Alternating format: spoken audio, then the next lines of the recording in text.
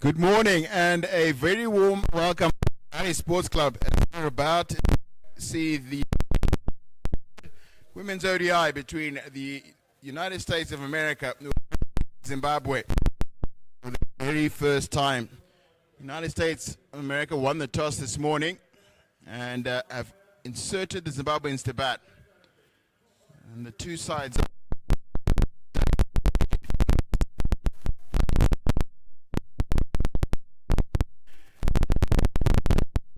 Gage Bogle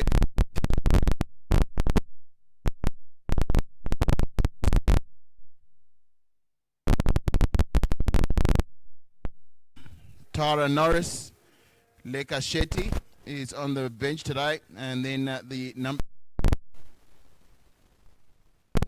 and it is going to be wicketkeeper batsman who looks to be on strike.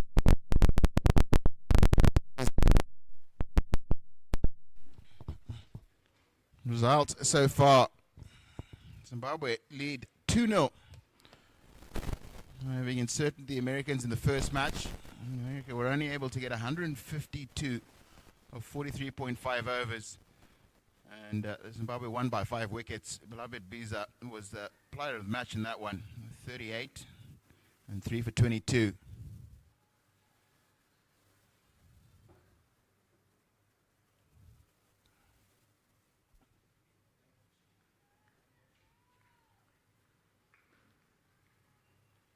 So it is Tara Norris who has the new ball for the United States of America. Just making sure her field is exactly right. Had some heavy overnight rain in Harare. I suspect that there's going to be a little bit of assistance for seam bowlers this morning. Should make for what will probably be a difficult hour of batting early this morning. Expect that it's going to be a hot day in Harare today. Midsummer it is here, so it should dry out and be very good batting later on. And that's a good start. Tara Norris on her legs immediately.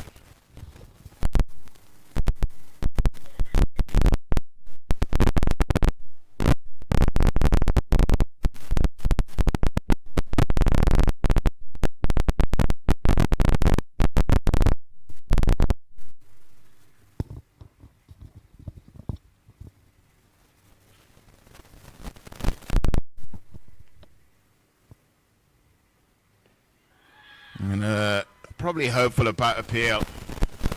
That might just have been going down the leg side. Just a little communication with the umpire.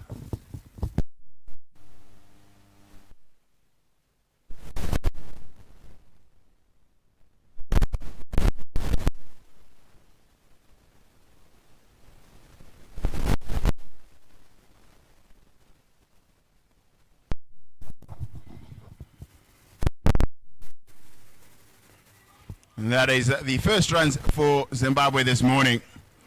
Neatly tucked off her pads by Modesta Mupachikwa. Tara Norris did pick up the wicket of Sean Myers in the first ODI. Just one ball that Sean Myers faced and was given out LBW. So she does have some positive experience already bowling at Sean Myers.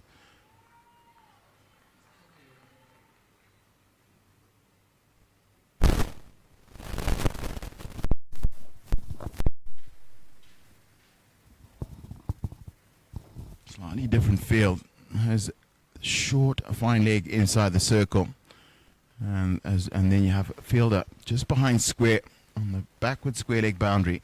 Being moved just in front of square now, which does to me suggest that Norris's length at Sean Myers is probably going to be on the short side. Very strong down, straight down the ground. And that is runs for Sean Myers.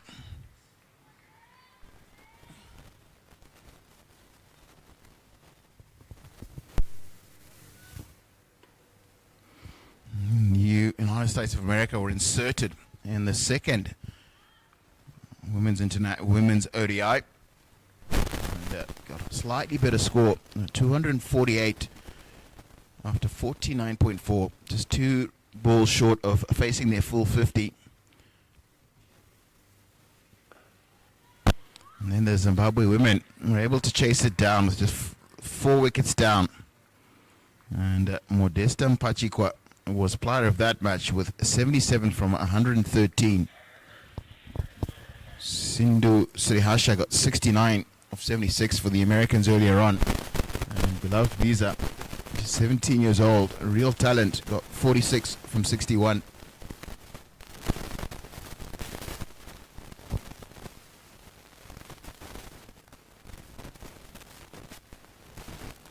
It's probably going to be called wide, and it is.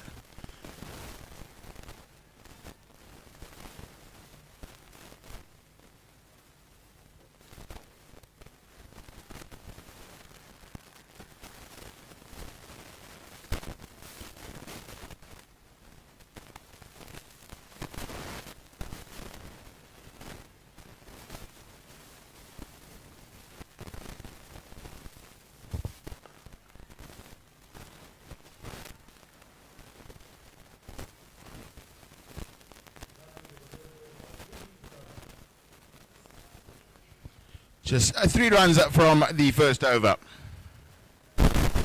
Zimbabwe, 3 runs without loss.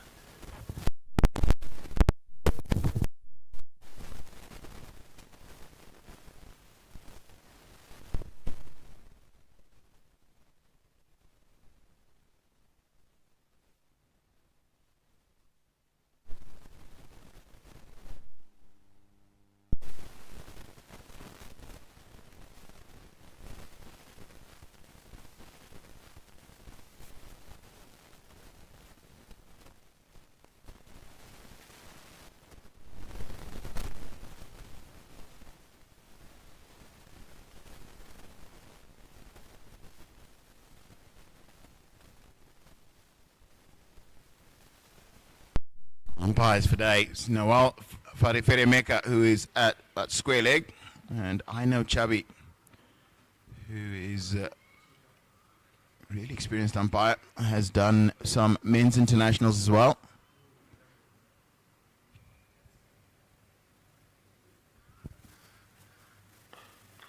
Well, that is glorious. Beautifully timed, and just found the gap. Sean Myers.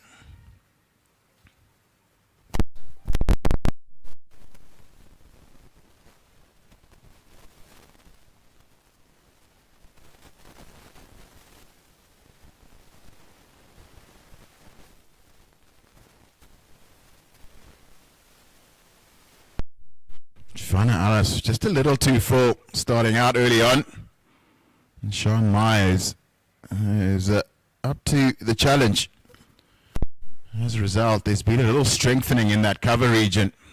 As the field had been moved from third man boundary, now is at extra cover.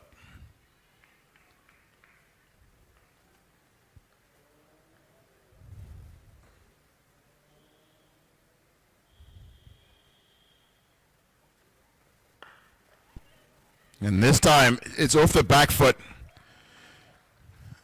She's absolutely slapped that one just to the right of mid-off and gets back-to-back boundaries.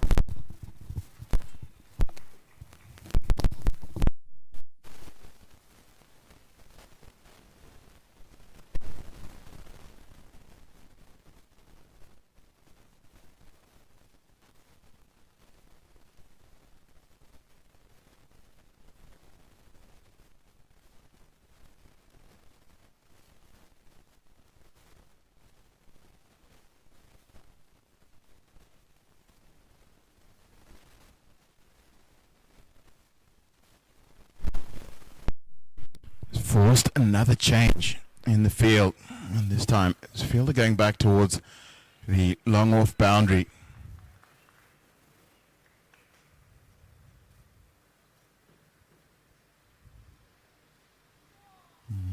That is just going to be called wide.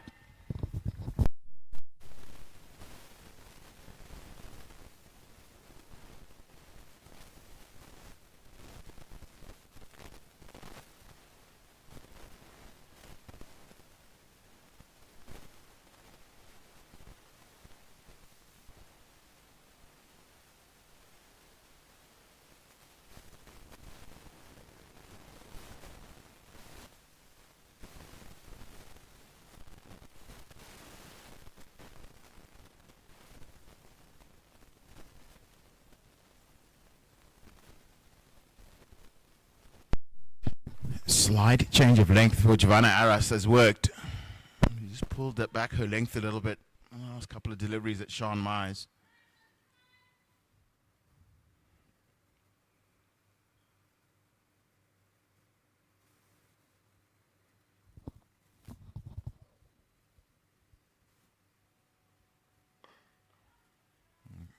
Just going to be one round down to long off. Been a productive over.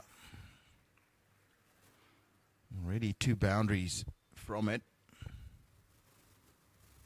Sean Myers, strike rate 225.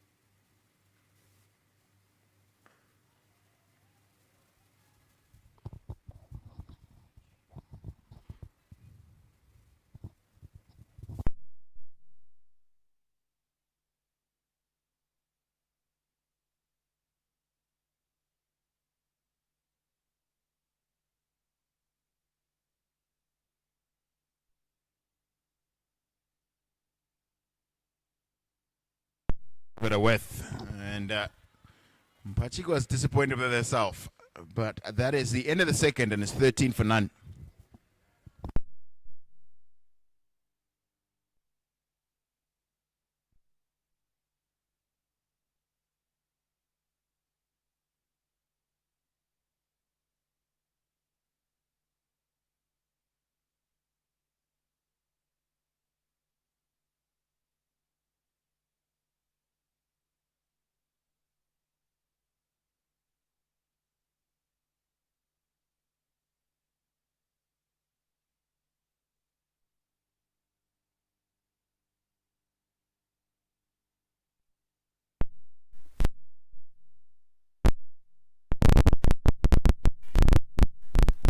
Good start. Just a little bit of nibble, it looks like, out there for Tara Norris.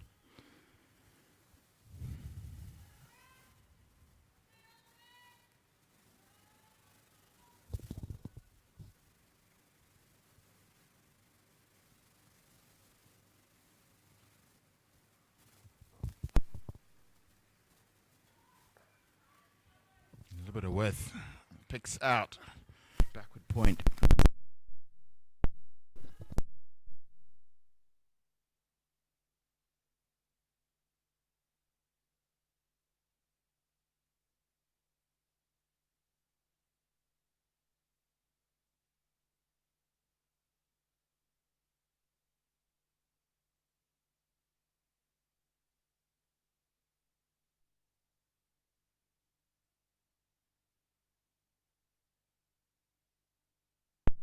Going to be the quick single.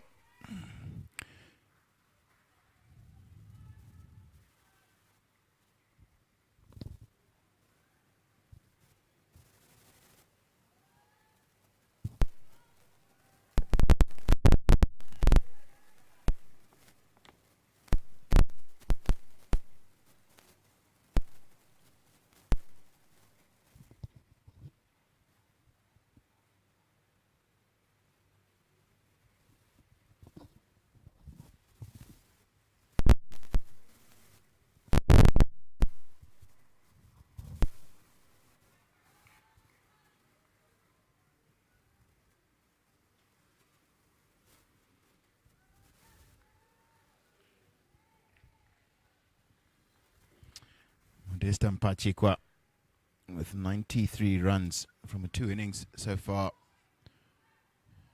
This 5-match series is the leading run scorer, averaging 46.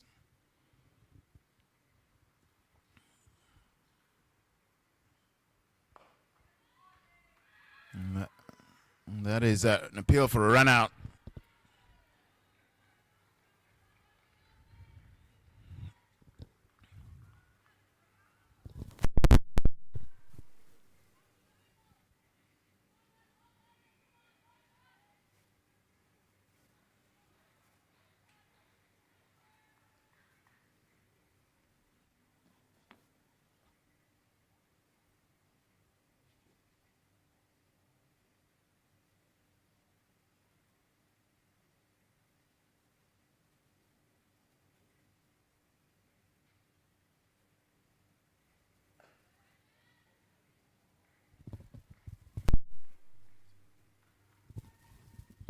End of the third.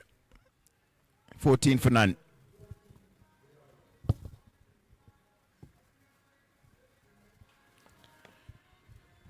Just saying earlier, Mupachikwa is the leading run scorer, averaging 46, strike rate of 74, which has been good. And then in second place is another Zimbabwean, beloved Biza, 84 runs at 42 for her. And then in third place is the first American, Sindhu Srihasha, 83 runs at 41.5, strike rate 77. And then fourth is Chipomgeri, 67 runs. And Dinga Dishra with 62.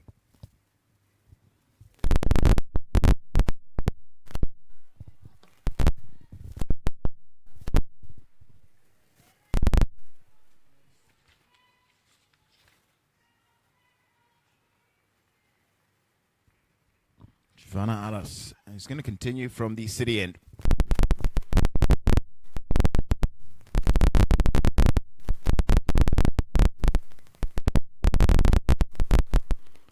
That is should be come back for the second. So really powerful hits down the ground and through the covers from Sean Myers, and as a result, Giovanna Aras has pulled back her length a little bit.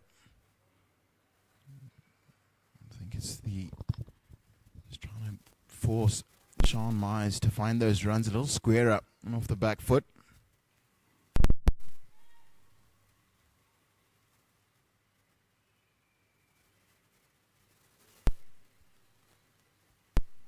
And that's a good delivery. A little bit of swing. Humid at Harare Sports Club this morning. You do expect a little bit of help for seam bowlers.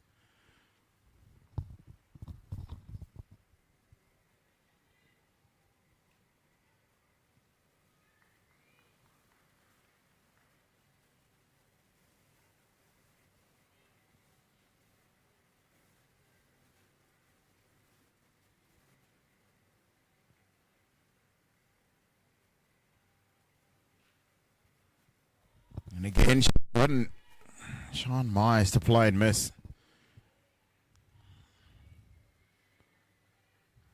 Just has settled into a nice rhythm now. Just gotten two past the outside edge on this over alone.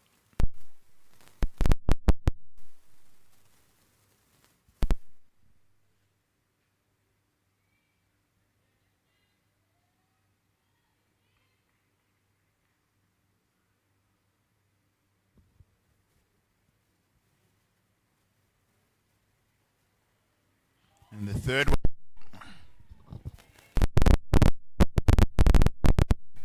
This is really good comeback over. Smash for back foot back-to-back boundaries by Sean Myers in the first over, in her first over in this match. And then she's just bowled three real beauties. Getting them to shape away quite sharply. Got the line right. Just committing Sean Myers into that shot. And that is the end of a very good over. Zimbabwe 16 for none.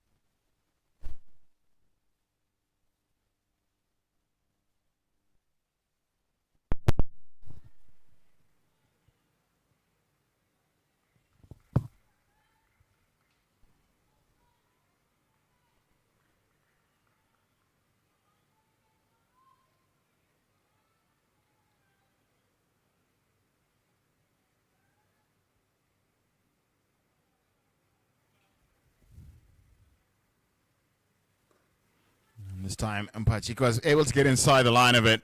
Looks like it should be 2 runs.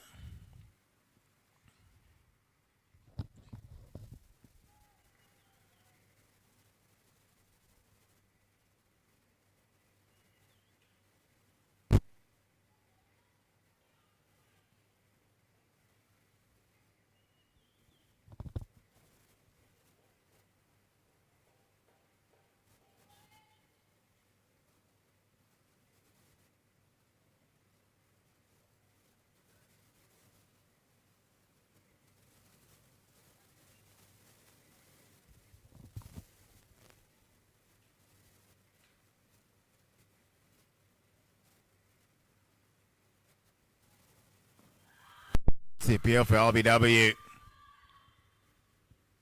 Noel Vereka is not interested.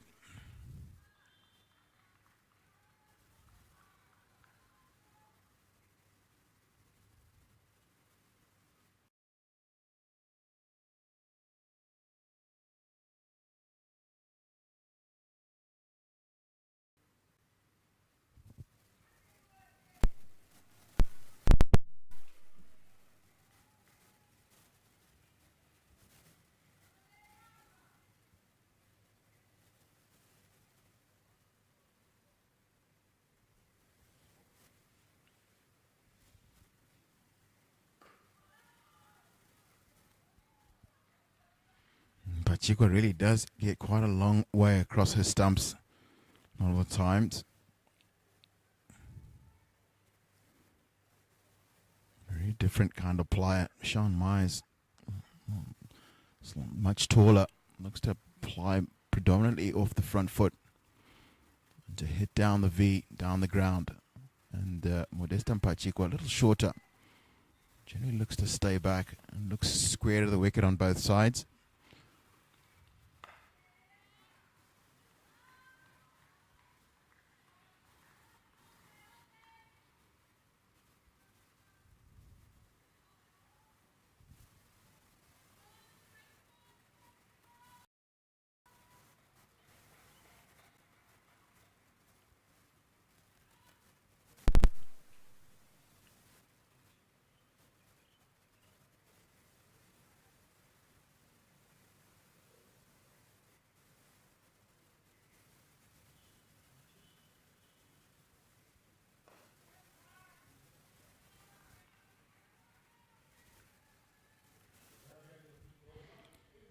That's the end of the 5th over, 18 for none.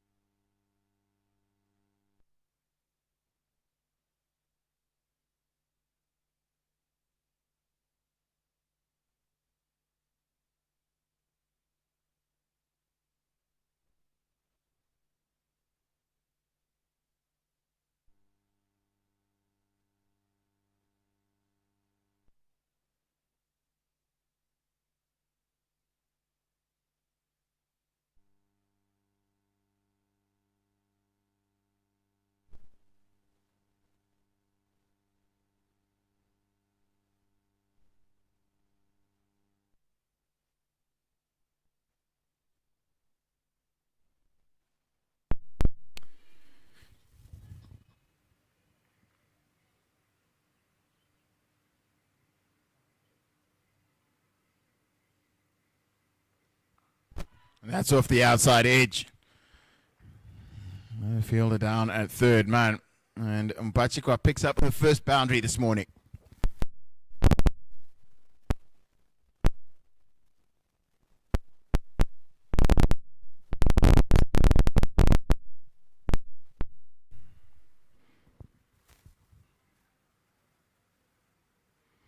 Captain Chidasama has gone with a very crowded offside to Mupachikwa.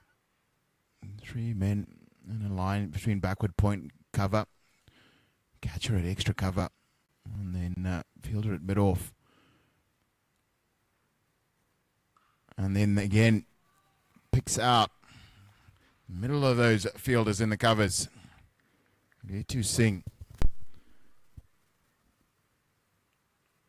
I think the idea is really want to get that length a little bit fuller than Giovanna Aras has bowled the last couple of deliveries.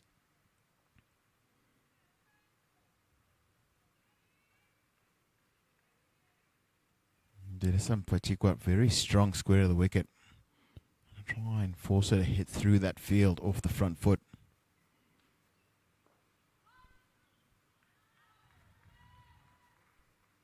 This time it's a little too straight. End of the 6th, and it's 23 for none.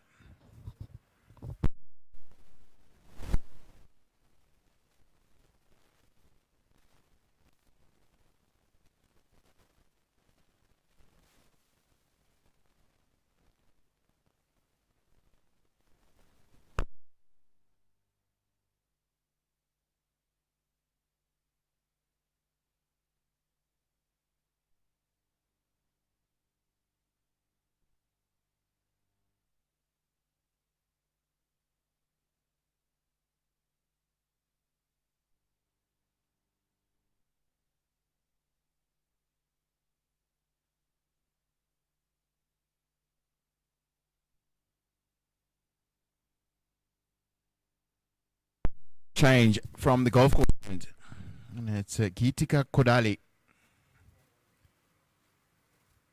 who replaces Tara Norris from this golf course end.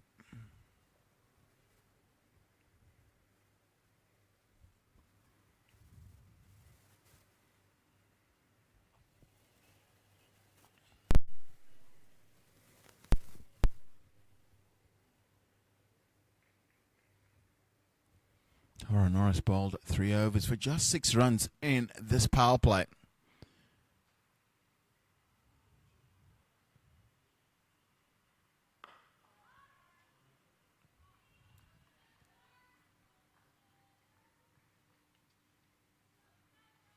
Immediately we see fielder on the boundary, deep extra cover. Very strong area for Sean Myers. So the Americans have done their homework.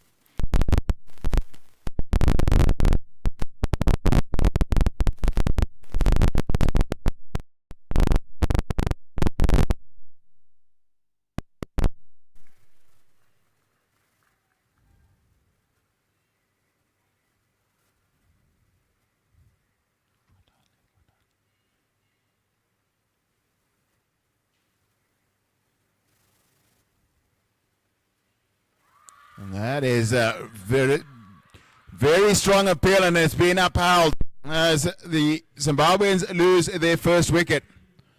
And it is Sean Myers playing on top edge off a pull shot. And it went through to the wicketkeeper, Annika Kolan. 23 for 1.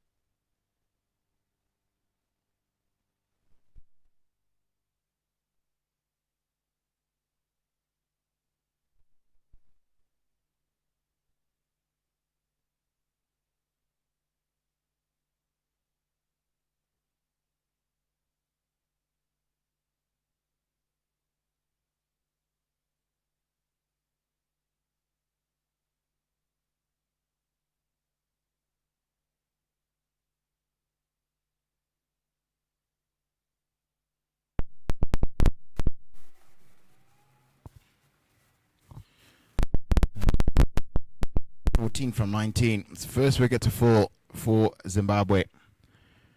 And she is replaced by Chipo Tiripano.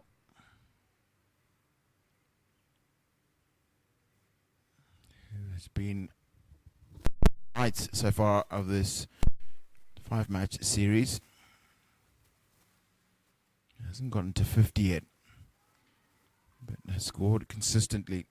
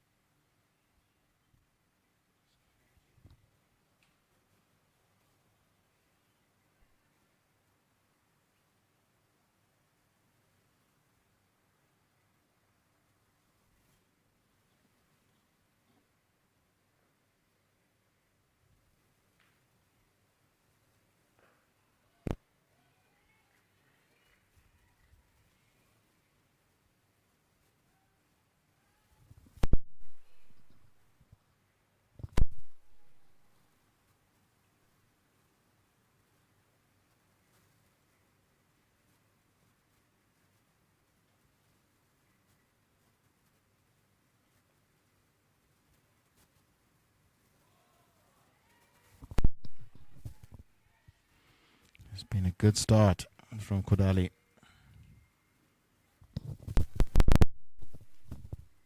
The important breakthrough.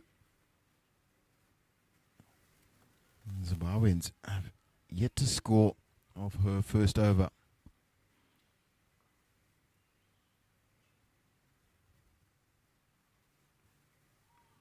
That is a dot ball to round out a maiden wicket. End of the 7th over, and it's 23 for 1.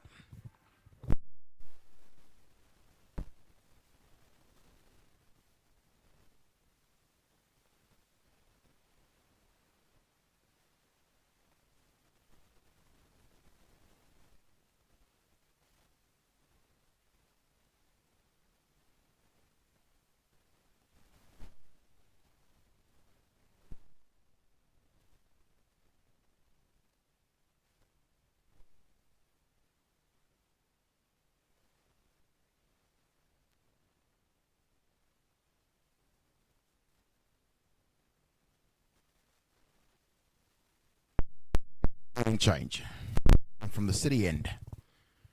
Sani Vagela. Nice to see a bit of support.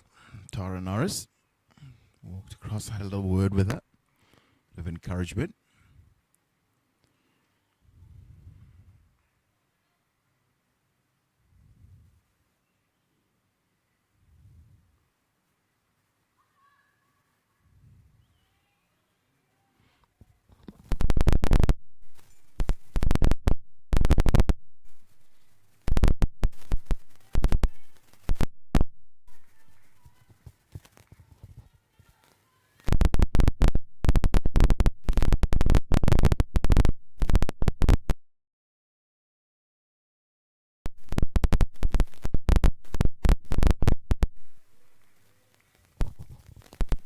Start nice and full and straight.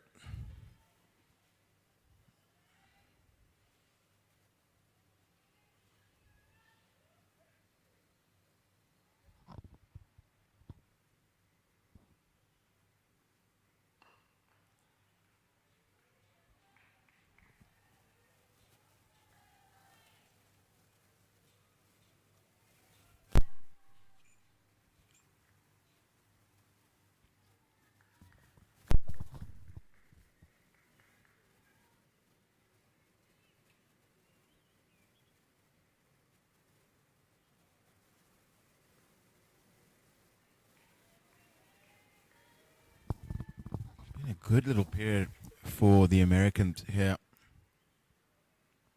This is a good over so far. 4 dot balls from it. Maiden over. The wicket of Sean Myers preceded this one.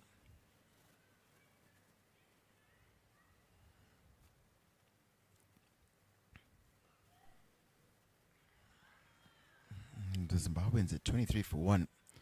Got to be really happy with how they've managed to control this power play.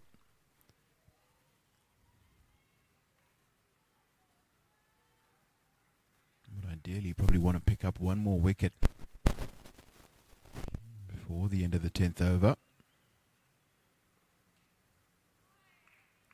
And it's called wide.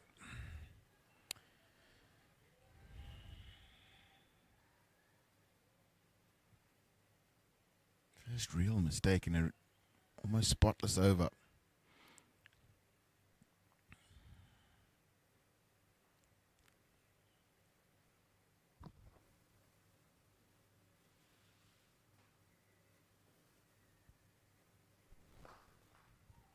And that's a quick single. He's got it far enough to the left of mid-on to get through for that single safely. End of the 8th, and it's 25 for 1.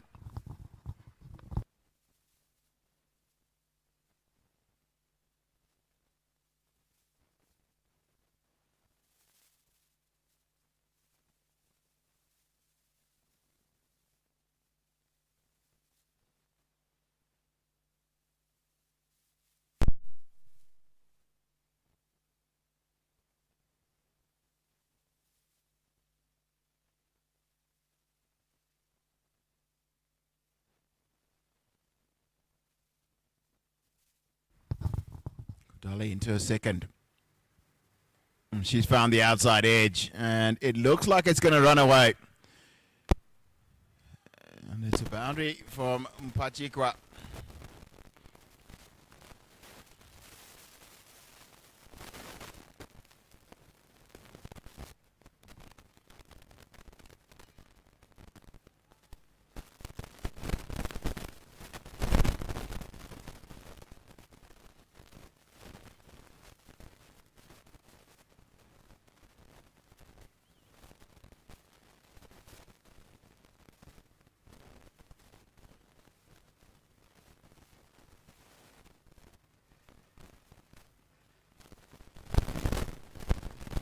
This time it's called wide.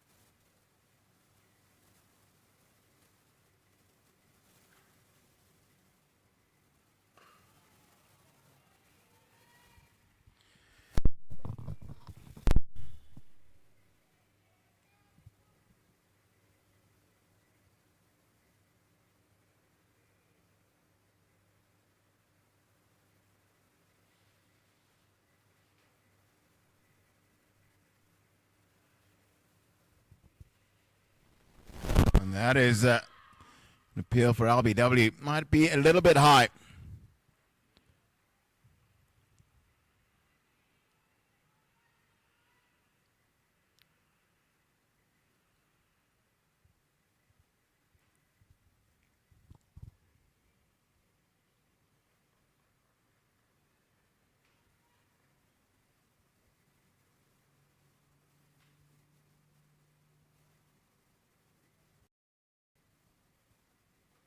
And this time, Mupachikwa gets the measure of Kodali and finds her second boundary this over.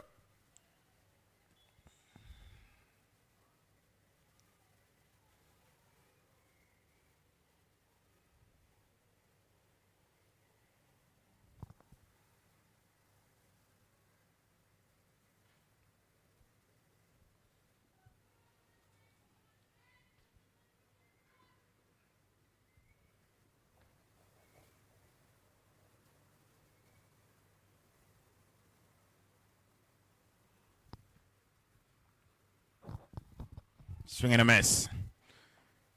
End of the 9th, 34 for 1.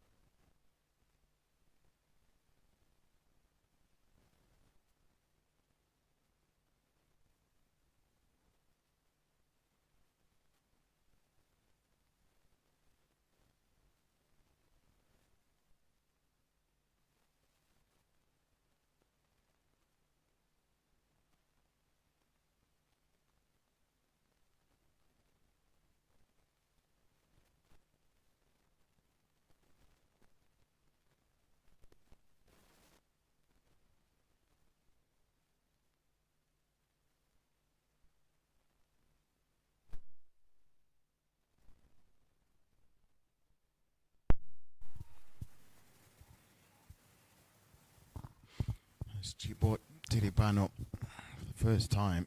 Gonna have a look at Isani Vagela. She's bit of confusion between Mupachikwa and Tiripano. Tiripano thought that there was a single there. Mupachikwa was not really interested. Probably was in a position to get a better view from the non-striker's end.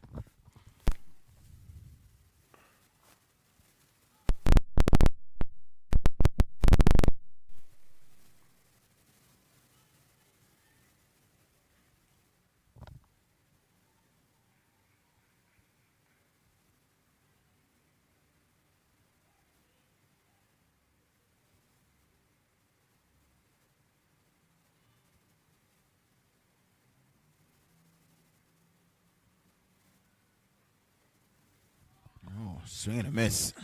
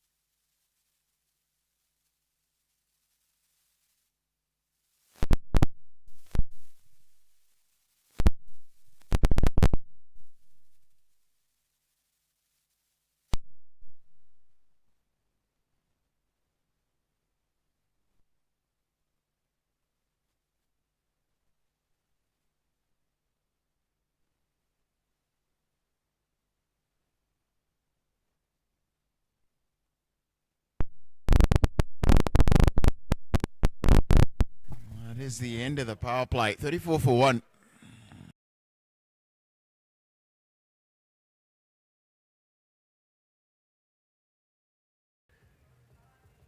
No, he's trying to imagine scores around about 40 or 50 or 60 in the 10 overs, the power play. Overs Tara Norris early on, and then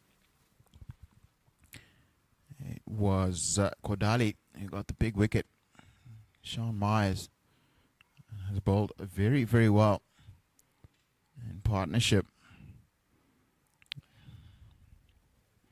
with Isani Vagela. Really been able to tighten the screws towards the back end of the power play.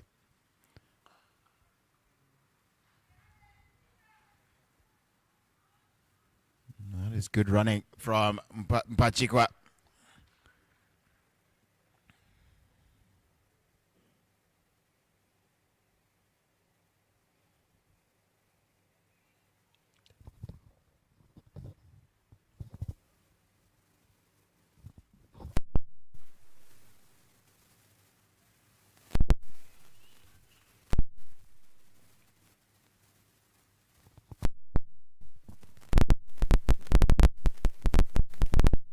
Found the outside edge. He was wide. Disha Dingra, who's in that slip.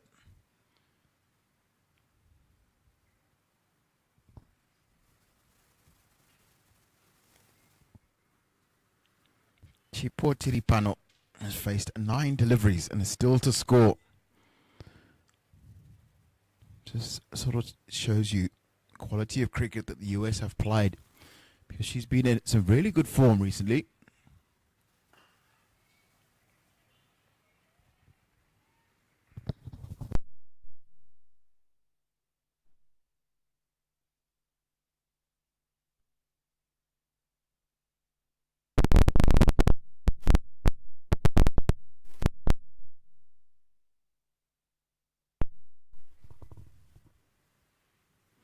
Swing and a miss.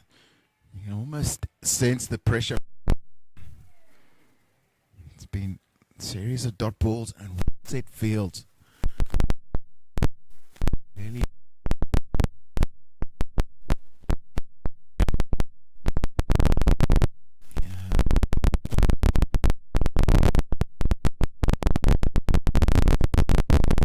To get to score as quickly as she's used to.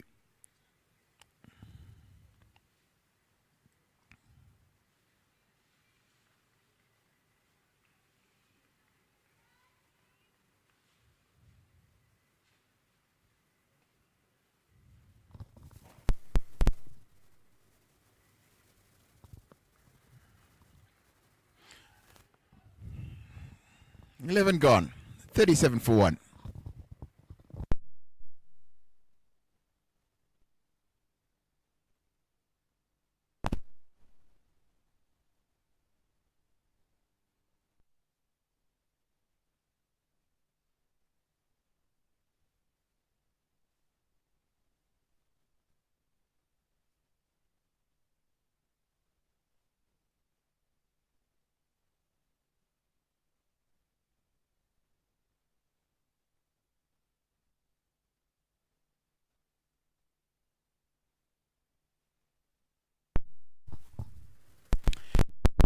Now, 2 overs, 1 maiden, 2 runs. He's going to continue from the city end.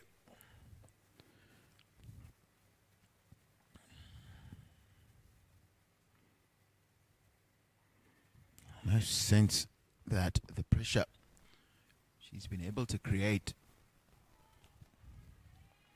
with Gitika Kodali is probably going to just create another wicket. It's been really hard going for Zimbabweans. Gitika Kodali's first over was a maiden and got the wicket of Sean Myers. Second over was quite expensive, and then she's brought herself back. Just 2 runs or 3 runs from her third. But Sunny Bagela, just 2 runs for bowling so far.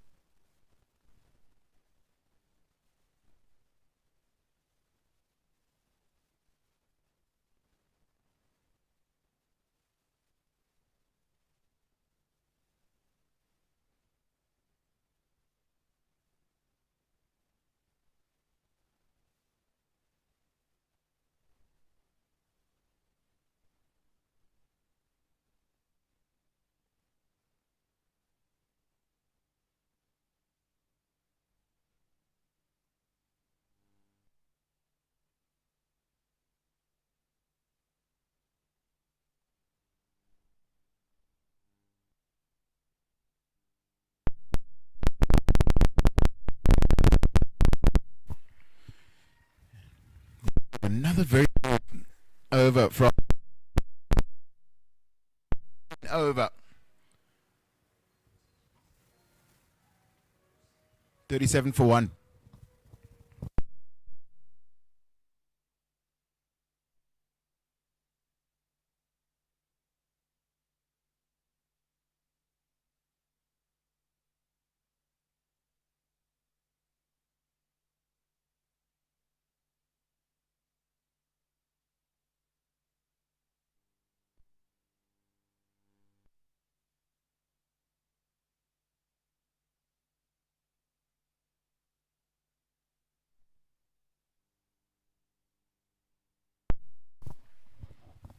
Another swing and a miss from Chipo Tiripano. Now 14 deliveries. She's been on duck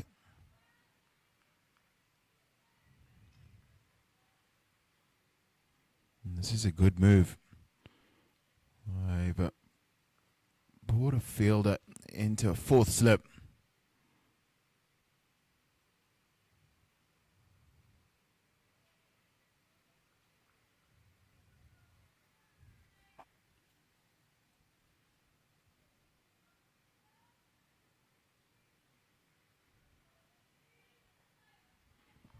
American this morning.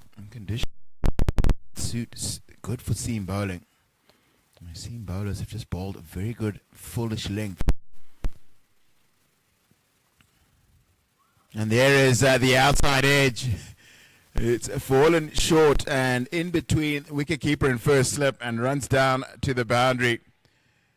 And Chipo Tiripano gets off the mark with a really streaky ball.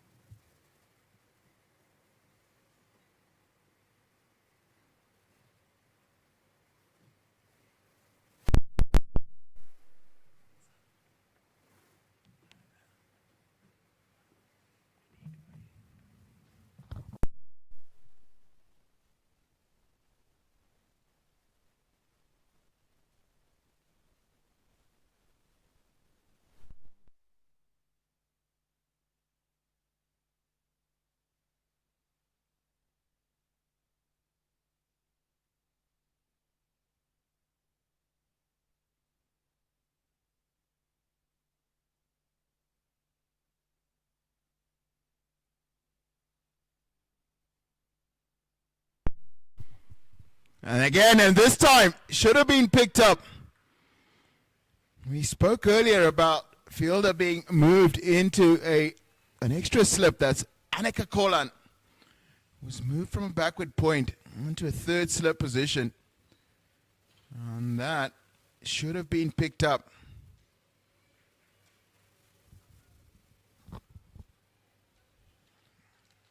Gitika Kodali has bowled really, really well this morning. He's found Modesta Mupachikwa's outside edge a couple of times. And in two deliveries, she's found the outside edge of Chipo Mugeri's bat. And this time, what a pity, little too short. And Chipo Mugeri Tiripano gets an emphatic boundary towards the square leg.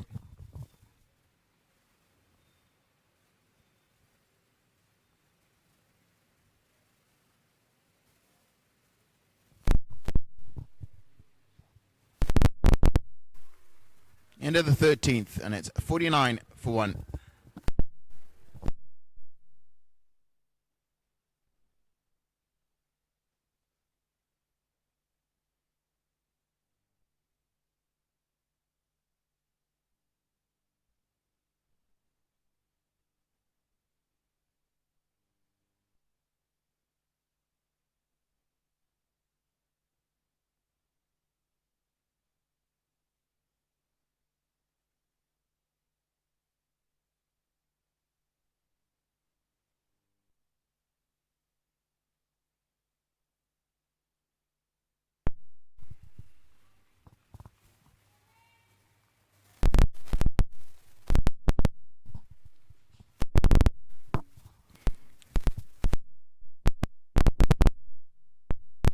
Captain Churasam off spin.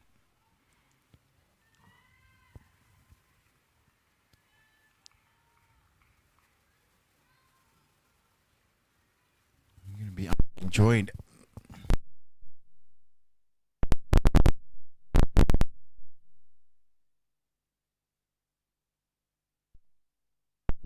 Outplay, which is 37 for 1. Now 49 for 1. I think that they're in a good position here. Good morning, Darlington. Good morning, viewers. It's a beautiful morning at Harare Sports Club. Yeah, 37 for 1 after 10 doesn't sound very good, but at Harare Sports Club, where the ball tends to move a little bit and just provide some sort of assistance to the bowlers, you'd not be mad that you are 37 for 1 after 10. Nah, especially with your batters, Chipo Mugeri, Tiripano at the crease, and Modesta Mupachikwa fresh off a brilliant knock in the second ODI. So you always feel like you can always catch up on runs. What you don't want to do at Harare Sports Club is to lose too many trying to chase that power play, and then you catch up the whole game.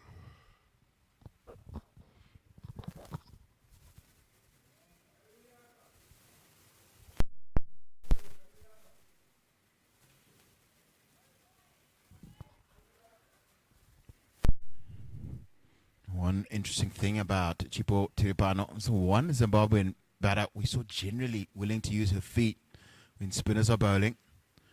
And that's the other thing she does well, is sweep. This time, not quite off the middle of the bat. And Isana does the fielding. 14 gone, and it's 51 for 1.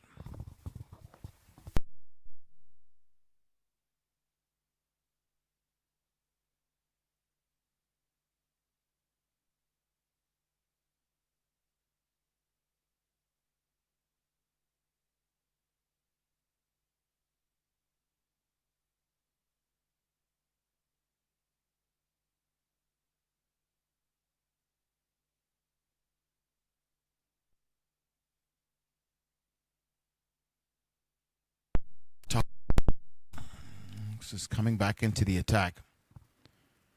I think that this is a good idea. Almost get the feeling that if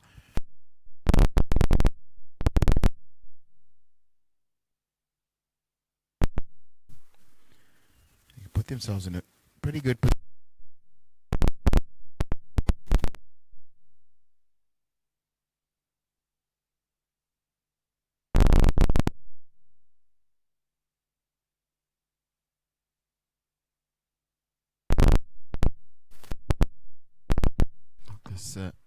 Always try and go to your key bowler at critical moments.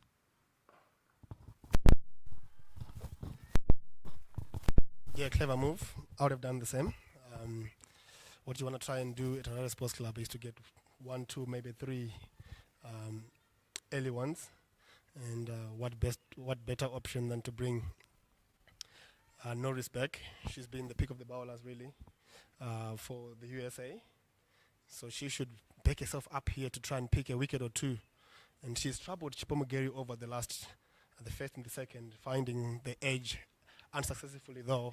The slips haven't been helpful. But she tends to move the ball away from the left-handers, which in a way Chipo has struggled with. The previous over from the golf course end, we saw 2 genuine edges fly through the slips without being taken. So she's thinking maybe if she can be able to hit that top of off-stump line, Chipomugeri is an important wicket for any team playing against Zimbabwe.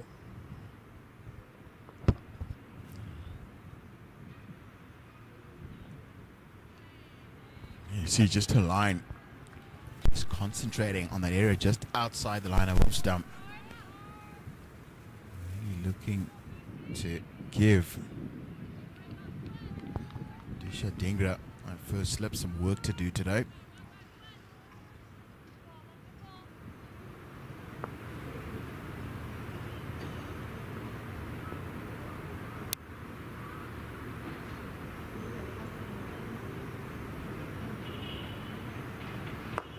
That's in the air for a while, and it's hit Modesta Mupachikwa. And as all's well as well. Moment, it looked like there might be an opportunity to run out Mupachikwa at the keeper's end.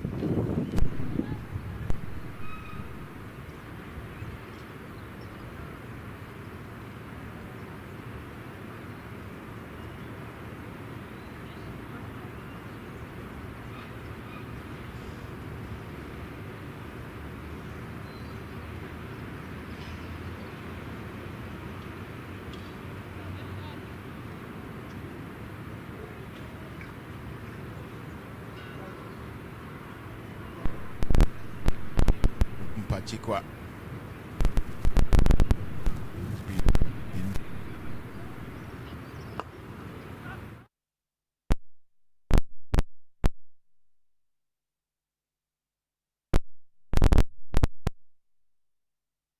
He come back for 3.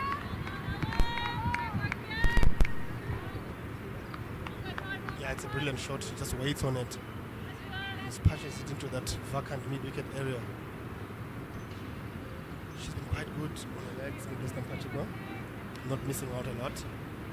It's something that Norris will have to figure out and push the line into 4th, maybe 5th stump. If she manages to get the ball going across, she might put the edge, the outside edge into play. If she manages to bring it back like she always does, or BW or even something that goes through the gate. It's nicely bowled. Chibomgeri not very comfortable with that line. End of the over, 55 for 1.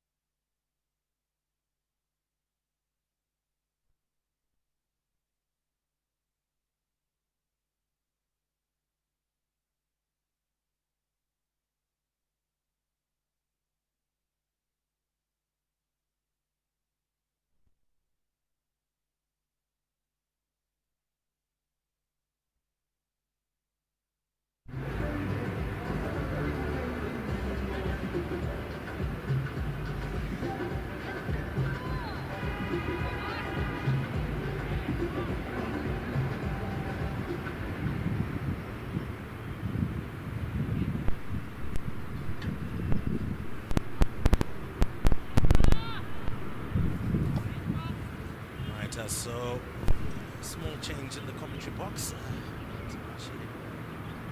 I'm going to Mupachikwa.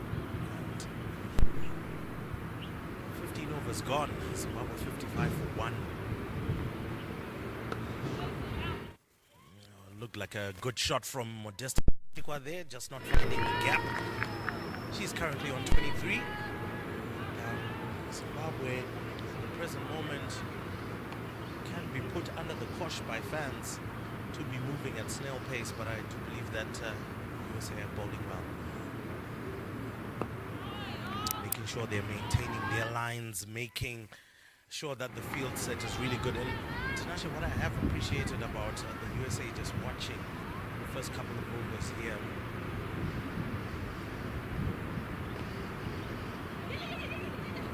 like might have been a chance. We'll just get to see from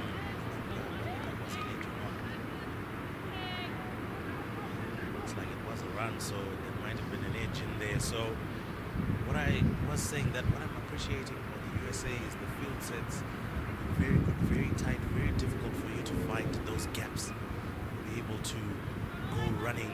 So Zimbabwe is kind of forced into looking for the boundary more than actually picking up sevens and twos.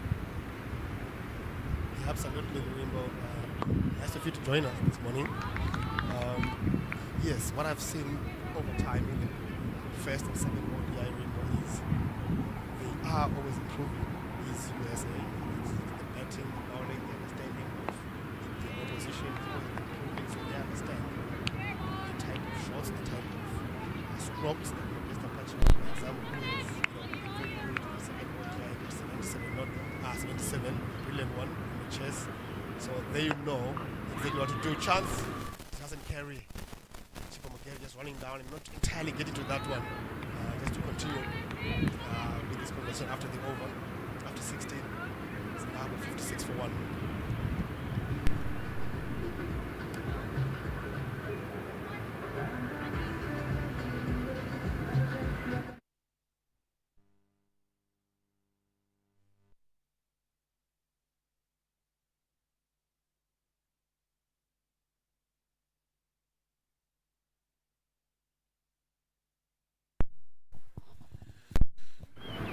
Tara Nara coming back into the attack, arguably the USA's premium bowler has done.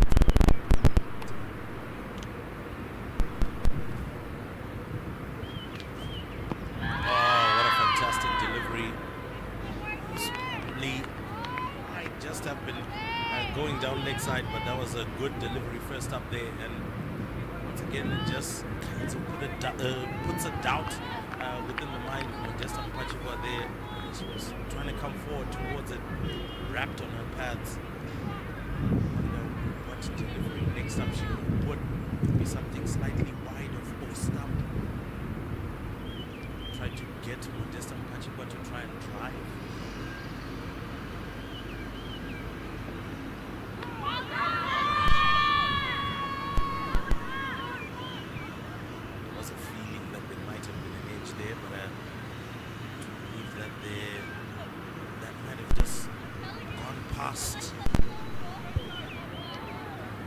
Maybe the thigh pad or something like that, but I think Tinashe, as we were just saying, coming into this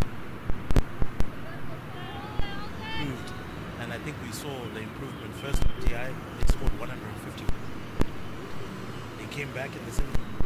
They improved to total.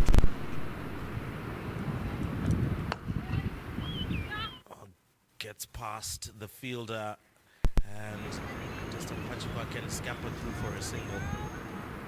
But they improved their batting, and today, fortunate enough, were able to win the toss. And now they've put Zimbabwe under pressure. Now Zimbabwe, especially with Our Lady chevrons, when it comes to setting a total, it's a bit of a place that they are finding difficult to navigate in more recent times. Absolutely, we haven't really been dominant batting first. I think we've done well to chase down 152 and 250 in a very convincing way.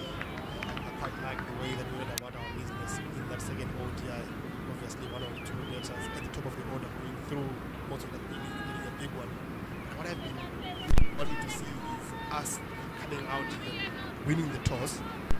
As to say, USA, we're going to put that with the bat today, 300 odd really, we're going to know what to do, how to chase it down. So that's something that I'm really looking forward to today. As Tara Norris continues from the golf course and Chipomugeri. Cut away. That's a convincing cut shot. But like we are saying, Rovimbo, constantly evolving in this series, understanding that Chipomugeri loves width, so there is in the sweeper boundary, she keeps that to one.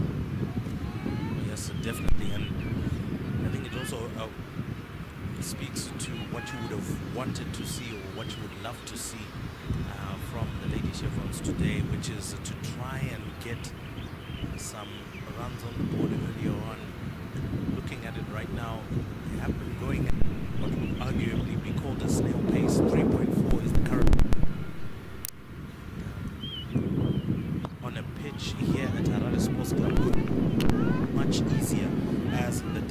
basis, you would want to see them setting a pretty high target. Well, 17 overs done. Zimbabwe 58 for 1.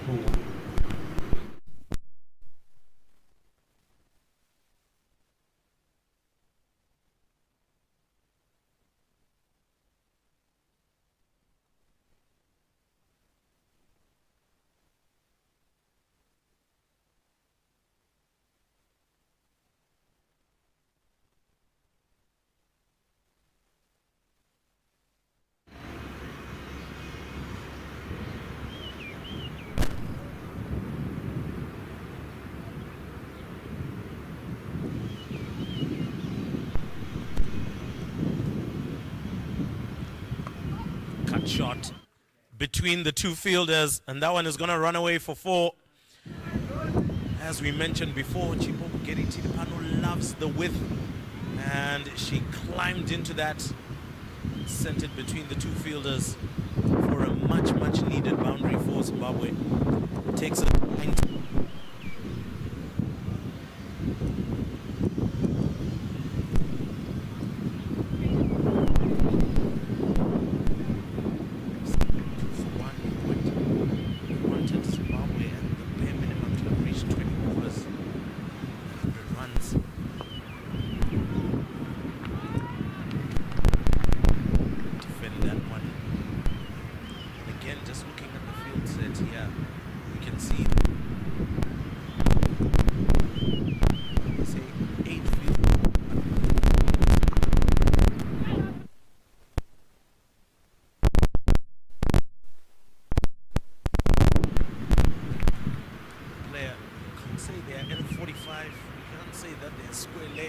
It's a very interesting fielding position, but one that would be nonetheless.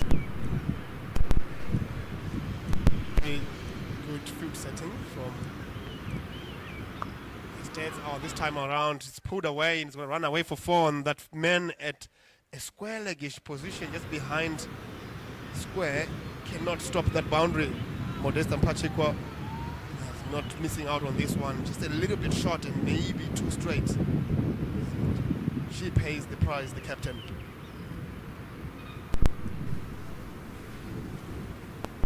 A price paid there for putting it too short, and I think it's one of the things that she will have to address.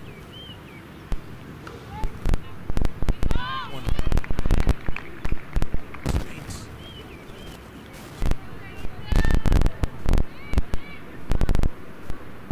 You've got a very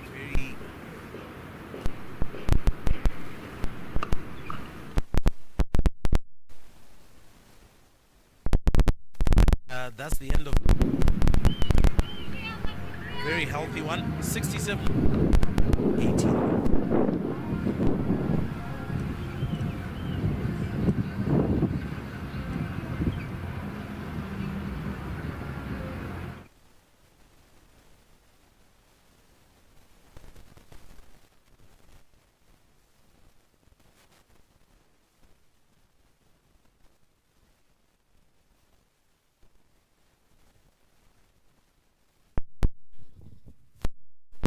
As we're getting into the 19th over, coming into the attack, Isani Vagela.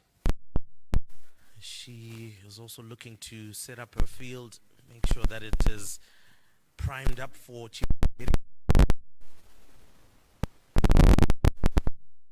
third down, closer to the boundary. We can see it was going to be a fine leg, but moving more squarish now. It's a huge gap. Kings for Chipom getting Pano.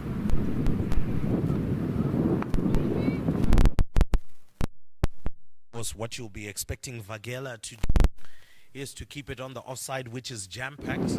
It's got a sweeper at the boundary. The cover region is taken care of. We do have a mid-off, and we do have point. There's someone who tries to send it through the boundary. There's a sweeper there.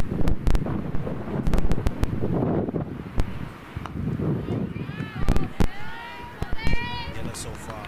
ensuring that she doesn't open up the leg side to Mugeri Tiripano. Yeah, very inexperienced, but vastly talented is Sani Vagela. He's playing in a 4th ODI. She will want to try and keep that very straight wicket-to-wicket line against Chipo Mugeri. Runs down, doesn't connect. Oh, a little bit of a ricochet off the pads, and she had to try and rescue it from going back to her own stumps. It's all happening here at Harare Sports Club. If you are close by, it is free entry at Harare Sports Club in the 3rd of 5 ODIs. Zimbabwe against the United States of America. Zimbabwe currently leading the series 2-0. They would want to win this particular ODI, Ruvimbo, for them to start perhaps enjoying this series and maybe making more of their play, taking more risks and giving maybe a few youngsters on the bench some chances. Oh yeah, and talking about youngsters that have received the chances, Olinda Chare coming in today, and she's making her debut, so that is going to be good to also see what she's able to come up with the ball. We know that she's a fantastic bowler. She's done well in the mid, but as it stands for now, I think Zimbabwe kind of digging themselves into a very deep hole right now.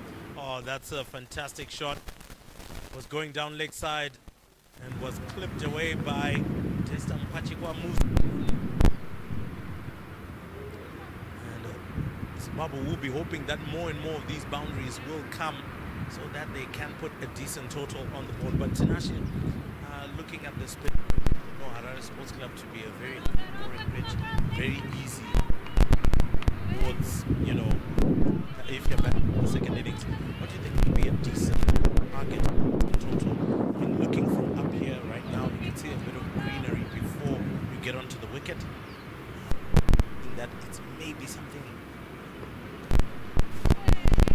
work with your bowler up front, be able to maybe pick up a couple of wickets. It will be seaming around and then it gets flatter during the day. What would be the best target that Zimbabwe can set here?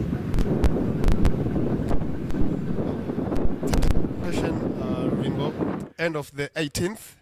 It is end of the 19th. Beg your pardon. It's 72 for 1.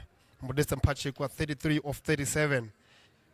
Shen Myers 14 of 19. Chip Tiripano 21 of 28. And if you think about the three that have batted there, Ruvimbo, Shen Myers would have been very important, as always is important to the Zimbabwe batting lineup, because she's one player that wants to dominate innings. She's one player that wants to retain. There's two at the crease at the moment. What we have seen is they've waited for the loose deliveries, they've waited for width, they've waited for that long half volley to put it away. But what they haven't done well is, Modesta Mupachikwa 33, 5 boundaries in there. Chipo Mugeri 21, 4 boundaries in there. So if you look at those boundaries, there hasn't been much productivity. And if you want to set a collective target, especially at Harare Sports Club, where boundary shots might not be as easy, goes down the ground as I speak, goes one bounce, feel into the boundary. Brilliant shot from Chipo Mugeri, just making me regret my words here a little bit. But coming to what I was saying, Ruvimbo, there have been lots of boundaries in this particular partnership. We haven't seen enough singles, we haven't seen 10 to take the strike. We'll always come back to maybe want you in some stage. Right now, they 9. At Harare Sports Club, it tends to get very easy to bat. Once the sun backs in, it becomes a little bit flat. If you don't get 2, 3, maybe 4 with that new ball, and you have 1 or 2 that sets in, 200, 250 might not be enough. 100%, and I think the USA have already shown that 250 is a possibility. So 60 to 70 plus, in my view. Goes down the track. This time round doesn't get it over the fielder, and a misfield just allows them to scamper through for a single. And takes Chipo Mugeri Tiripano to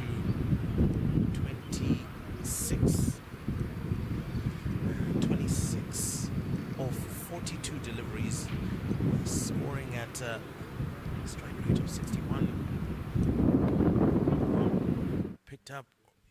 onto the leg side in that mid-wicket region for a single. So it looks like maybe the commentary coming down some way. Not sure if they've got earphones and listening to this stream, but it looks like they are now looking to up. Everyone has now gotten their eye in. I mean, you faced over 6 overs if you're Chipomgeri. You faced over 9 overs if you are.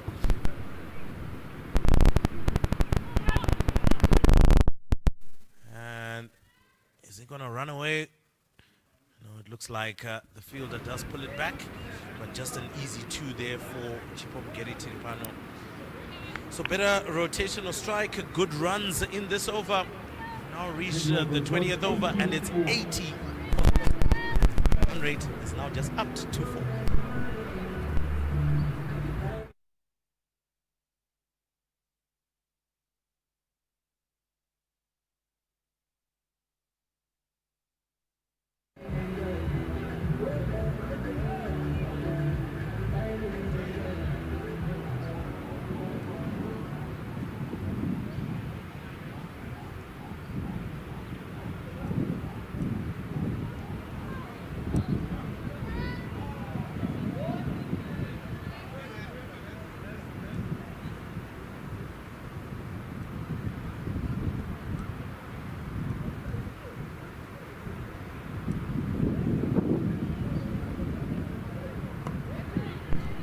Chance, and it's taken.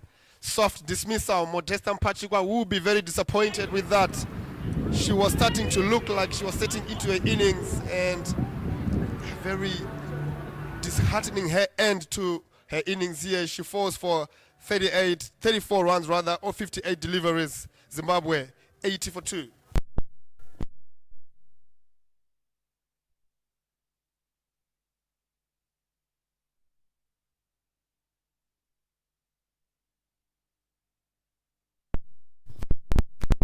Well, Tinashe, a little shocker there. And Modesta Mupachikwa looked like she was in. Maybe the ball held up in the pitch. That could be something that I would say might have happened at that particular chip to the fielder there, and to get stuck in. And this is some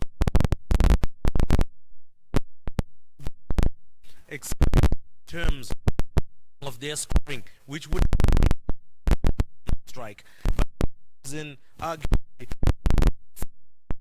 at the moment right now, Tinashe, the 15-year-old beloved Biza, who has just been setting a light when it comes to women's cricket here in Zimbabwe, for the under-19 side, even for the national team side. She's just a player that is so sure of her.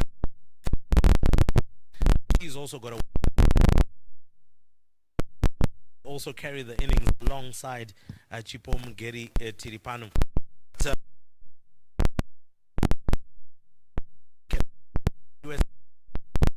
Her tail up, and they'll be looking to stifle beloved Biza, but she's got such a strong mentality and will be obviously as well Chipomgeri Tiripano, beloved Biza. We saw what happened when she scored the 46. She was tired. First up, just blocks that one down the pitch. But what we saw was she got tired. Mentally, she was tired as they were making that change. Mark needed to have continued to speak to her, or maybe needed to have just said, "Don't worry, I got you. Take a single. Let me give you a rest. Let me give you." Yeah, absolutely, Rainbow. It's something that older players, the brilliant on drive through mid-wicket, chase is on, and the ball will. What a brilliant start from beloved Biza, just punching it through mid-wicket. And it's something that Modesta Mupachikwa will be looking at and thinking, could I have played a similar shot with a slightly straighter bat and waiting on the ball a little bit more? The outfield has been good over the 3 ODIs. So it's something that Modesta Mupachikwa will look back at and think, maybe I could have played with a little bit of a straighter bat. But coming back to beloved Biza, Rimbo, she has had a brilliant start. Muted appeal. think it's just going to be a leg bite, drifting down leg side. I think taken into national cricket quite beautifully, confident, better. But what I like most about the way that she goes about her business is the basics that she ticks off. She's always trying to hit the straighter boundaries, and that will always be something that will always keep you in good standing, especially when you play in a slightly spongy Harare Sports Club. We saw how Mr. Mupachikwa just held up on her a little bit, and if you are going across, you might find yourself sitting back in the changing room. Change of field, just bolstering that backward point area. Chipomugeri will have to cut away in that area. There's a sweeper in place as well.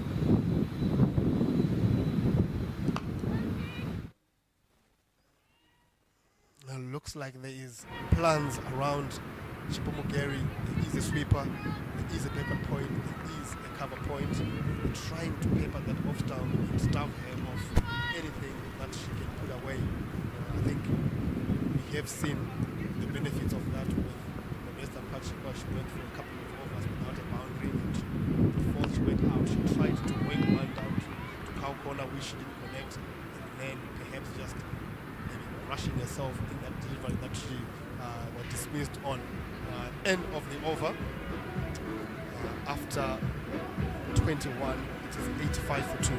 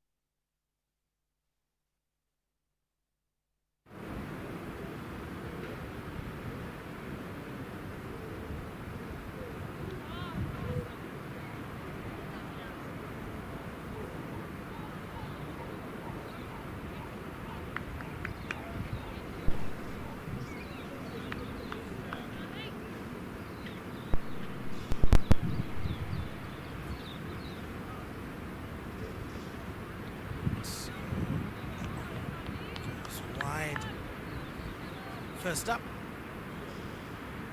Well, definitely adds to the total for Zimbabwe. They don't mind these extras. Less work to do, more runs on the board. Tossed up, driven straight to...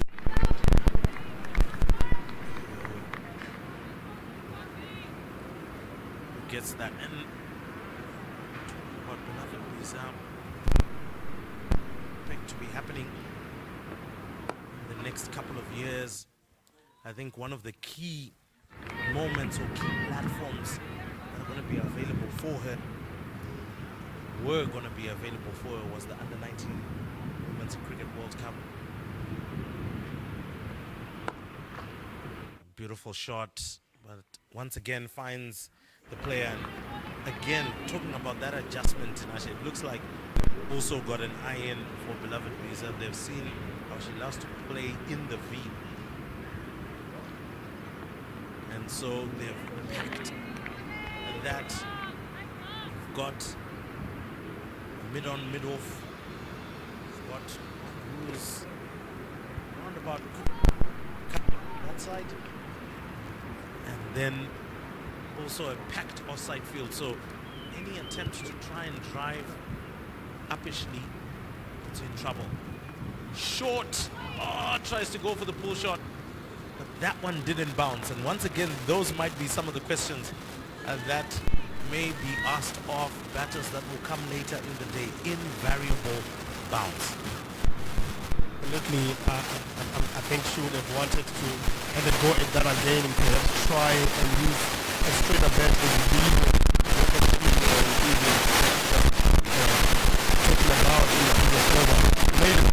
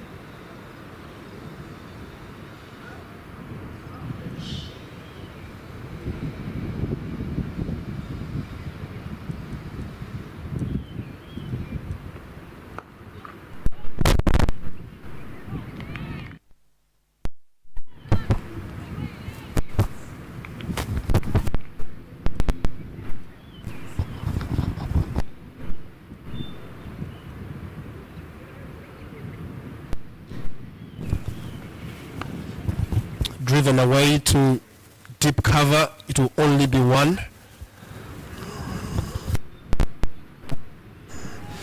Continuing from the city end, Ashley Ndiraya just coming onto the wicket after the demise of, and we're speaking off air about the Zimbabwean batters that have come in, settled down, and not gone through to make big totals. And Chipo, this is the third time running, getting a start and not making sure that the United States bowlers actually pay for that. Rovimbo, what can they do? What can they change in that changing room? What conversations can they have with the batters to try and make sure that the batters that go in actually go on and make a big total? We want to see big hundreds here by, our Zimbabwean batters at home against a lower ranked side like New Zealand, that like United States of America, that are just coming into the one-day fold. Driven straight again, and make no question a bit wider, but well fielded by Tara Norris. If that had gone past her, surely that was. But that's the end of the over. 8 for 3. Now, just to quickly answer that one, Tinashe, I think it comes back to the experience, the seniority within the side. That is what really gets you to the kinds of places where the mentality is in the right space, the mentality is in the right place. They are the ones that have to set the tone.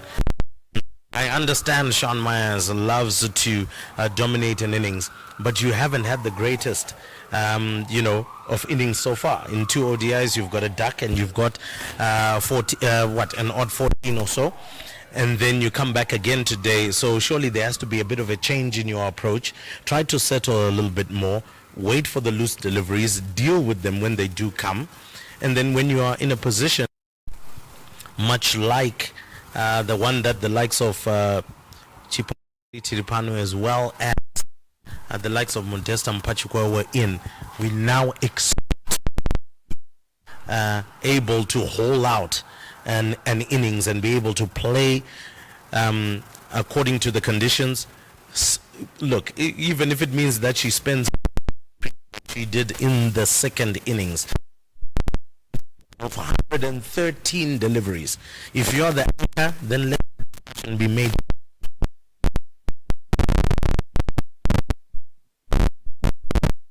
Fielders, that one is going to go all the way to the boundary. Fantastic shot from Ashley Ndiraya. The way that she placed her foot, head was steady, flowing her hands through that particular shot, went all the way along the ground.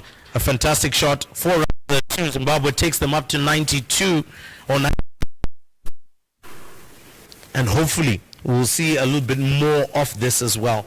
Every loose delivery has to be dealt with, but good deliveries, let's respect them, or let's pick singles off of them. That should be the discussion in the dressing room for me. Absolutely, Ruvimbo. I don't think boundaries have been the problem for Zimbabwe. I think it's what's been happening in between the boundaries. As we see Ashley Ndrai get a first 7. Driven away again, helped through a misfield and run away for 4 again. As we say, boundaries haven't been the problem, and she gets the second one in a row. Ashley Ndrai taking a liking to Kigali here. Oh yes, definitely doing her bowling, and I think maybe this time round Kodali going a little bit too wide this time round and just allowing Ashley Ndrai to free her arms. She's now quickly moved into the double digits, 10 runs now. Zimbabwe 3 runs away from the 3 figures, but still a lot more work to be done in order to get to a decent total. But once again, within the dressing room, I'm sure the coach right now should be having conversation with the senior players, and hopefully we'll get them to listen.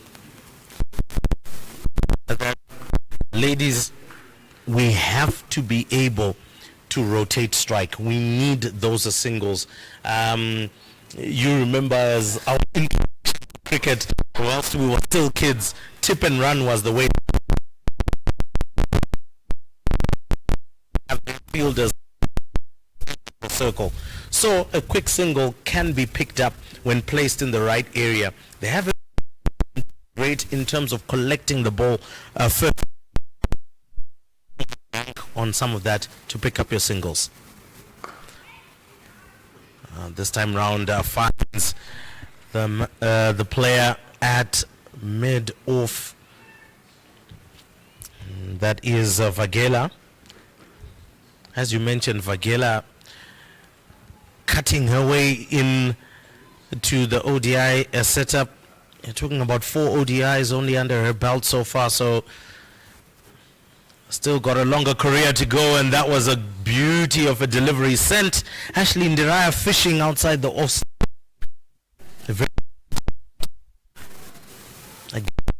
Yes, it most probably held up in the surface, and Ndrai was maybe through with the shot.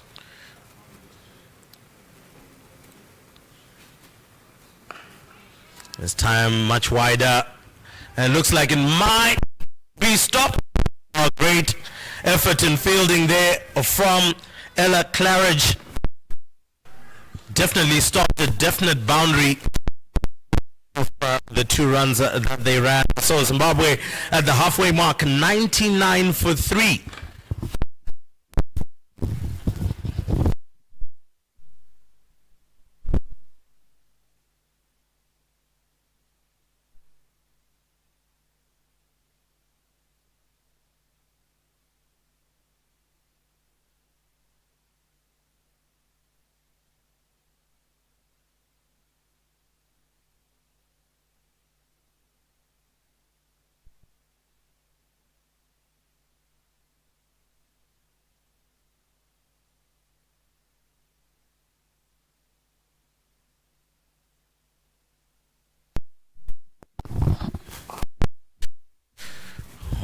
Well fielded off her own bowling.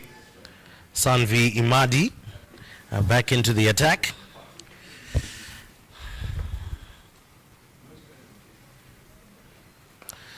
This time round it decides to play across the line, not hit cleanly, but I guess it does the job, and they scamper through for a single. So beloved Biza here now having to think about how to change her playing style, because she's got a heavily packed V, I would say, in terms of fielding positions. So that would force her to try and play across the line.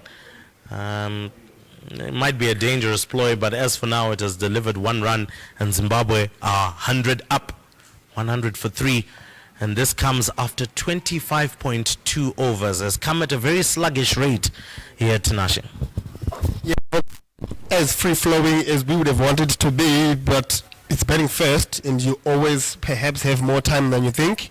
You want to make sure that you have your top order batters betting right through over number 40, making sure that you've got your best bettors betting in that last 10, and perhaps you can try and put a little bit of emphasis on the scoring and maybe push past that 250 mark that we saw USA getting to and not winning. Driven away, be it aerial, but in the vacant cover area, it's going to be 1. And this is what Sanvi Imadi has been able to do. 2.4 overs gone right now, only 4 runs conceded, 2.5, only 4 runs conceded. She has been able to squeeze the scoring. He hasn't provided a boundary option. And like you have alluded to, very straightish field, making sure that her mid-wicket, her extra cover are very straight, and also being able to back up that field by bowling in those areas. End of the 26th, Zimbabwe 101 for 3.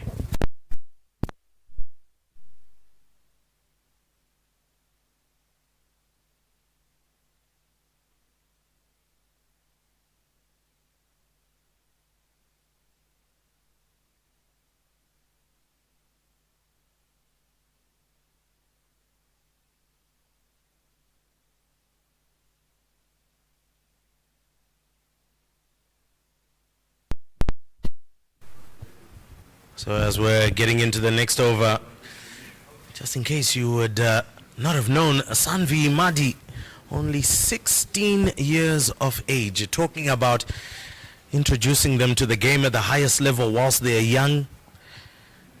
And this is, of course, her 3rd ODI match at the moment. And so it looks like United States of America going through again a bit of a rebuilding, or rather a building up process. Then that will be years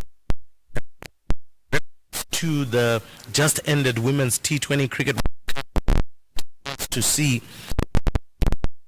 Brian Susie Bates to that trophy 18 years on from when they were introduced to the New Zealand setup. And that's something obviously we would love to see within the Zimbabwean setup. We've already got the likes of Ronyararo Paspanochka, beloved Bizas, the Olinda Chares, Lindo Kutle Maberas, all of them very youngsters, very young players, and hopefully we'll be able to see them for decades to come. Absolutely, Rimmo, and I'll add to that in a way that perhaps the New Zealanders, the Susie Bates, are swept away. She loved the sweep shot. You don't air straight to the stumps to Ashley Ndiraya because she'll put you down to that lower leg boundary. Another boundary for Ashley Ndiraya. We spoke about how easy it's been for her to get the boundaries. Brilliant work from her actually into the attack is Funi, and straight away she's greeted by a brilliant sweep shot from Ashley Ndiraya's bat. She loved the sweep shot, Ashley Ndiraya. But going back to the seniors, what I would have wanted to see from the Zimbabwean counterparts is, you know, you see the Susie Bates, the Sophie Divines, they have grown with every game that they have played. They've become important parts of world cricket by scoring heavily, you know, and when they are in, you know Susie Bates, you know Sophie Divine can take the game away from you. Swept away again this time around, it will be stopped and kept only 1 run, something that we haven't seen, a boundary and a single straight away. Rainbow, we have seen boundary and then dot, and then another shot to try and get a boundary, something that maybe we could see differently from Ashley Ndiraya's bat. But moving on with our conversation, what I want to see is our own senior players, Chipo Mugeri, Ndiraya, you know, Myers, Mupachikwa, you know, those ladies coming in and scoring heavily and leading the way for the youngsters like beloved Biza. You know, at this point, beloved Biza coming into this team, she haven't seen any one of her teammates scoring a big 100. How is she going to know how to score a big 100? You know, edged away, quick single, a good running from Ashley Ndiraya calls the youngster through, and the youngster obliges, picks up a 1. 100 on that one. What a sight it would have been maybe for beloved Biza to have been there when Marianne Msonda scored that 100, and then maybe it would answer some of what you're saying as Ashley Ndiraya pushes that one down to long off. It is going to be a single, and taking Zimbabwe to 108 for 3 with one more delivery left. But it's important that the senior players do finish off. This time round, heaves it onto the leg side, but only just for a single.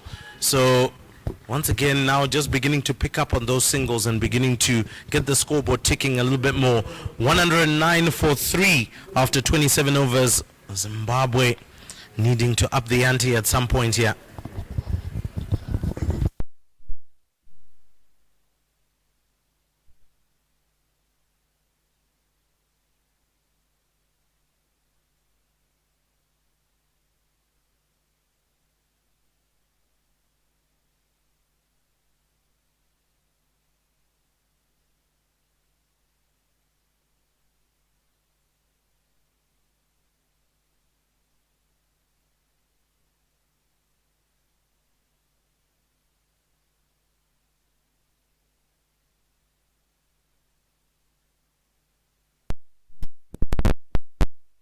To play off the back foot, and not so sure that it was there to be played in that manner. Got big on her as well. Oh, she goes, and this one can be taken, and it is taken. We did mention that beloved Biza was looking very frustrated, going straight down the ground, and it looks like Ashley Ndiraya is very, very disappointed with that shot, and is giving her a piece of advice as she's walking off. She will feel that maybe it was there to be hit, but she didn't get that one cleanly, and beloved Biza is gone, and that reduces Zimbabwe down to 109 for 4.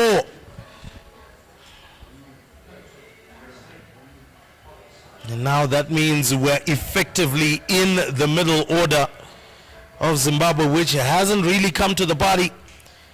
But it is going to be an opportunity today for the likes of the captain. Very experienced. Herself alongside Ashley Ndiraya were able to bring Zimbabwe home in that chase in the second ODI. Now the question is, can they take Zimbabwe home in terms of getting a decent total? Believe that they've got so many overs to play, what to do. And for beloved Biza, she's gone for a paltry 7. Would have wanted a much bigger score from her, but that didn't happen. And it looks like Sanvi Imadi has picked up her first wicket. So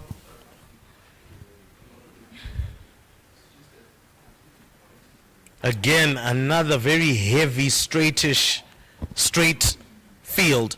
And I think it tells you a whole lot again about where they're trying to trap Zimbabwe. Play across, I've got the LBW, or most likely you're going to hit it into my field. Play straight, if you don't hit it right, you're going to get caught. And just puts you in a bit of a conundrum there, Tinashe.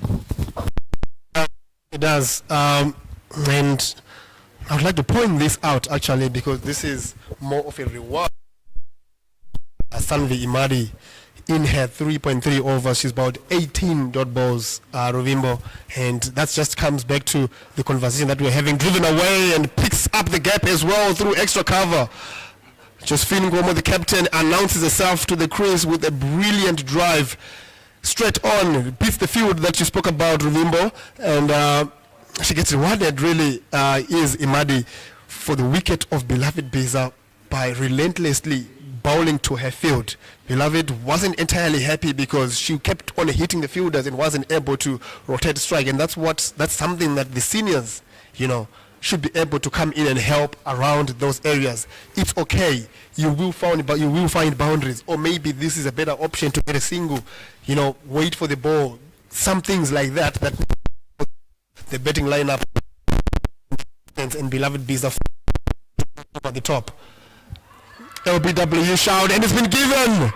tries to go across, and with the leg spin of Imadi, umpire Aino Chabi adjudges that ball to be adjacent and was going to hit the stump. Zimbabwe in trouble here. 113 for 5.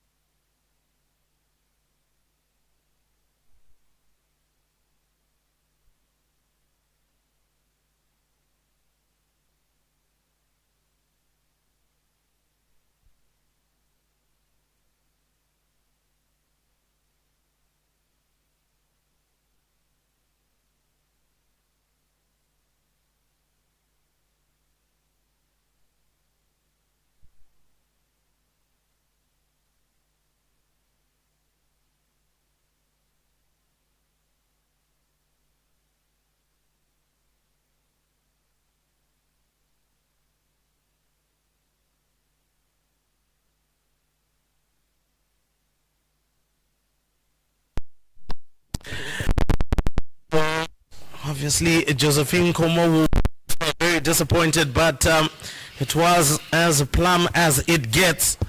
And so, striding out to the crease, Runyararo Paspanojka hasn't really had to do too much back. And at the end, Josephine Como has gone very cheaply there after striking a very beautiful boundary, not able to hold on. So Ashley Ndiraya now has to deal with the rest of the law order, and in fact the tail, and try get Zimbabwe to a decent target. Tara Norris comes back into the attack.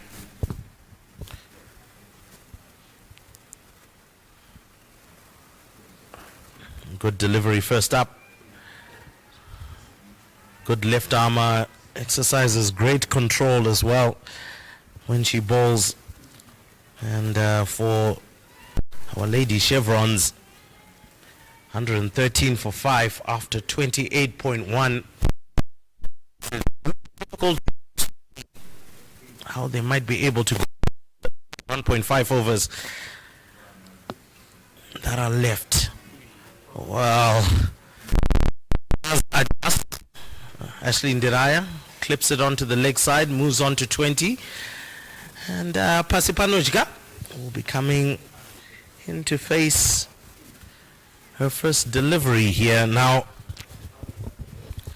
great bowling plans, great fielding for the USA have bogged down the Zimbabwean batters and have forced them to play in areas that they aren't comfortable playing in, either across the line, and here we go with Josephine Nkomo trying to go down the wicket, trying to clip it onto the leg side, but wrapped her pads. Norris now round the wicket and goes way down leg side. It's wide.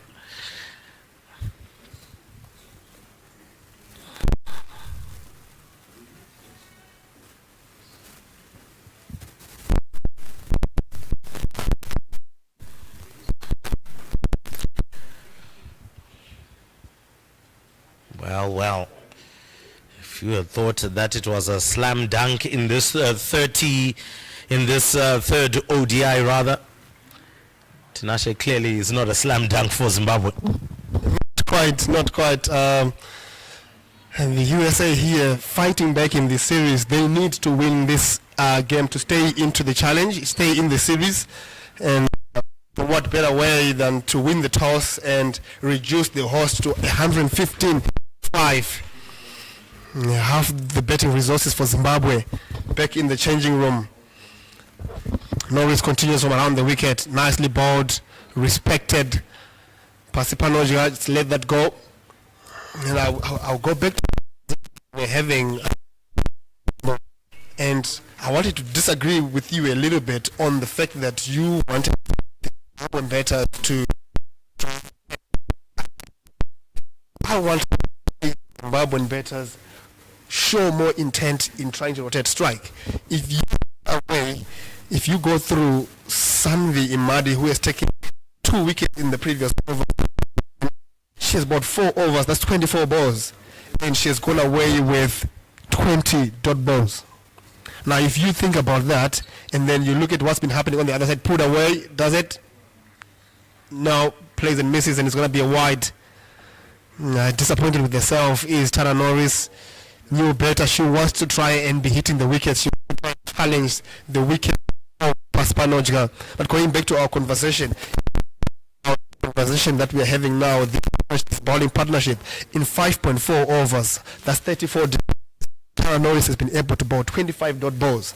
That means allowed to over and over and over again, and that just gives an opportunity to set the batter up, and that's what we have seen with edged. Oh, and it's gone. Has it? The umpire says no, and Tara Norris seems to be convinced, but I think it might have just hit the arm and blocked the ball to the keeper. And this is what we've been speaking about. I like to see this a lot. Ashley Ndiraya just goes. Pasipanojga have a little conversation, breaks down the momentum a little bit, and perhaps it refreshes Pasipanojga's mind. Yeah, well, the hope was that with the batters that were there, with the experience that they do carry, that they could have. But clearly now, with some of the stats as well that you've pointed out, far too many dot balls. I mean, you're talking about 25 dot balls, you're looking at as much, that's basically 4 overs that have gone for nothing. No activity there. As well, Imali's figures, it's 20 balls. That's effectively 3.2 overs when nothing has been done. But in any case, that's the end of the over, and Zimbabwe now on 116 for 4. And this is 29 overs gone, and we're going to the drinks break. A lot to think about here for Zimbabwe, because they just haven't scored at a quick enough rate. And obviously we take a drinks break with them, and when we do come back, more action between Zimbabwe and the USA in the 3rd one-day international.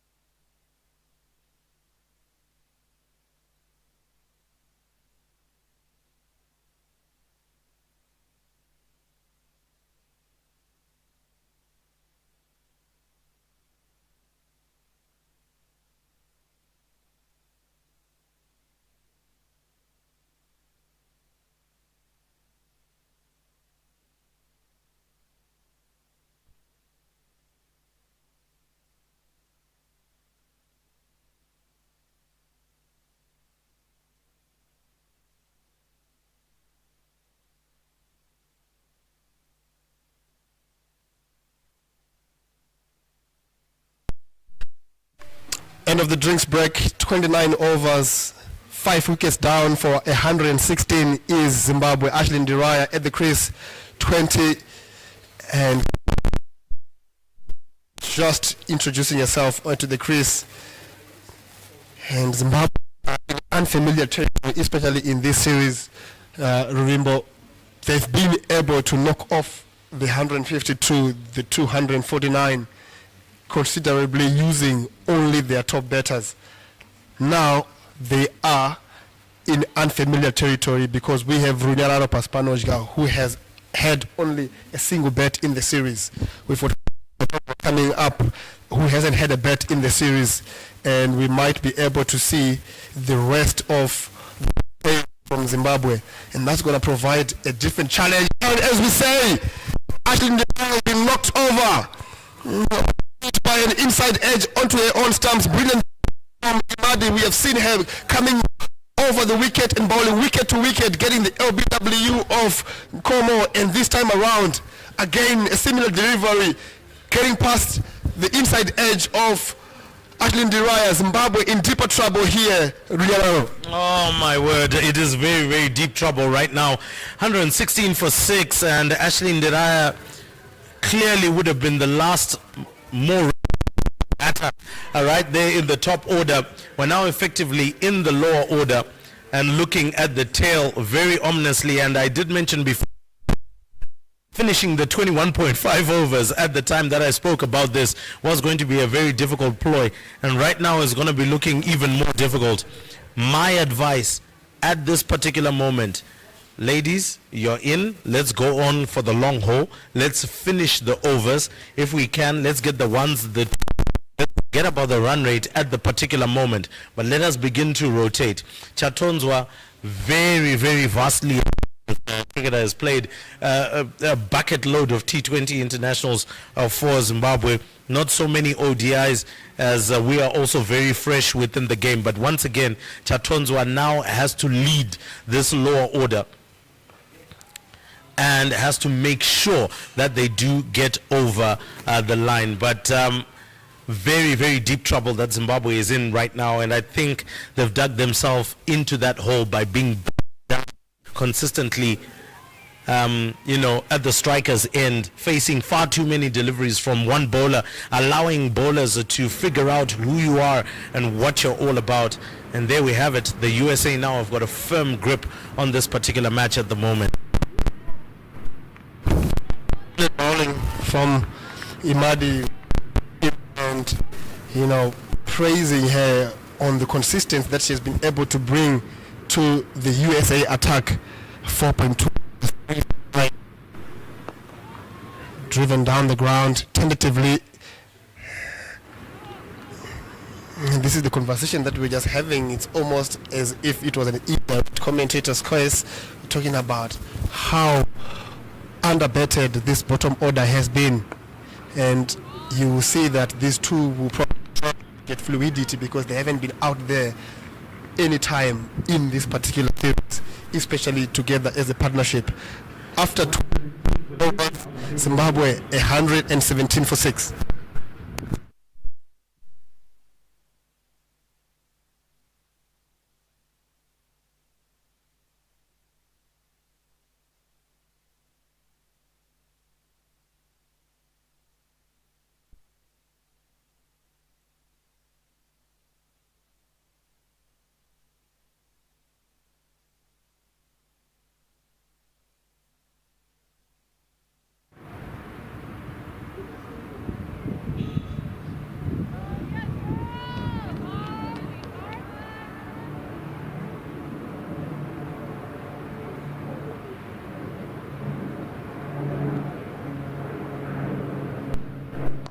So as Taran Norris comes back into the attack, this is the 31st over. Zimbabwe 117 for 6. Current run rate at 3.9 has been a huge struggle to score runs. A little bit of a change in the commentary box, and Darlington Matamanadzo comes back. He has been watching in dismay as the Zimbabwean innings has been, I can say, cracking, not necessarily falling apart.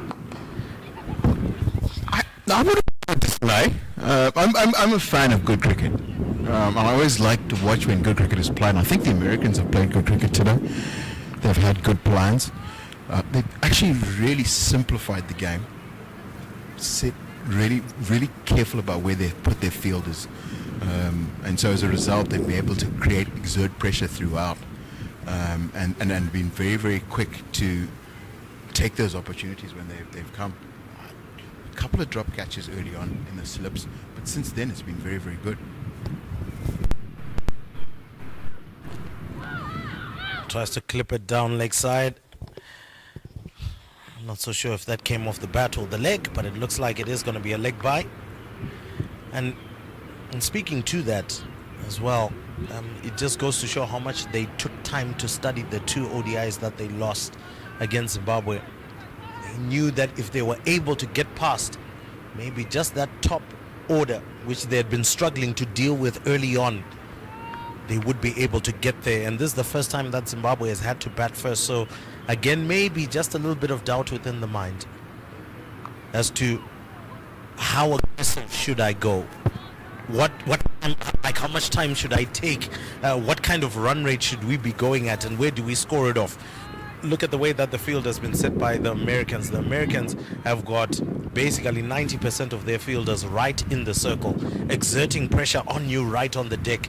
Your feeling is that I have to hit it over the top if I'm to make runs, or I have to pierce the field in order to get the boundary. Absolutely right. That's in the air, and that's really wonderful effort.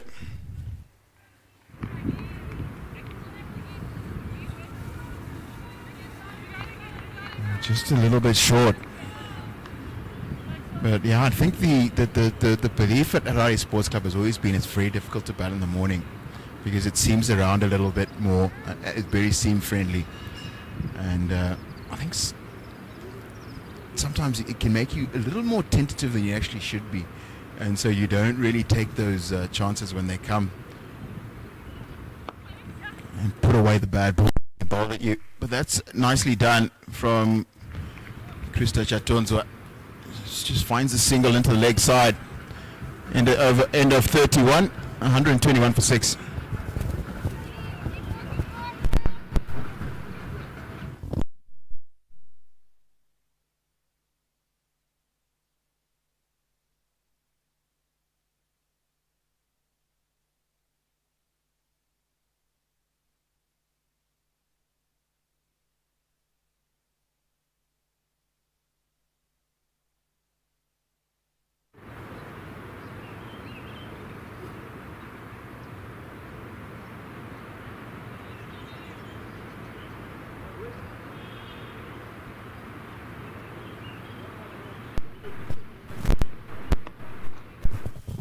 That one pitched up. Chatonzwa can't get that one away. It is Imadi, the 16-year-old, who has made some inroads into the Zimbabwean batting, and that's a little bit streakish. An edge will allow for an easy 2. It was a bit of a chase for Isani Vagela, also another young player. He's joined in the side. Really, most of the experience coming from the likes of Tara Norris. But it comes back again to what was Zimbabwe's plan. Slight misfield, but good enough backup. So around what and Darlington, I may not have been there for the pitch report, but looking at this particular pitch, was the expectation that are difficult to bat on, maybe as the morning, an issue of just poor application. We've seen a couple of balls here stop in the pitch, so to speak, or hold up and grip. What exactly did the pitch say to you in the morning? So for me, it did look like it was going to be a little bit harder, but not impossible to play on. And that has gone past the outside edge. That's a good leg spinner. But like the way I view it, Modesta Mupachikwa, 34 from 59, got a start, didn't carry on. Sean Myers, 14 from 19, got a start, didn't carry on. Chipo Mugeri Tiripano, 28 from 46, got a start, also didn't carry on. Ashley Ndiraya, 20 from 21, got a start, didn't carry on. I think that has been the problem. It's just a lack of application. 125 for 6.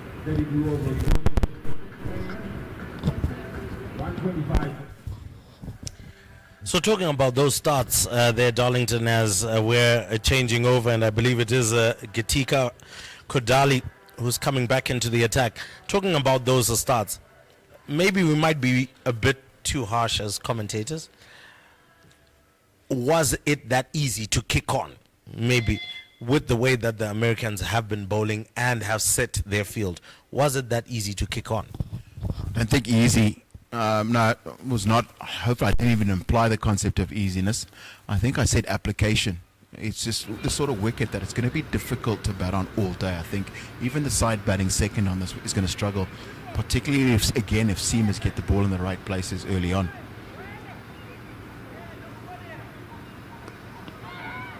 But I think for me, the concept is just is application. It's just to commit to batting until the end of the innings. And I think that's just is not what has happened, not what the Zimbabweans have done today. It's just the concept of applying yourself and just trying to bat through, not too worried about the score, as opposed to just like being there when the last ball is bowled. Hundreds. Oh well, here we go. Looks like Kodali is extracting good bounce. She is quite tall, so obviously hitting the deck much harder. And for Pasipanojga, when you're striding out to make that drive, 3/4 of the time it will get big on you. Oh, what an attempt at a catch. That was absolutely smashed into the covers, and a great effort. Surely if it had gone past her, that was a boundary, no doubt. But what a fantastic effort to try and take that catch. Darlington, that definitely was going to be one for the magazine, or at least for the website, if she had taken that one.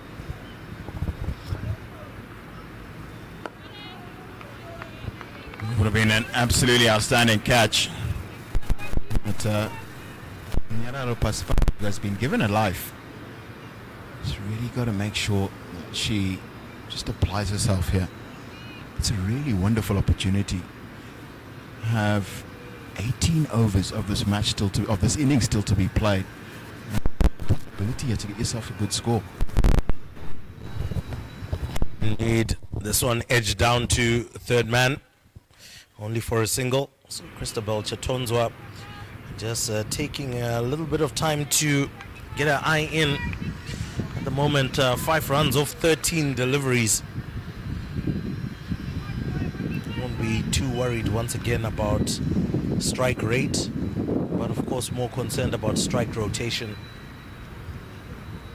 Short, hacked, goes straight in the air, and wicketkeeper settles under it very nicely. Now Pasipanojga was given a little bit of a warning by Ashley Ndiraya a little bit earlier on when she came in, going for the pull shot, and against Kodali, I think I did mention it at the beginning of the over, that she's taller, she's going to hit the deck harder. So 3/4 of the time at your height, the ball is going to get much bigger on you. And that's exactly what happened right there. So Pasipanojga, for a very, very short stay at the crease, she's gone for 4. Really didn't get herself in position to play the pull shot. Probably got herself a little outside the leg stump. And so instead of inside the line of the ball, going towards the off stump, as a result, just hits it straight up into the air. And United States now in a very strong position. 127 for 7.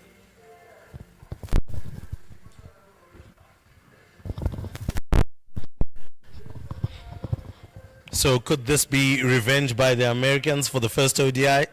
150 odd. And they come out and maybe get Zimbabwe out for a similar score, because it looks like it's heading in that direction. It's Audrey Majishaya who's coming out in a very precarious time. 17 overs to go. It would have been really good for Zimbabwe to have made it all the way through to the end of their allotted 50 overs. It would have given them maybe a better shot. And just out of curiosity's sake, and I'm sure I'm asking for a fan that is watching right now, could a 1-8 be something that is defendable on this particular pitch? I think the seamers are going to again get a little bit of action off this wicket throughout this day today. It's remained, while it's quite hot, very humid at Harare Sports Club. I do think that there is going to be something in the wicket throughout the day.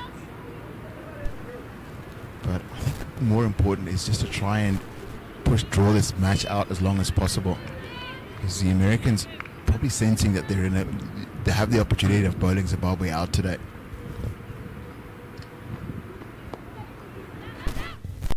Just if you can, first idea for me would just be making sure that you don't get bowled out on this wicket. Just try and get a little psychological advantage, because the score around 180 will happen. Scores better than that will happen if you bat out the remaining, I think it's at 17 overs of this match. Pitched full, driven onto the onside, but not past the fielder there. So once again, showing that a very straight field.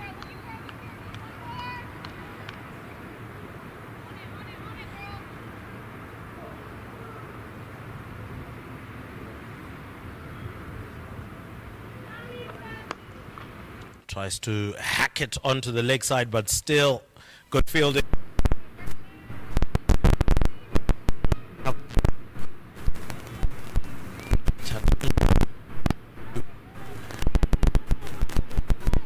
Get on top of the bowling here.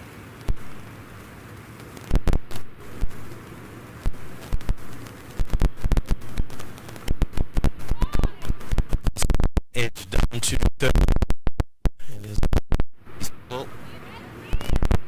And for Mazishaya, he comes up. The tradition of having to find center all the time is always one that irks me in cricket. Clearly there are marks that are there for the center, but anyway, everybody has to find their own center. Always make sure that you're set up to do your job correctly. Make assumptions that somebody else has set you up to do your job correctly. Into the 34th, 128 for 7.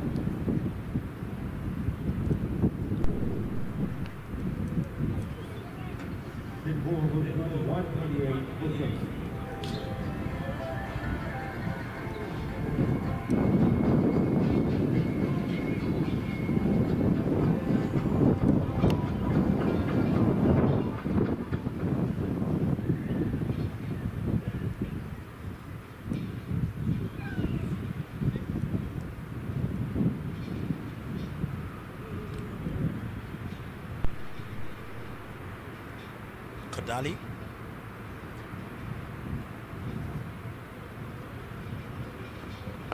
Short, goes in the air, but that one is going to go into no man's land. And Christabel Chatonzwa can scamper through for 2.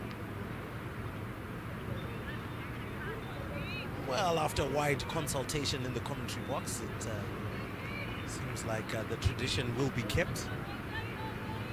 My desire will not be seen for anybody walking out and just plonking their feet anyway. But once again, Kodali just back of a length, making sure it's difficult to get away.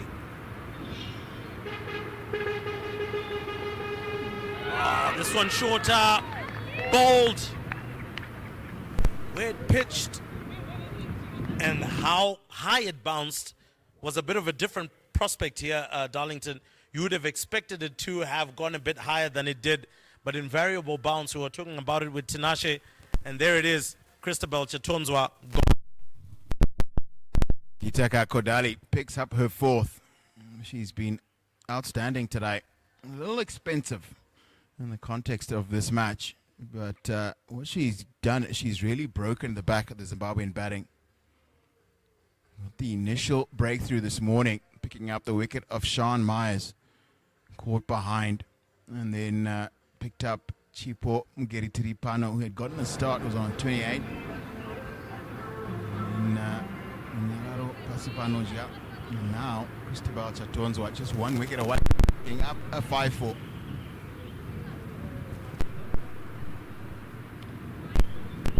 So, Nomvelos Banda strides out. Evidence of the tail now fully exposed for Zimbabwe. She's a left-hander, and hopefully that will force Kodali to try and change lines here, and maybe an opportunity to score. But a slip is being put in place. Third man being pushed out a little bit more. It's going to be very interesting how this Banda goes about things. But Kodali looking for a fifer. Oh, well, that one was pitched up and dug out somehow, some way by Nomvelos Banda. Fortunate enough, goes straight through the keeper and out for 4. This is a good delivery from Kodali. Found the outside edge of Banda's bat. Through the keeper in the slip. A lot of runs have been scored off Kodali in that area.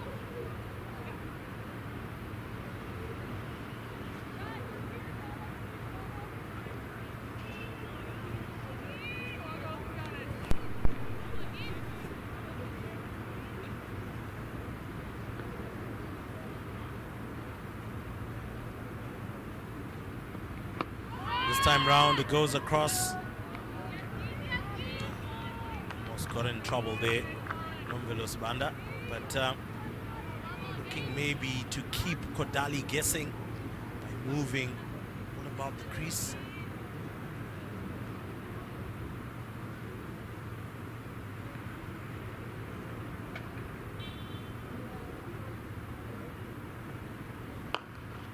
So something quite interesting here immediately. Looks like Kodali is looking to bowl as full as possible to Nomvelos Banda. Nomvelos Banda is also obliged by going very deep in the crease. We saw that shot coming off the back foot. Maybe that just might be the only way to survive Kodali's bowling, which has been just back of a length, has been right high up on the bat. Well, the end of a successful over, and Zimbabwe now 138. 134 for 8.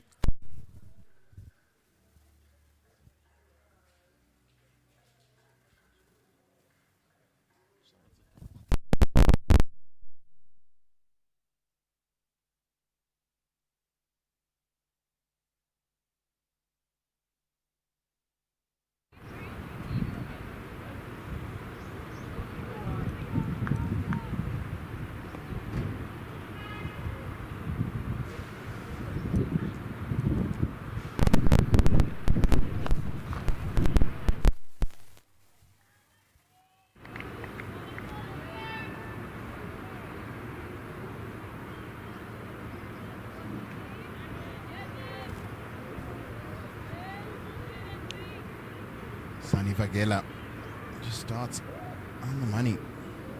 Just one at us. No, it's a little wide down the leg side.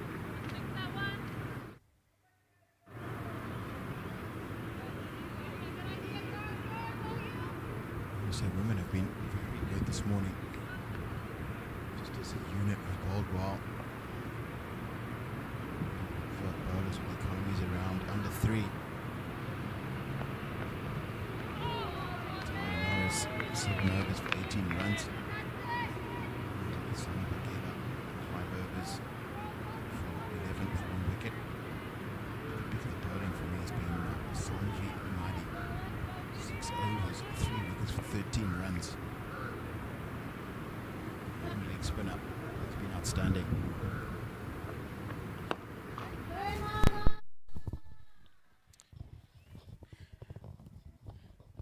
Couldn't agree with you more there, Marty. Very, very outstanding.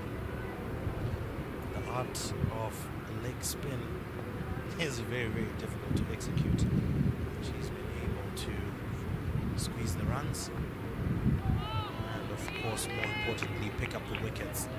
And, now considering the fact that the USA have chewed through the batting order and now are in the tail, looking to finish off Zimbabwe should be somewhat of an easy ploy unless a heroic partnership has come from these two. That on drive past the fielder all the way to the boundary, and WODI Mazishaya definitely adds to the total. But what a fantastic shot from the youngster. It's good work. Over pitched, yes, but she's gotten himself into a good position and not tried to overhit it. Just a gentle push down the ground. Finds herself her first boundary.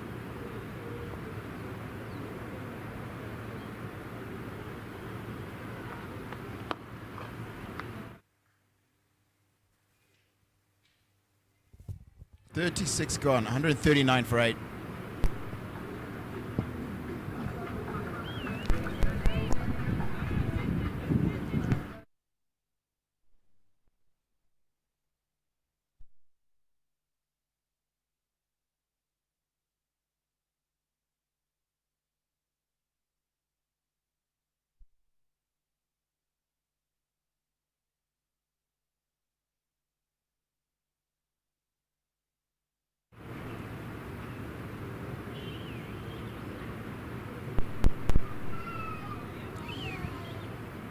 Aditiba Chadusama, or Chudasama rather. Attack, definitely a happy captain.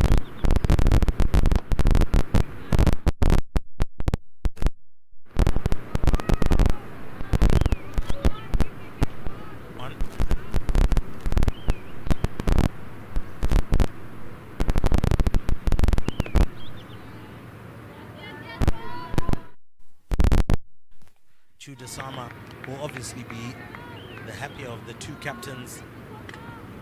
In the dressing room of Zimbabwe, what kind of conversation do you think is going on there, Darlington, especially as they are now, oh my word, it misses absolutely everything. Luckily it didn't have too much pace on it to go all the way to the boundary. That's a bye, but what kind of a conversation is happening in the dressing room of Zimbabwe as they are preparing to come out and defend what most likely will be a paltry score? I'm quite sure that they've got no reason to have any negativity. It's been a difficult wicket to play on today, and I think it's going to be difficult for both sides. It's just one of those wickets where I think discipline's what's going to win this game. Side that gets the majority of the deliveries in the right place and takes their catches when those opportunities arise. I think it's going to be the key to winning here.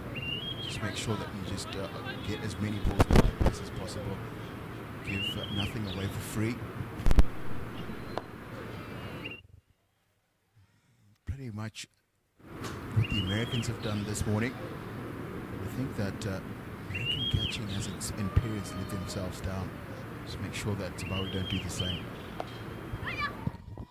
This time round she finds the gap, but I don't think it's going to run away. She will pick up an easy 2 runs. Very important to the total for Zimbabwe. That's the end of the over. Zimbabwe moves to 143 for 8 after 37.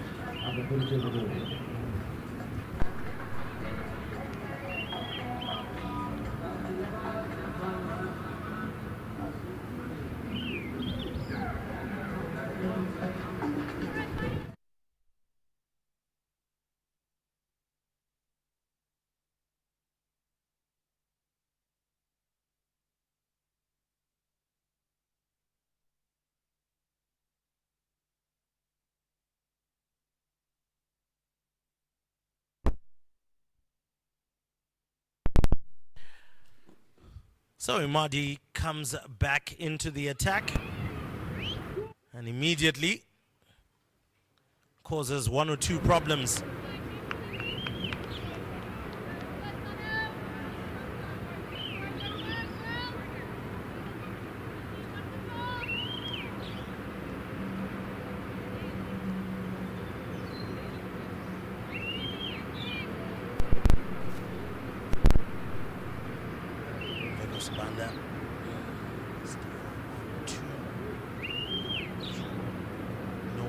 applying too much pressure on her to score many runs.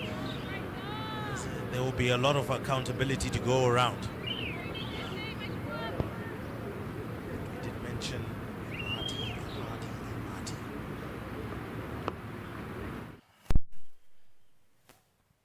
Into the covers. So 5 from a 150.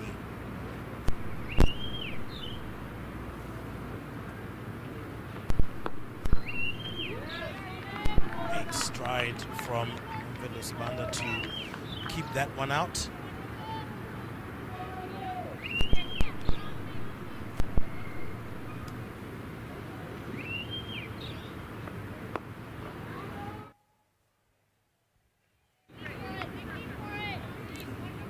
As the overs continue to go, Darlington, the feeling as well generally is that the United States will also get quite frustrated that they might not be able to wrap the tail up as quickly as they would like, but a tiny little edge there allows Nomvelos Banda to scamper over to the other end. And just how could that even affect what the final score at the end of it all could actually become? Just got to make sure you keep batting as long as you can. Psychologically, of course, you want to cross that 150. You want to cross that 150. And then just bat as long as you can. I think that has to be the conversation out in the middle. End of 38, 147 for 8.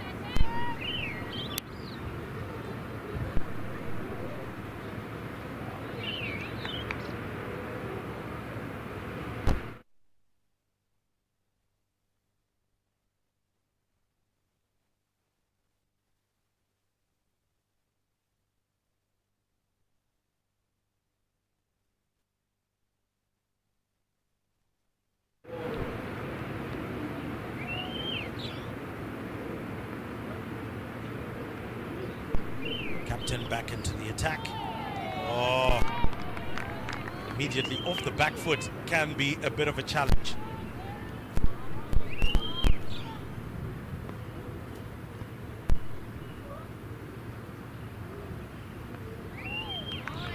That one is wide.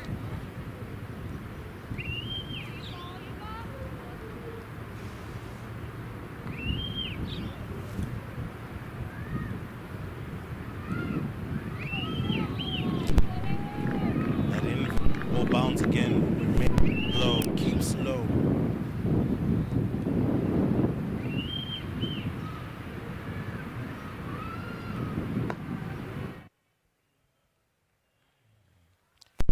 So the dot balls have piled up for Zimbabwe.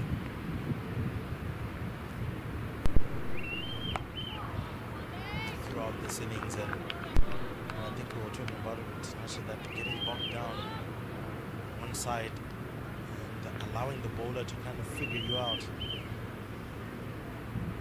has been part of the demise of Zimbabwe's batting performance today. So many dot balls that were given away. I think we were talking about Imadi. Before she came through for the previous 2 overs, she had already notched up 25 dot balls just as one bowler. That's as good as 4 overs, but that's the over done and dusted. Overs gone. Zimbabwe 148 for 8. Slight change in the commentary box. But Tinashe comes to join Darlington.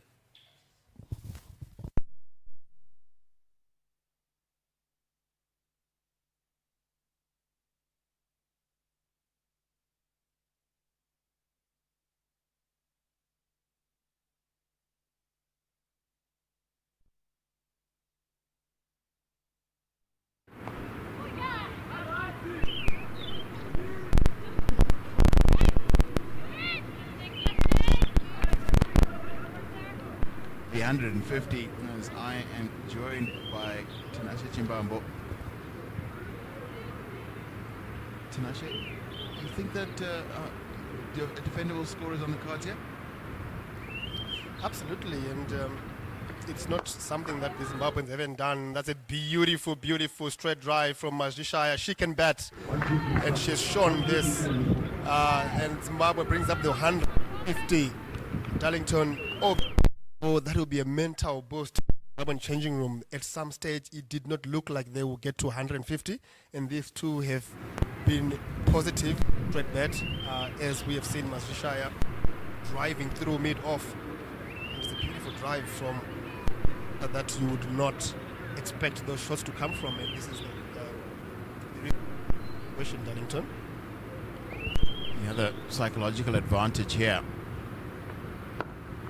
In the first height, Zimbabwe bowled out the United States for 152. So this is a score that they know that they should be thinking that they have a score that they could defend here.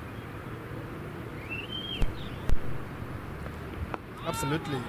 It's something that they've done in the series. It's something that they will be confident that they can do in the different afternoon. This weekend was an opportunity to get backed by. You can see how low and perhaps even easier it's becoming to bat. Slight edge and a bit of confusion in the middle. Should have been an easy single, but albeit it's another dot ball from Imadi, who's been brilliant today, Darlington. Outstanding young cricketer. Tambi and Madi. 7.5 overs, 22, 3 for 22. And that makes it 8 overs gone, 3 for 22. Sanvi Amadi, 153 for 8.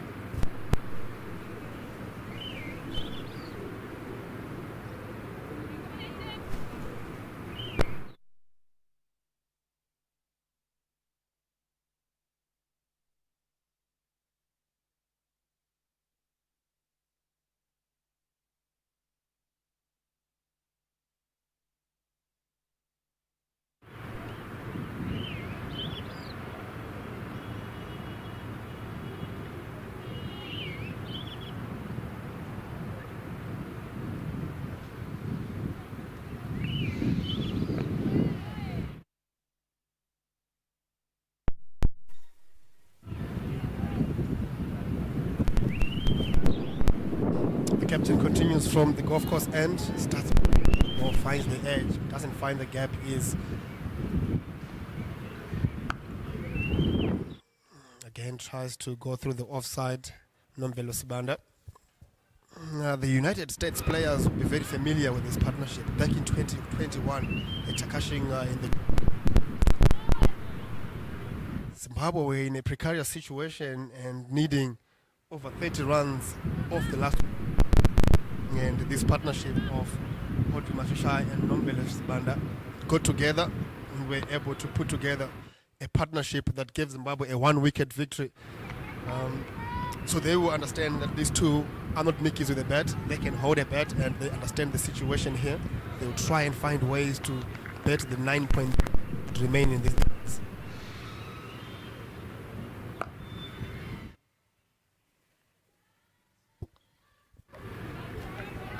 What I like about both these batters is they have an awareness of what their strengths are as batters. Not really look to defend well and get themselves into have their attacking shots and put those away.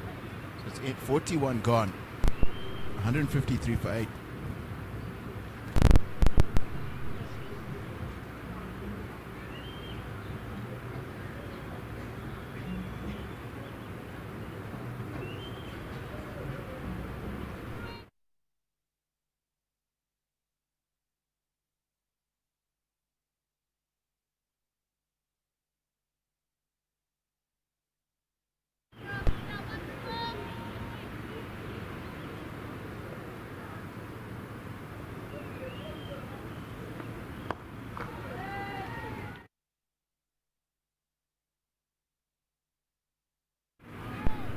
And Madi continues. What I've liked about the USA bowling today is that they have stuck with their mid-on and mid-off. Goes over the top, through the hands, and will go away for 4. Hands on heads. That was the opening that they needed to try and wrap up this tail, and goes through the hands of the fielder at mid-off. Claridge Ella will be disappointed because she's a great fielder and she would want to have a retake of that. And this is what I've been speaking about, Darlington. They had the confidence to keep that field up, which has created opportunities, but also managed to stop the Zimbabweans from scoring easily through mid-on and mid-off, where you want your batters to be getting their singles. That's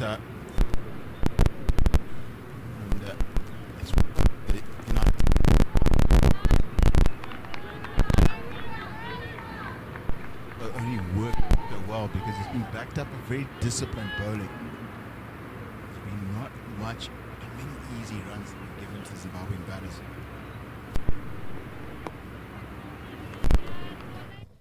Absolutely, Darlington. She's been brilliant. Just 16 years of age. She has an entire future waiting for her in international cricket if she continues in this vein of form. Goes across the line, big appeal. Now this time around, umpire Aino Chabi says it is not adjacent, it was not going on to hit the stumps. And that's something that the Zimbabwe change learn quickly, especially with the FTP program coming in. There will be a lot of analysis on their batters. There will be a lot of footage on their batters. Again, goes for the sweep this time around, makes a connection, looks for two, get around for two.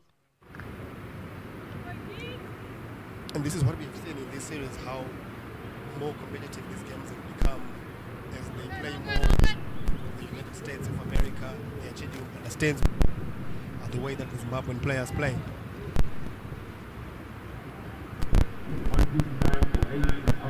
59 for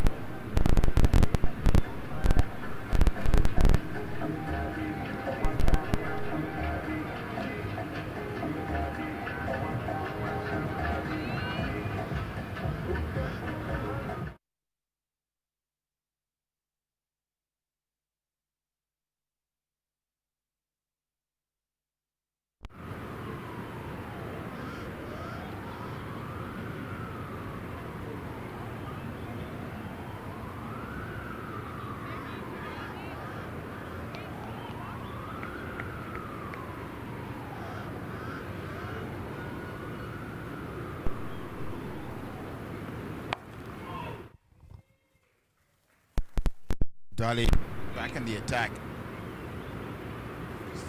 Working with Tinashe off it. Since the come in. I think that she looked really, really good when she was looking to bowl the majority of her deliveries on a good length. Around there, I think she was always creating problems when she got the ball on a good length.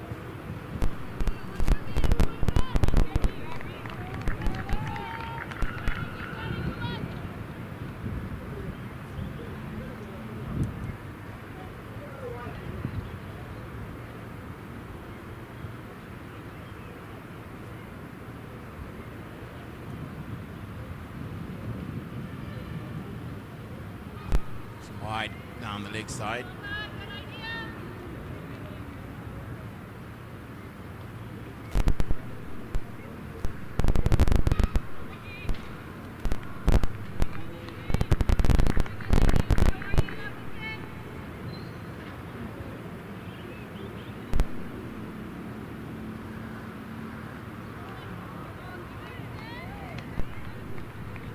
He's really low, fast delivery.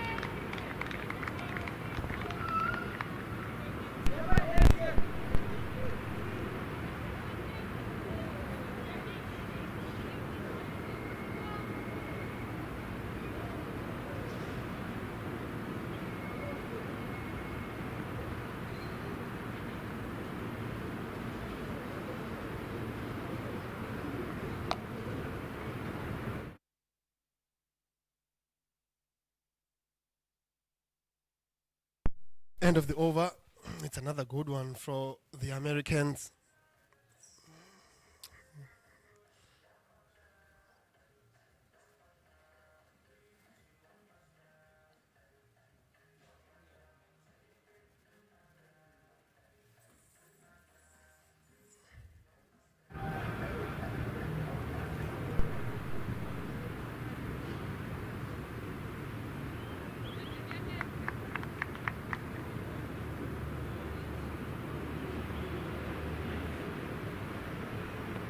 Seven to go.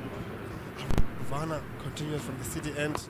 Goes death, full and straight, driven down the ground. Able to just stop the onslaught.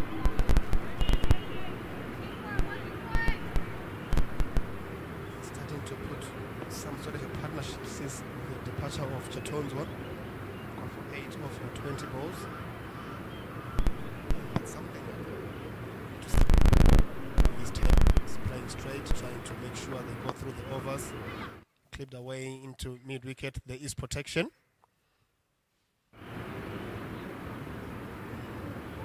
Now every run is met with lots of applause, encouragement from the Zimbabwean changing room. Speaks of the desperation to try and get past these 50 overs they're into. Pretty good display from Mupachikwa and Sibanda. Sibanda just kept it very simple, played straight. And, Americans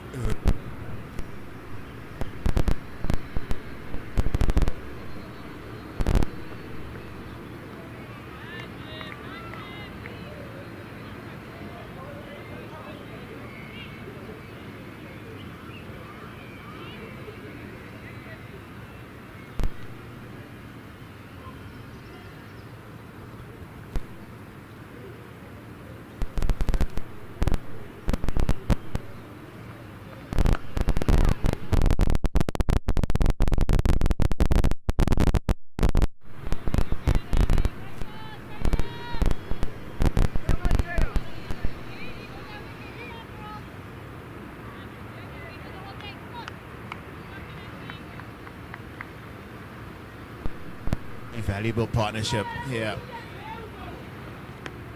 Mupachikwa and Sibanda. Now 31. 60 overs.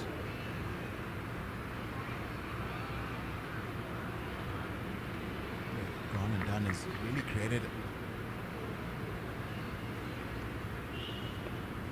some mental advantages, some psychological advantages. Just getting past that 150. And forcing a side that looked at one stage that they would have bowled Zimbabwe out before the 40th over. Hopefully field all their 50 overs. So it's now 44 gone and it's 162 for 8.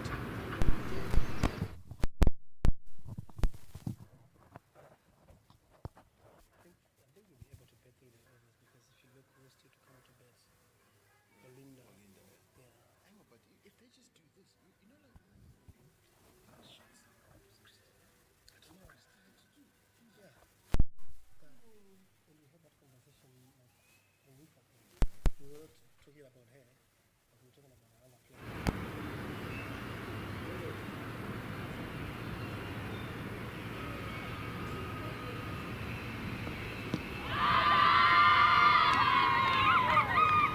Loud appeal given, and that's Kodali's ODI 5. It comes at a very crucial time when they're trying to bowl out in a crucial must-win game for them. Darlington, what a splendid display of bowling from Spain. Watch, just a little bit. I think probably the quickest of the bowlers who are on display here at Harare Sports Club in this 5-match series. And what she was able to do today was create some real pressure. Looks a little of the bulk of those runs. 41 runs for 5. for 5 wickets. The bulk of those runs have been behind square and through the slim 40. So she's been unfortunate, but reached that magic number 5 much earlier than this. A couple of catches were dropped off her bowling, but she's just put her country side in a very strong position. Just 1 wicket more needed to bowl out Zimbabwe, as it's Olinda Chare who is taking guard.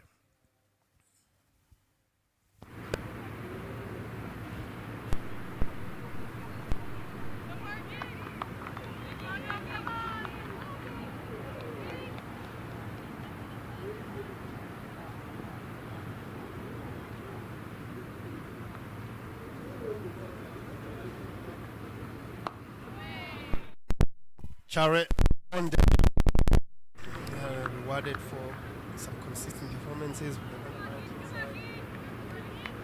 side. And also the regional competitions held a few weeks before the Americans arrived.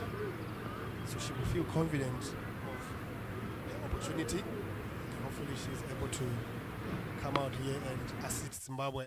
Gets off the mark. Good running from Mazishaya, calling it through.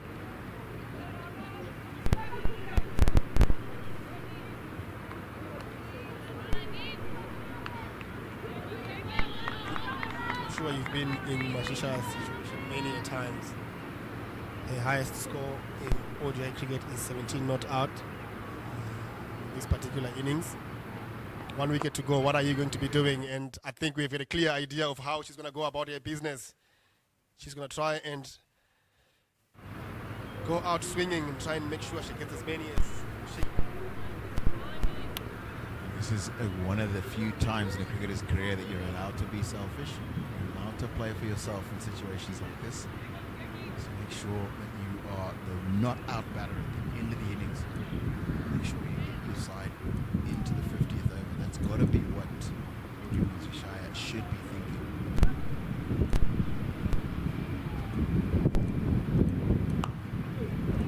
Solid block, and that should give the confidence that she's looking for if she wants to try and bet through this innings. She knows that Linda Chare, she's got someone who's got decent defenses and she can be able to hold her own end.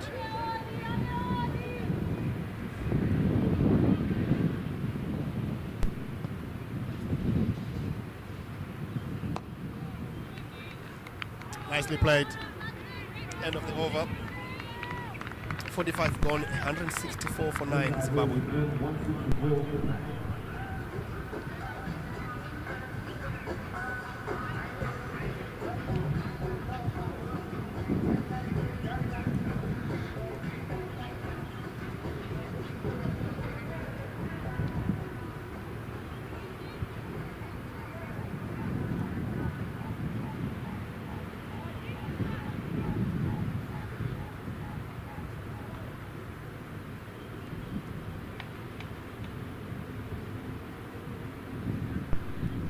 Vagela from the city end.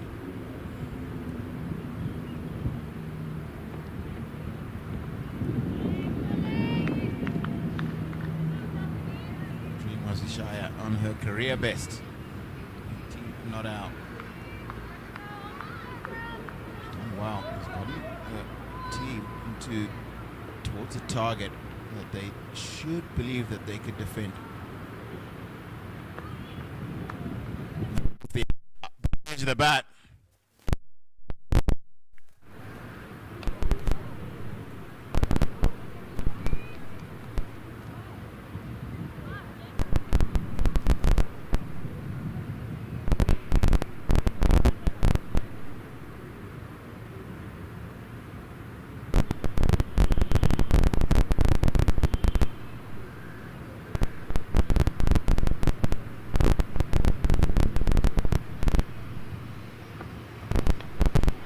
And she finds the right edge.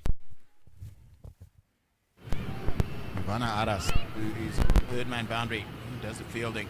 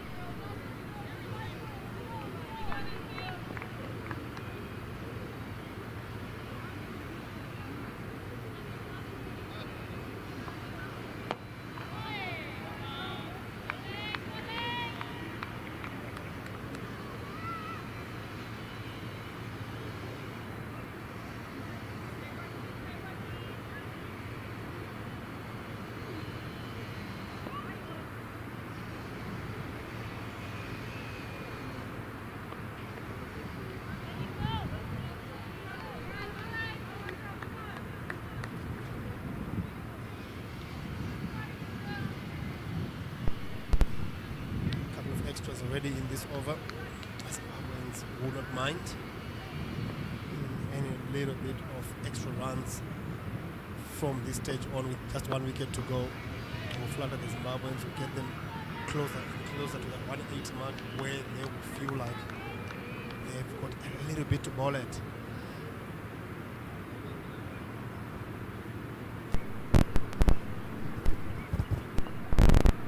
In cricket, well, doing anything second is a real advantage. When you have your opponents will teach you what is needed. Do well on the surface on the day in question. 169 for 9.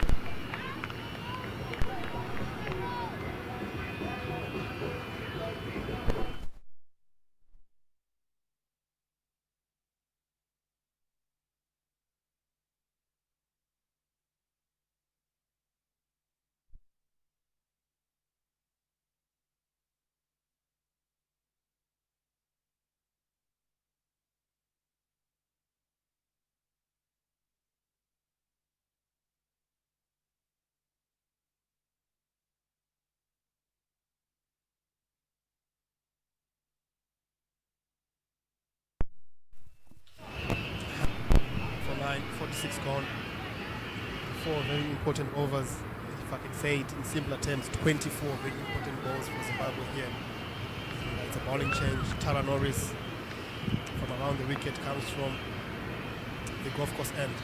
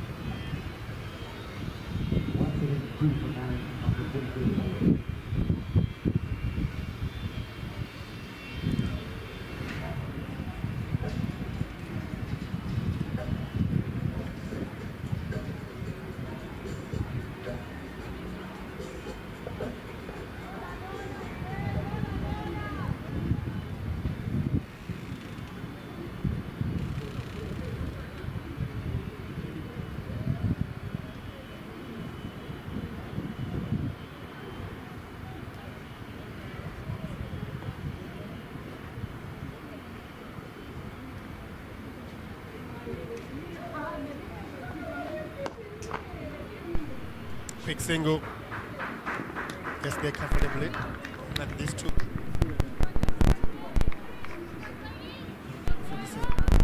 Was Zimbabwe desperate to get past this remaining 3.5 overs. And out of interest, if you are a Chevron's fan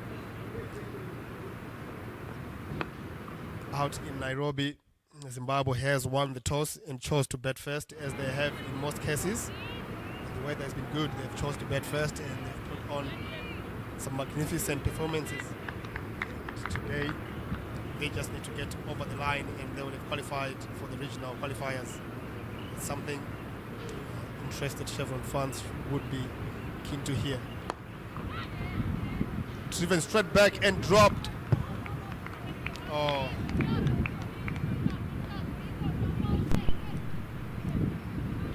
Giovanna Ares itself, it's very unfortunate. We have no one else to blame but herself. It's a lack of composure, really, because I think she thought that ball was hit a lot harder than it was actually.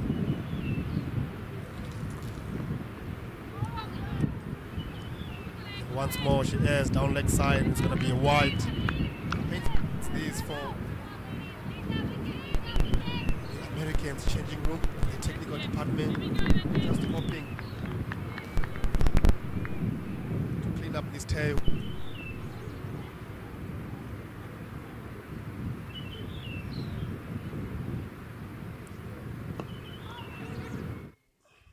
Lashed into the leg side, another single, takes a shot, he's back up.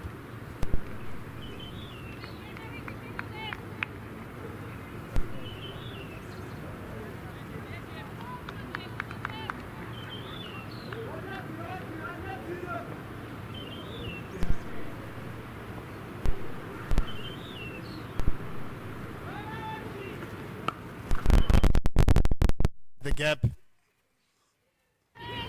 Frustration from WODI.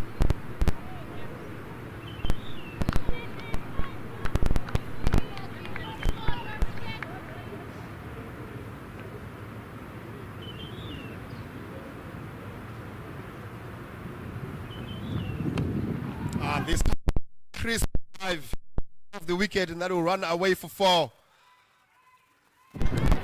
And from WODI, she couldn't capitalize on the short and wide delivery, but she was able to fill the gap. And the final delivery takes the score to 128 for 9 after 48 Zimbabwe.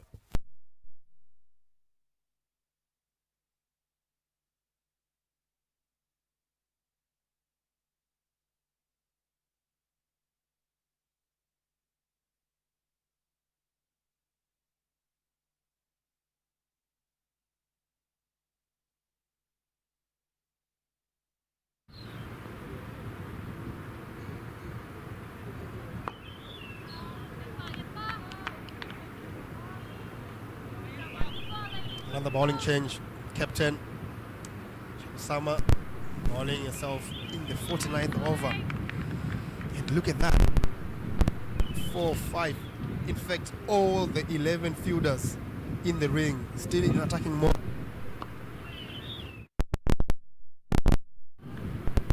Really, the bulk of this match, the amount of dot balls that the American bowlers have been able to amass. Just making sure that, oh yes, goes through the defenses of Olindo Chari, just running out of patience. And it's that sort of arrangements that gets you to try and look for something out of the ordinary, because you can't find the single. They have been able to wrap up this innings.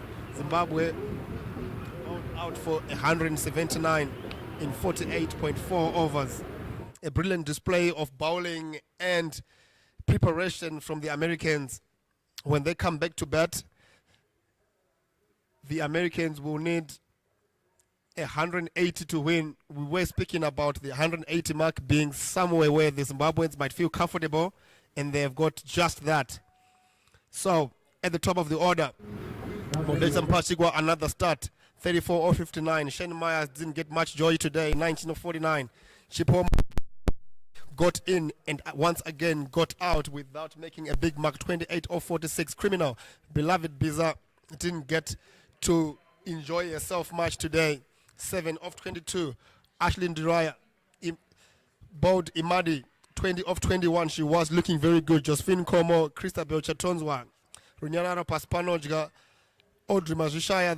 The pick of those tail end batters we managed to get a not out, but most importantly push Zimbabwe to a score that they feel to defend. The American bowlers, Tara Norris, good as ever, couldn't get a wicket, bowled brilliantly, 2.262. Giovanna Aras went about, but managed to get a wicket today.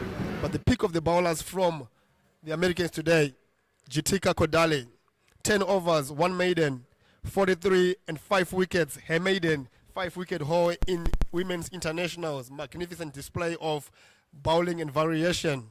Isani Vagela, 6 overs, 2 maidens, 16 runs for 1 wicket. Aditiba Chadusama, the captain, managed to take the last wicket, 8.4 overs, 1 maiden for 32. But for me, the pick of the bowlers from the United States of America, Sandy Inmadi, just 16 years of age, 9 overs, no maidens, 28 runs and 3 wickets. Most of those overs being dot balls. So we are going to take lunch, and when we come back, Zimbabwe will try and defend 180 runs in the Americans, who will need to try and win this game to remain in this series.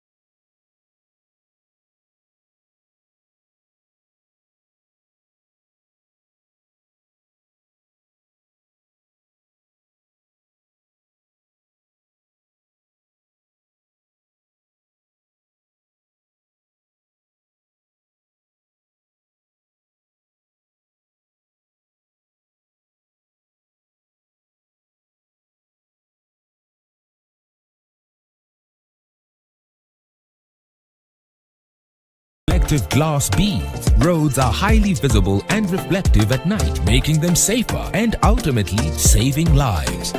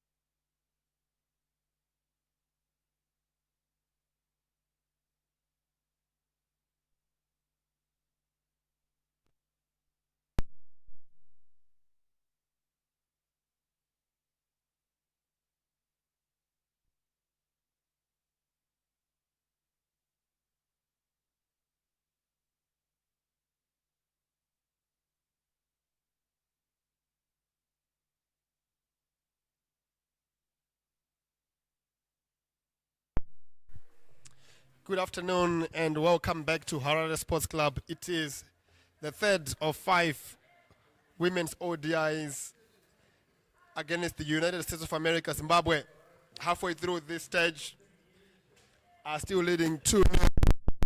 One to win the series. Earlier on, Zimbabwe batted first. They lost the toss rather and were put into bat and amassed 179 runs in the second innings. The United States of America are going to require 180 runs to keep this series alive.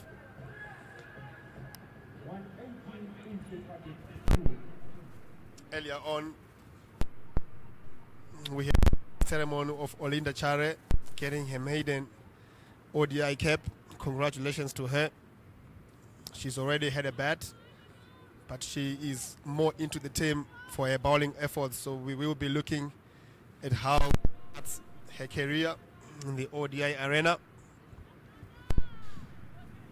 To open the ball for us in from the end is going to be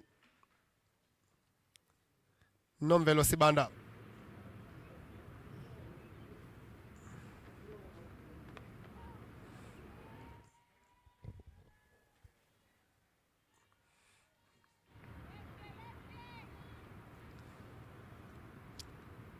The United States of America gets off the mark straight away.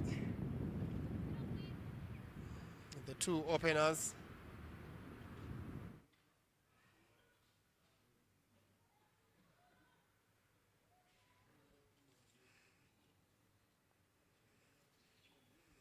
Kaji Bogo on strike.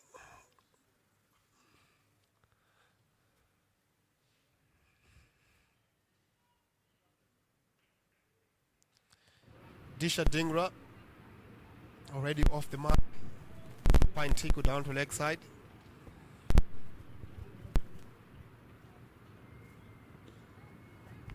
Wide, but that delivery tells us a lot more about what we can expect in the second innings. A brand new ball in Nomvelo Sibanda's hands, but 0 to no bounce, just rolls through to the keeper. That's going to interest the captain of Zimbabwe a lot. And if Nomvelo Sibanda can be able to that type of delivery or driven away, the beautiful shot from Gajibogo opens the account with a magnificent boundary. With me in commentary is Darlington Matambanazo. Darlington, how do you see this innings panning out? I think it's just going to be about, in particularly seam bowlers, finding a length. And I'd like to see it a little bit shorter than is normal. Just starting to see some variation in that bounce.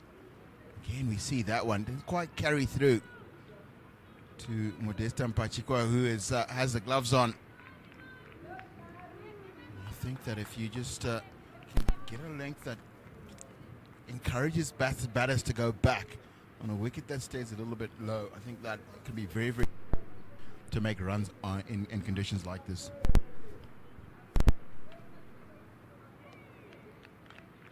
A little bit of swing out there.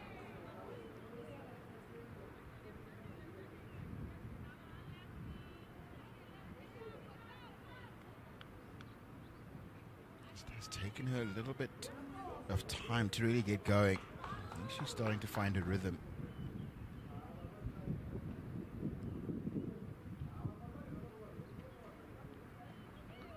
There we go, that length that I'm thinking about. Can get that a little straighter, can really create some problems.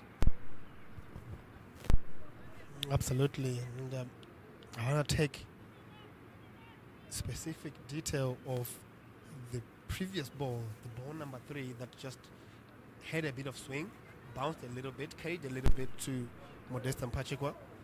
Now, if you compare that delivery and the rest of the ball, the deliveries in the over, you can see how Zimbabwe can be able to come back into and perhaps cause the American batters some trouble. Variable bounce. That is the batter's worst enemy, Darlington. Makes it very difficult to get yourself into positions where you are sure you can apply attacking shots safely. And that's found the outside edge. Only into backward point area. End of the first. 7 for none.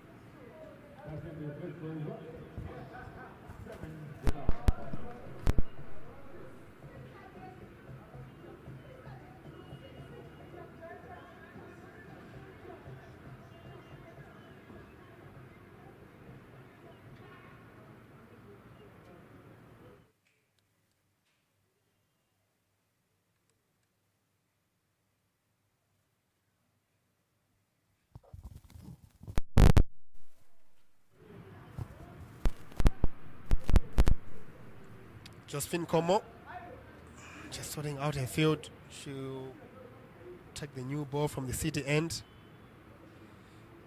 The 2 slips in place. Beloved Biza and Ashley Ndiraya in the slips. We saw in the Zimbabwean innings a few genuine edges flying through the slips, perhaps some of them not entirely carrying. I'm not entirely sure these two are close enough to be able to complete those catches because there is not much bounce out there. Here we go. First sign of what Tinashe is talking about. That one got to Modesta Mupachikwa on the second bounce. And this is with a new ball. So I think you're probably right, Tinashe. To see 2 slip catches. Maybe even the keeper come up a couple of yards. They appear to have done that now. Just to make sure that when the edges happen, they actually carry to hand.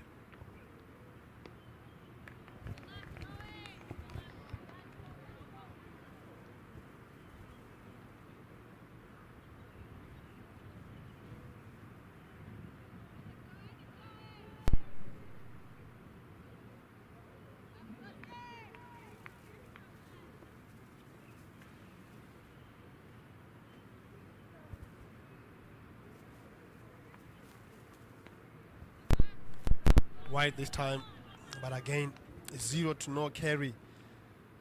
Obviously Josephine Como is a bowler who will, under normal circumstances, won't have, but this is a little bit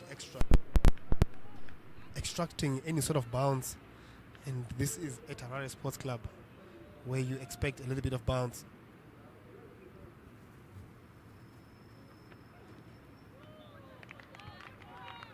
Much better length. Get a bit of movement away from the batter. I want to think you want to get close to that off stump.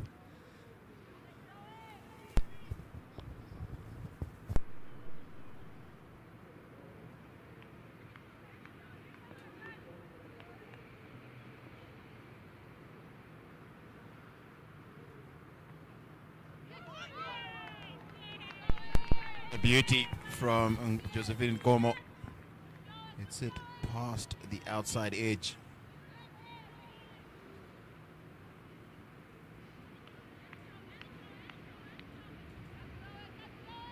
Shadingra just 1 run to her name so far.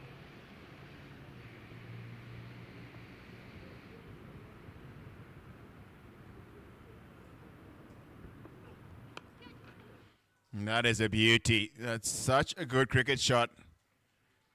Just a little bit of width, but what she's done is get into a good position and punch it just in front of square for her first boundary.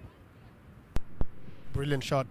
All fine if a top order batter is able to cover line play off the back foot with a straight blade. And that's what she's gone and done. Tisha Dingra of the under 19s graduate, just 17 years of age. Darlington, and already played 4 ODIs for the women and has registered a 50 already in this particular series. So we are looking at a great prospect for the United States of America here. Again, 0 to no carry, dot ball to the over. After 2 overs, USA women 14 for no loss.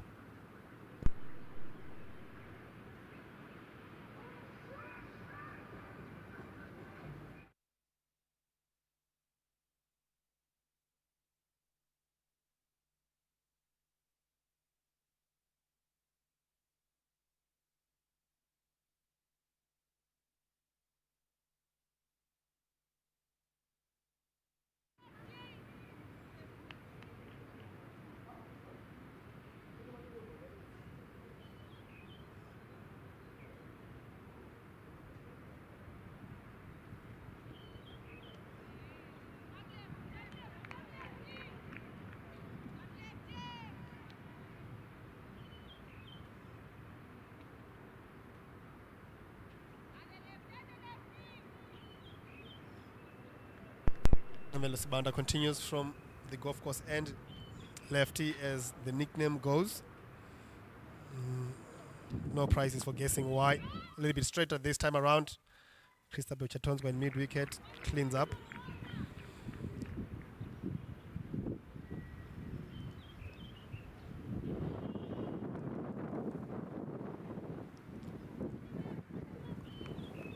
Gadi Bogo playing in a 4th ODI as well.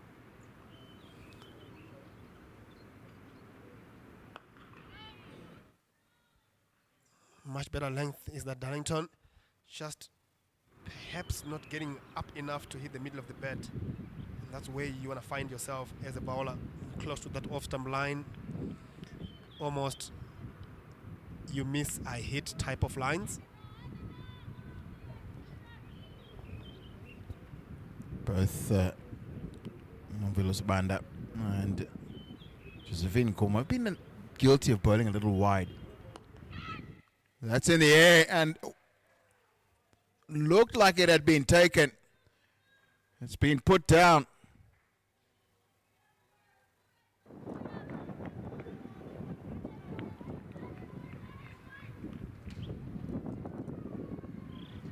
Creating some difficulties, Nomvelo Sibanda.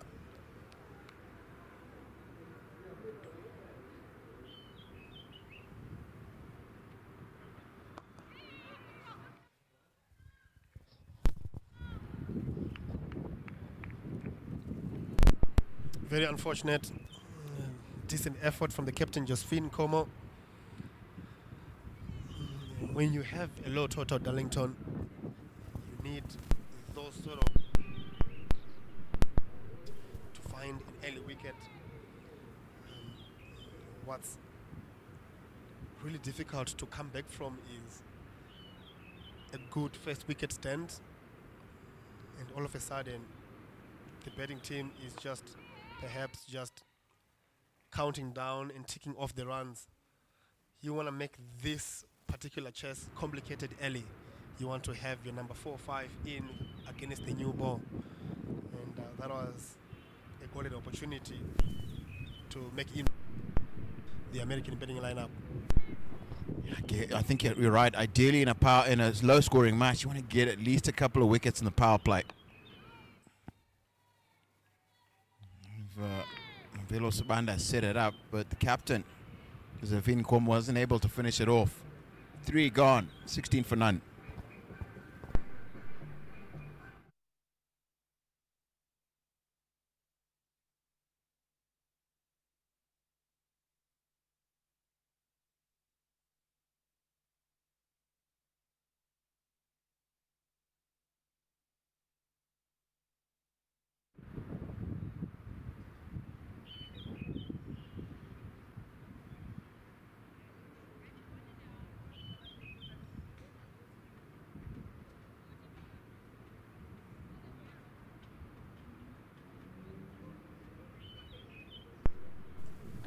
Josephine Nkomo.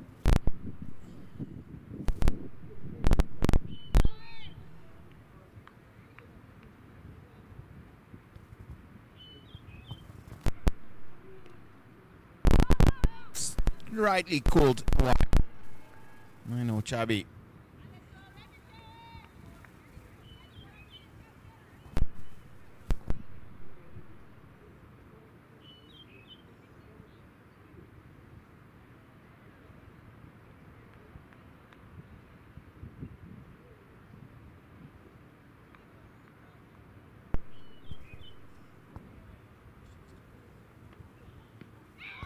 That's probably just pitched outside the line of leg stump.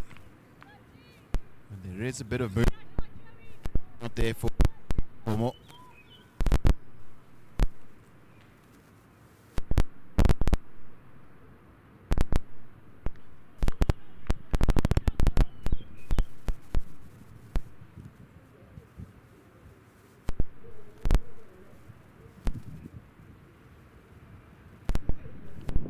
And that is a beauty. It's just too good a delivery, almost. It's gone past the leg side, the leg stump, past the inside edge, and then past the leg stump. And And Modesta Mupachikwa isn't able to collect that one. So it is called signaled buys.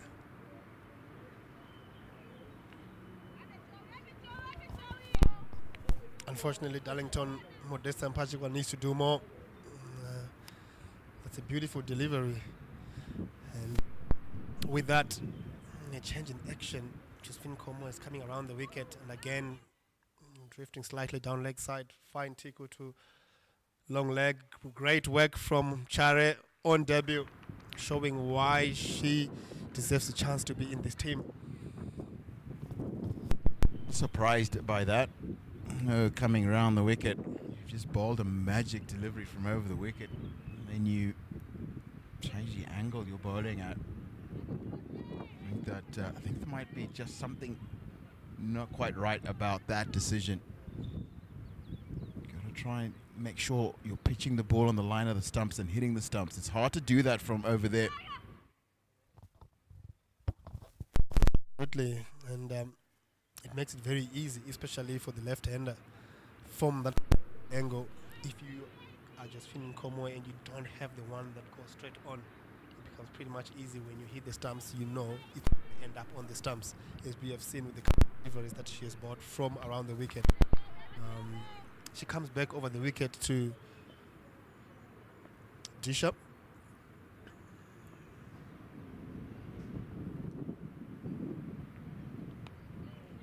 Finds the edge. Chare again cleans up. You're not entirely happy with something here, Darlington. I just think probably need another catcher. Josephine Nkomo's getting it to swing around. I know that there are two catches for the right-handed batter, but just when the conditions are in your favor, you've got to take those, put personnel in position to make sure that any opportunity that arises you can take. So I'd really like to see another catcher behind the wicket as Josephine Nkomo finishes her second over. So it's 4 gone, 25 for none.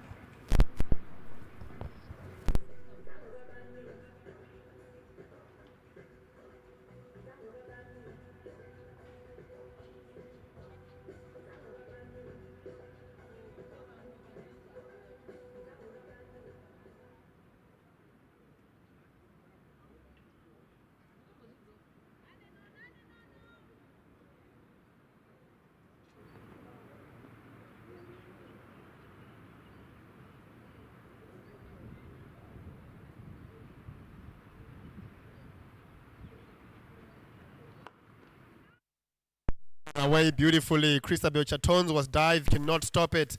Magnificent shot from Disha Dingra. What a way to score your first boundary in this match with a beautiful cover drive.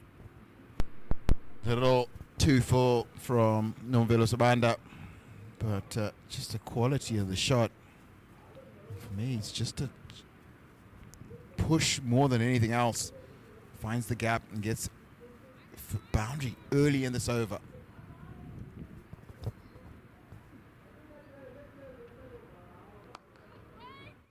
Another attractive looking shot.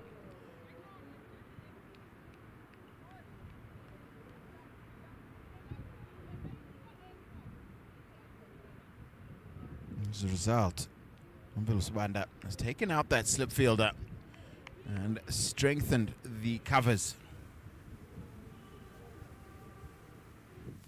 3 fielders in the covers, and then 1 in a catching position.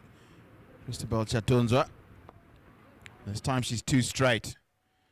And it's Sean Myers who's on the long leg boundary. Can't keep it down. It's 2 runs. Yeah, not impressive.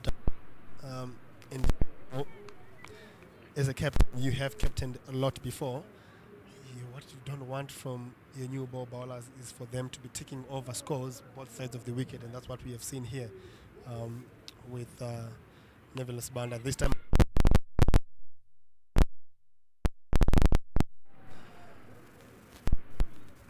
Disha just making sure that she gets a good connection on that one. It was there to be hit full wide. begging to be hit, and it got the treatment. With on offer from Nomvelo Sibanda, and she's done well. She's gotten herself again to a very good position and kept those hands flowing through the ball.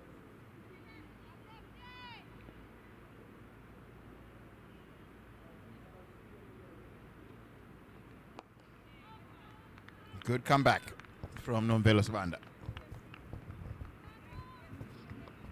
Yeah, much better length in that particular delivery. I still want to see that ball challenging the off. Just two men on the leg side. A straightish mid wicket where Josephine Como is. Olinda Chare at mid on. Nicely bowed. Change of pace, just rolling her fingers around that particular delivery.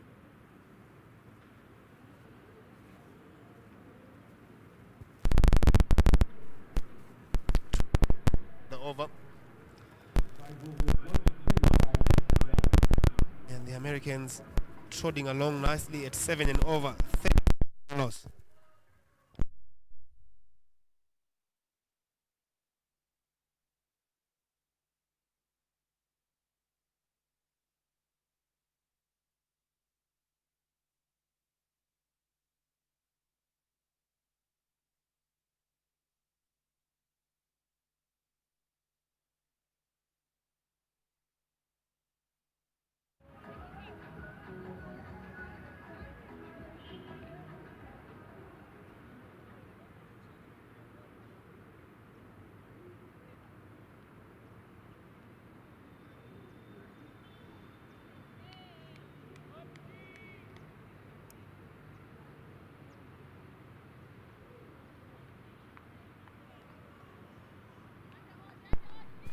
Bowling change from the city end. Audrey Mazishaya.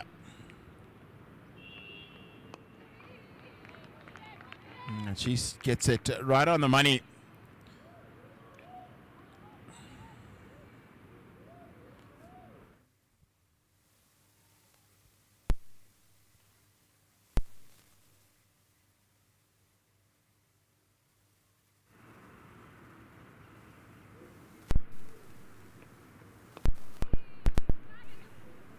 Quick single.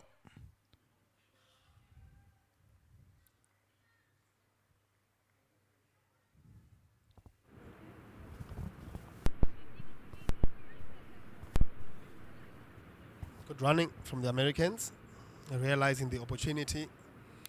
Josephine Como just sitting on her heels a little bit and avails the opportunity for a quick single. A better throw would have made things a little bit complicated for Tisha Dingra, who's on 16 of 16 deliveries, 3 boundaries in that innings so far.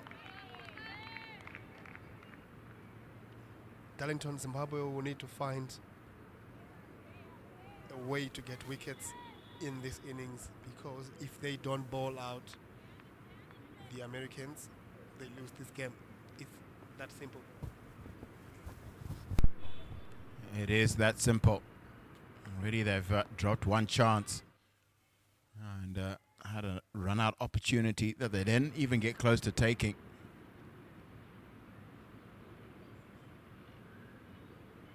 Really dangerous thing now is to just allow yourself to emotionally get flat.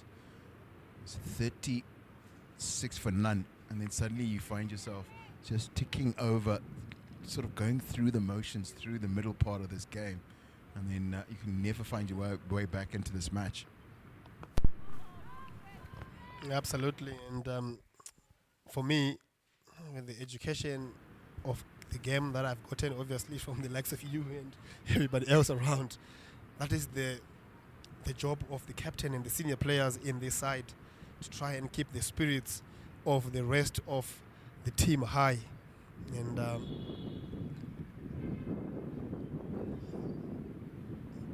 again, wide down leg side, 2 straight, doesn't get any movement, so it continues and becomes a wide. And you look around here, the senior players, Shan Myers, Christabel Chatonswa, Chipo Mugeri, Josephine Como herself, there is not much encouragement coming from those. There is not much vocals coming from those, and the younger players who just fall through the line, isn't it? Edged and doesn't seem to carry again. Dot ball to end over.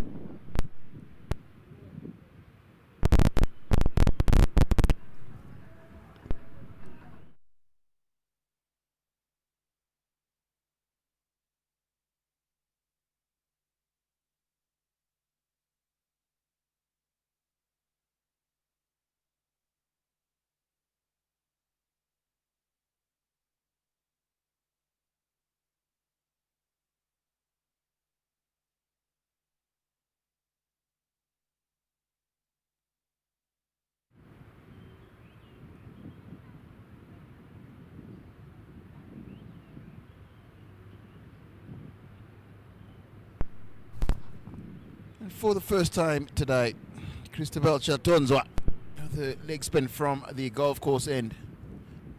Something we see regularly here at Harare Sports Club. We have in the men's national team, national side, Ryan Burl. We've also got Brandon Mavuta. All seem to want to prefer to bowl from this end. Is there any reason that you could explain to me why that is the case? It's a difficult one, Darlington, because sometimes it's preference, but most importantly, I mean, maybe the demographics of the ground. It seems to be a little bit longer on the golf course end, so the spinners who want to be hit down the ground will most likely prefer to bowl from this end. Down leg side, and it's a fine tiku. It's going to be leg buys that will go all the way for 4. The wrong line, wrong length, pays the price is Zimbabwe. To get this first loosener right, did Chatonzwa. You can see that is Noel Fedemeka. Just explaining to her, you get it outside the line, onto the line of off stump. Making sure she gets off the wicket. Actually, in her follow through.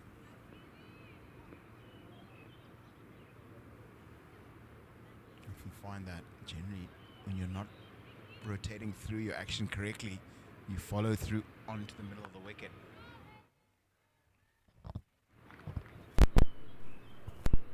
I'll leave the finer technical details about bowling to you, Darlington.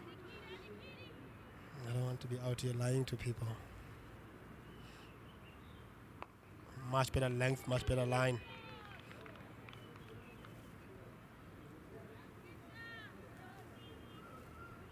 Yeah, Zimbabwe will need their spinners, one of their spinners to match Imadi's spell.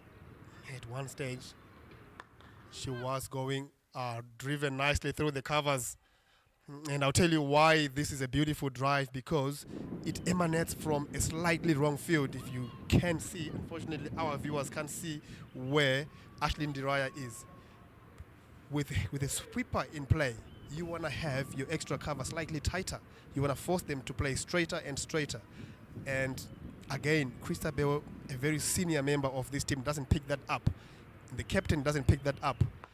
And again, through that same gap, away for 4. Brilliant betting this from Dingra, who is having a gem of ODI series as an introductee into this team.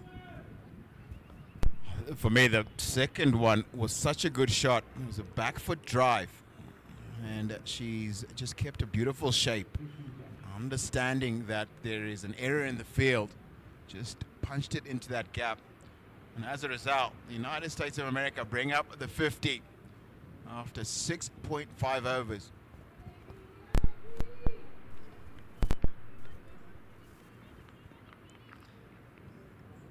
Absolutely, I agree with you, Darlington. Unfortunately, our viewers can't see what you're trying. Inside edge, unfortunate. But the United States of America won't mind, because that will run away for a 3rd boundary in a row. Christabel having a horror start to her innings. 2 beautiful drives through the covers, and then unfortunate edge down to long leg, and there is no 45 in play. End of the over. 16 from it. For no loss after 7. The Americans running away with this game, Darlington. Just a period of just not getting a few fine details right. And the Americans have been good enough to punish the Zimbabweans for that. Here at Harare, jacarandas are out that time of the year. Always for me, whenever you see these purple trees, you know that you're beginning to get into the busiest part of the cricket season here in Zimbabwe. Yeah, absolutely. Beautiful, isn't it? With that, a change in commentary. Darlington says, I've had enough of this. I might take a break. And joining me is Ruvimbo. Ruvimbo, you've been watching from the sidelines for the last half hour or so. Hiked away through mid-wicket, and beloved Biza's dive cannot stop it. It's an onslaught in the power play here from the Americans. 58 after 7.2. They seem to be running away with this. Rainbow. Well, running away might actually be an understatement there. Motoring away with this one.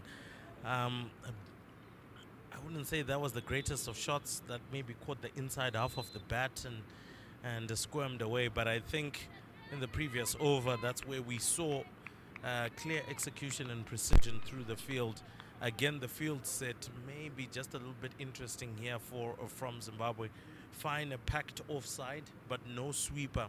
So that means effectively if the ball just gets through the field, then that's it. This one is high. Oh, just tentatively coming towards it.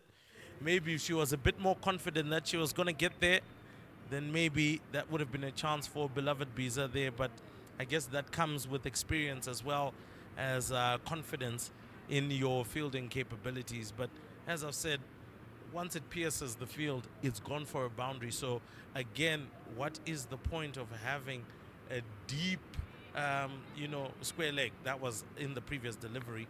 A boundary sweeper there who is not being bowled to because you've also got a packed offside. So some tactics here just not being gotten right, in my view.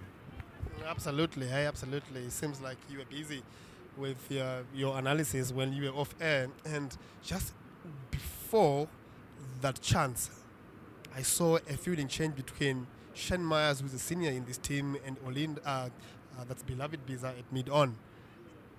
And as soon as that chance happened and it didn't get to hand, I could see Shane Myers regretting that decision. Perhaps, that's some of the game smarts that the Zimbabwean team who needs to try and catch up with as soon as possible, because this game is fast running away from them. 120 runs to win in 42.3 overs. That's ample time. And if we don't find a way to get wickets in this particular innings, this series will be 2-1 and alive. Very much so.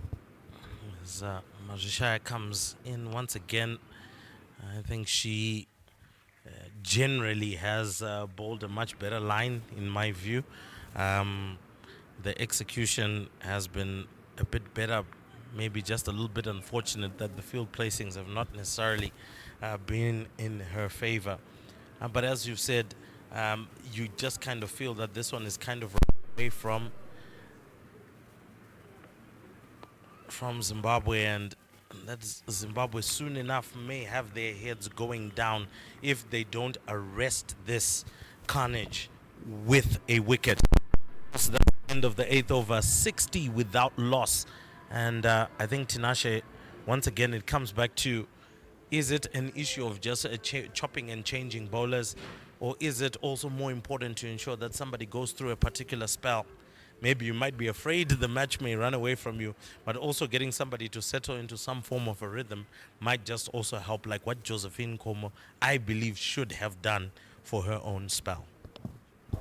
Absolutely, Rubimbo. And as you say that, she changes ends and she's going to replace Christabel, who went for 12 in her first over.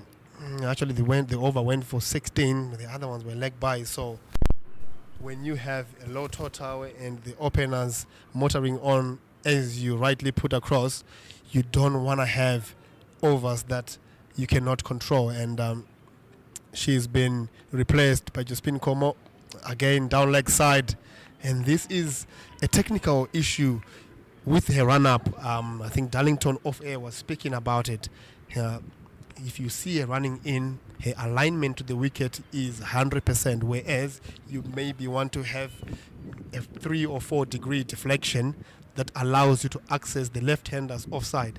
So she will always feel like she's not bowling well, much better angle, and already you can see going across the left-hander, which, if you look back at the American bowling innings, Kodali Gitika was able to do that, and she was able to use her angles well, which resulted in her really troubling the Zimbabwean batters and getting 5, and deservedly did so. I agree with you on that one. Driven a little bit uppishly, but just bouncing. Sean Mayers there. And this is something that Zimbabwe needs, an over. Maybe that might just go like this, where they are finding fielders. It's a bit frustrating. They have to try and go. How you can force the mistake. So Josephine Como, after delivering a sterling delivery, decides to come around the wicket. I'm not so sure if it was just to change the bowling or so, but I do feel once again, if it's not broken, then fix it. I think the previous awesome. It was fantastic. They're back in that same line again. Try to get the batter to think and try to change their style, and that is when you force the mistake. Wide driven, great fielding by Sean Mayers to get across. I don't think it was hit with the full face of the bat there, but nonetheless, a great fielding to save those runs. Absolutely, and this is the type of effort I've been speaking about. I want to see the senior players raising their hands up, either in the field, either with the ball, or either with conversations around this field to try and bring the spirit back. 118 to win.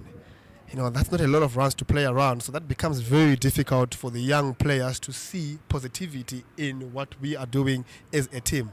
But if senior players, 1 or 2, has the mindset, has the composure to just drag 1 or 2 of them and say, this is how we want to go and play, you might be able to just wrestle back a little bit of momentum. And I think Josephine Como here, 4 dot balls in this over, she's starting to maybe rebuild her spell, and perhaps with that wrestles back some momentum. Interesting as well. I think learning their lesson from the previous over. Ashley Ndiraya a little bit squarer, a little bit tighter as you were recommending, and the ball went straight to her. So that's the end of the 9th over. 62 without loss are the Americans, and cantering along. 118 runs to win from 41 overs. Surely should be quite simple. A few fans that have come out to support the Lady Chevrons. Always good to see that our ladies are being supported, and that they can count on the fans of Zimbabwe to try and usher them through. And boy, oh boy, do they need them, because it is tough times indeed.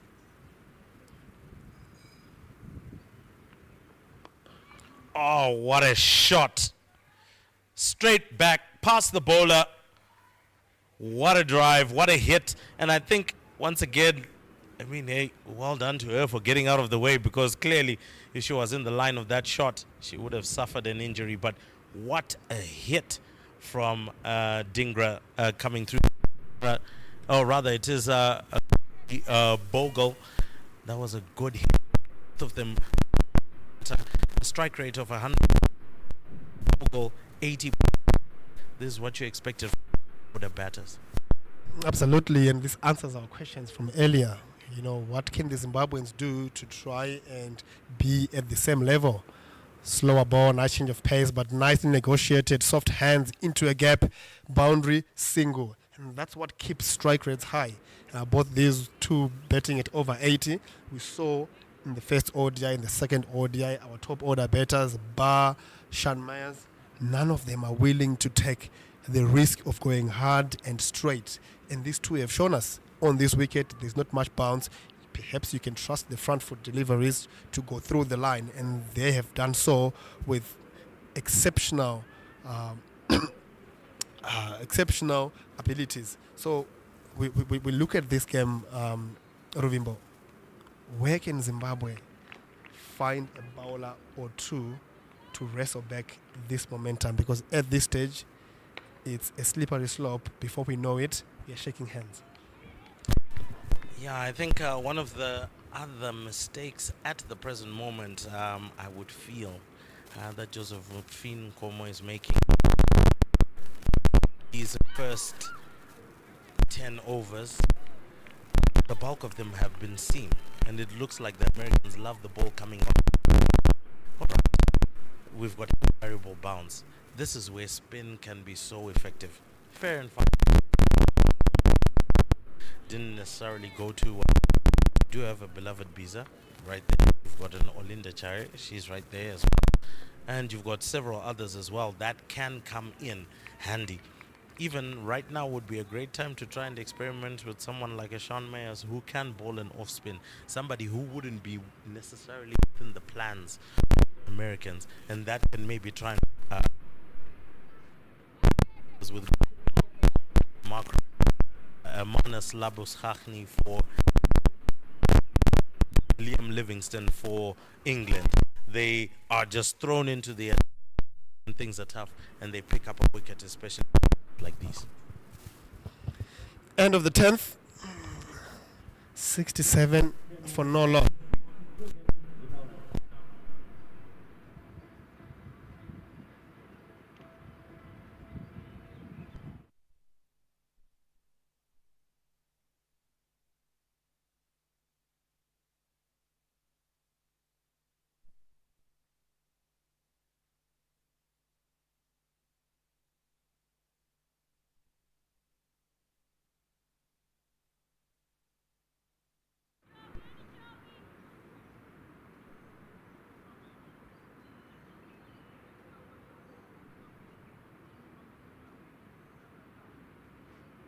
Josephine Nkomo continues from around the wicket.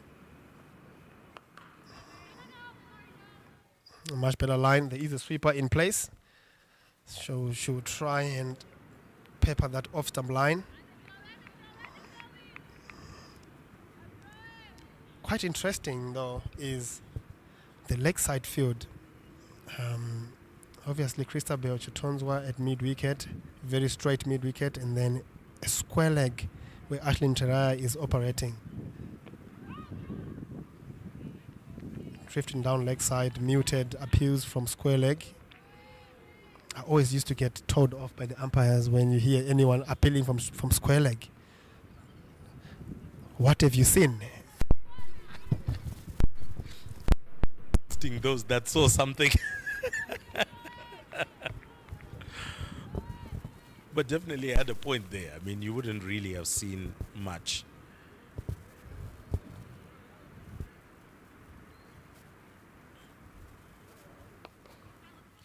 A bit wide, driven, but just only for a single.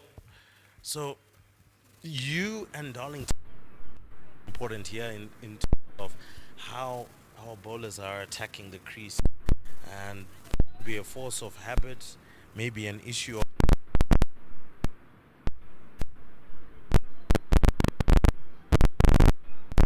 that I feel can be done if, let's just say, your running line can't be changed, is to change the seam position as well. What a fantastic on drive. Nobody is going to get close to that one. Straight down the ground.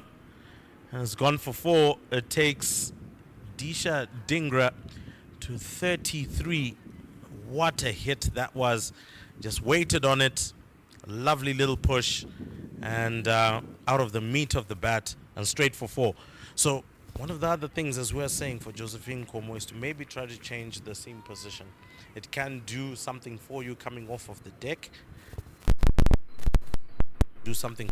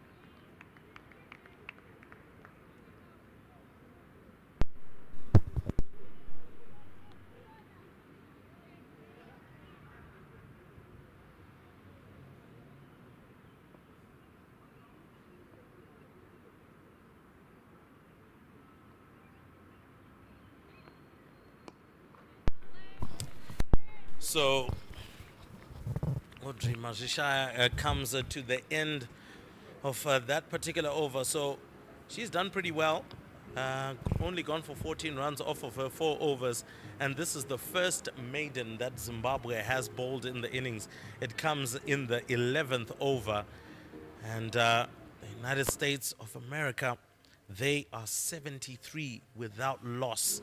And just needing 107 runs to wrap up the win if they can get there. Zimbabwe in need of wickets, and in need of wickets now. Josephine Nkomo, the captain, shouldering the ability to try and come up with something. But once again, as I'm feeling as well here, and it's clearly out of opinion, the feeling is that just maybe, a difference, a bowling change, bring some spinners in, get them to play and bowl at tandem, might just slow down the scoring rate and apply the pressure that they need to get the Americans to start experimenting. Absolutely. I think that echoes the point we've been speaking about. Someone from somewhere needs to bring a change of ideas to this lot. This situation is becoming dire very quickly. And I can see Josephine Nkomo obviously changing her angle to around the wicket. Initially, we thought it wouldn't work. Perhaps not that it wouldn't work, but perhaps that's not entirely the best option. But now we are also seeing for the first time in this over, road, that particular delivery got it to bounce a little bit more, and again, this time around, pulling a forced shot, but just finds the gap. Beloved Biza does the cleanup in third man, keeps it down to 2, but that's something that we're talking about, just disturbing the rhythm of the batters by the pace, changing the line, maybe a change of bowler, a change of ideas, a change of field set. That's all things that the Zimbabweans can resort to try and get a wicket or two. And you know what? Cricket is a funny game. Earlier in the Zimbabwean innings, they were motoring on at 80 for 1. Bang, bang, we are 100 for 5. So all is not lost, but something needs to change quickly. Indeed. Goes for it. Very lucky not to pick up an edge off of that one. Just got stuck at the crease there. Didn't get in line with that delivery and tried to execute that shot. And so Josephine Nkomo in this particular over causing quite a number of problems to Gaji Bogle.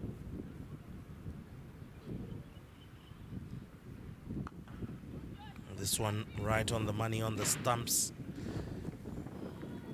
Has been able to pick up 4 dot balls in this particular over, and more of those are required.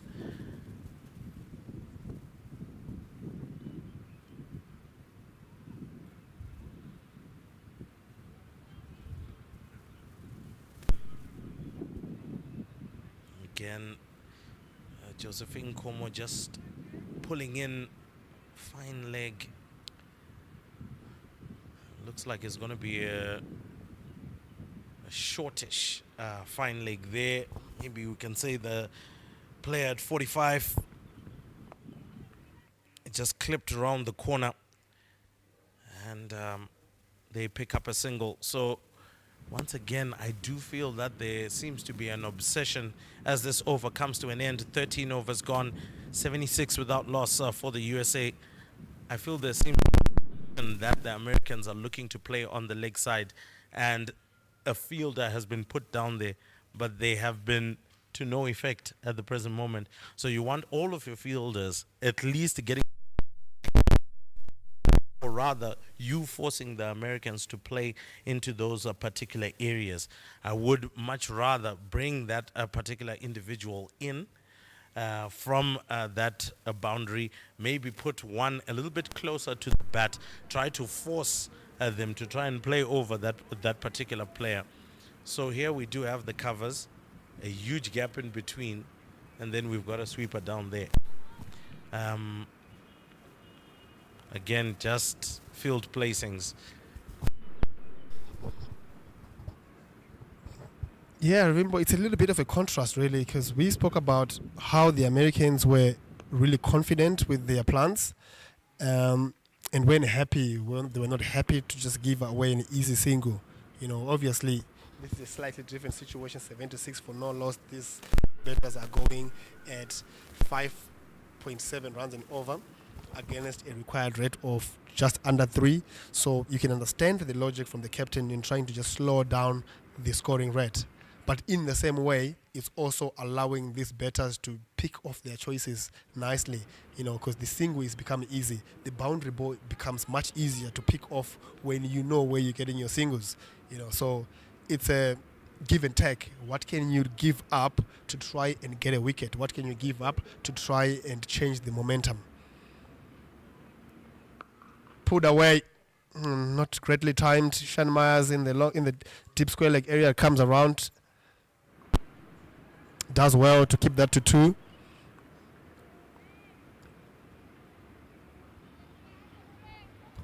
Now there you go, Tinashe. Exactly what I was looking at. Forcing the Americans to try and do something. I think as we can see from the last 3 overs, the last 2 only able to pick is the dots were building up on them, and they felt that maybe momentum is running away from them. That attempted point where it was nowhere near being pull forced them to do something. So these are some of the things that we're then talking about. Let's just say we field here, where you do your mid-on, your mid-off cover, a cover there, they are going to be forced to try and pull. Oh, that's a drop chance. My goodness me, Chipom Geri Tiripano. That was an opportunity, and that's gone down. That's the last thing that you need, especially when you're trying to arrest a run rate. A wicket would have done a world of good for Zimbabwe, but chance gone a-begging. Gary Bogo will be thanking her gods, because that was a straightforward chance, and I don't think you'd have wanted to go to any other person but Chipombo Gary. Very good fielder, very experienced, edged, and once again goes past the glove of Modesta Mupachikwa, and they'll turn around and pick up the second. Olinda Chare does well, the boundary. A few chances in this over, and that's coming from exactly what you're speaking about. A maiden over from Majisha in the previous over, just 2 runs, just 3 runs from Josephine Komo's over, and then this over brings up 2 clear-cut chances that were not taken. After 14, 99 runs needed of 36 overs, 81 for no loss. There will be commentary, so we'll join.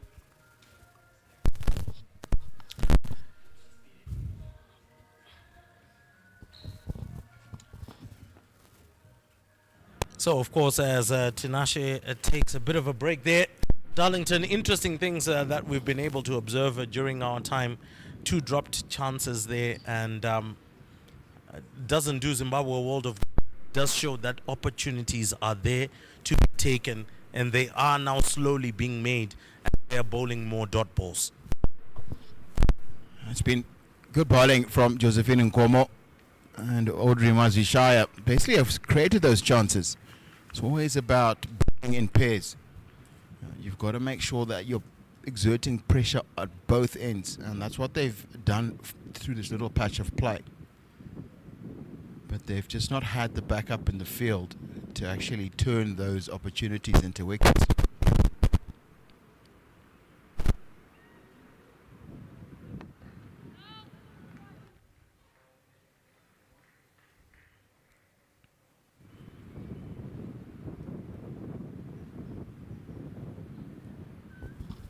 You being a bowler yourself, I mentioned something from my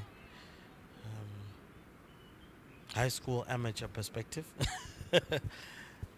You did mention the angle coming in was always going to be very difficult for the likes of Josephine Komo to be able to get as much purchase as she would if she was coming from a different angle.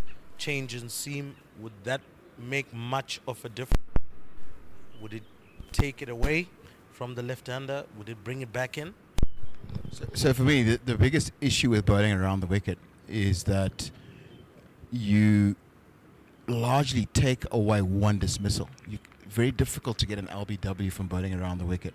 But when you're bowling over the wicket and pitching it in the line of the stumps the way that Josephine Nkomo does, you get the opportunity of getting LBW bowled, caught behind it, all the possible dismissals that a bowler can get. But it's very difficult to get that from around the wicket.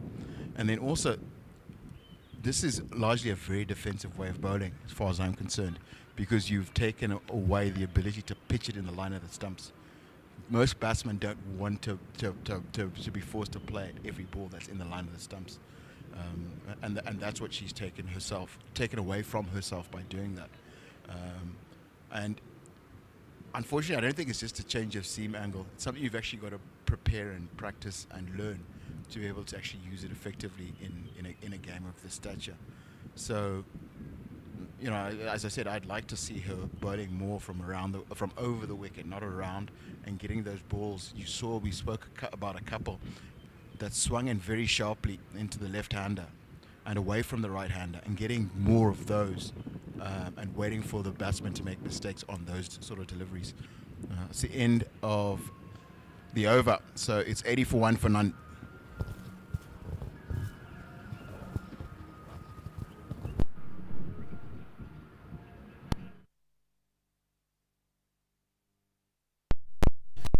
Well, it is quite hot out there, and so I believe as they are famished out there, we're also quite famished here. It is going to be a drinks break, and as you heard rightly, 81 without loss after 15 overs. We'll be coming back right after the drinks break.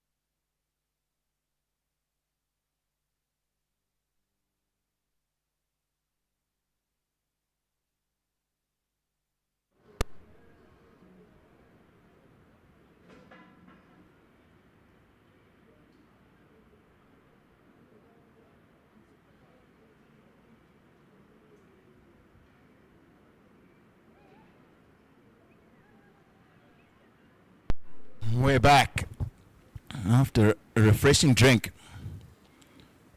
99 runs from 35 overs is what the USA need to win.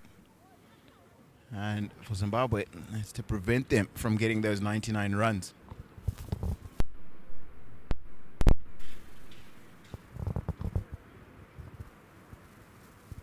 Audrey Mazisha is going to continue from the city end. That's a good quick single. There's an opportunity at the keeper's end.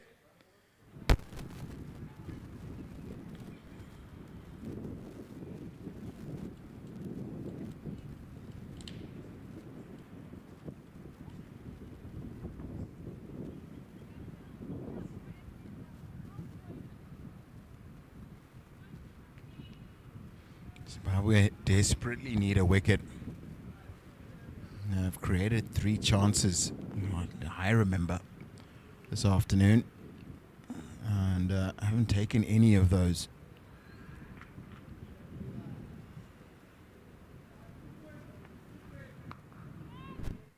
And that is swung away toward a wideish mid-on. Going to be just the 1 run.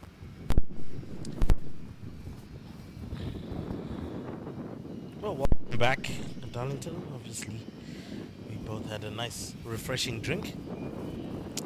But interesting times as well. That ball just coming in a little bit slower and then hacked onto the leg side.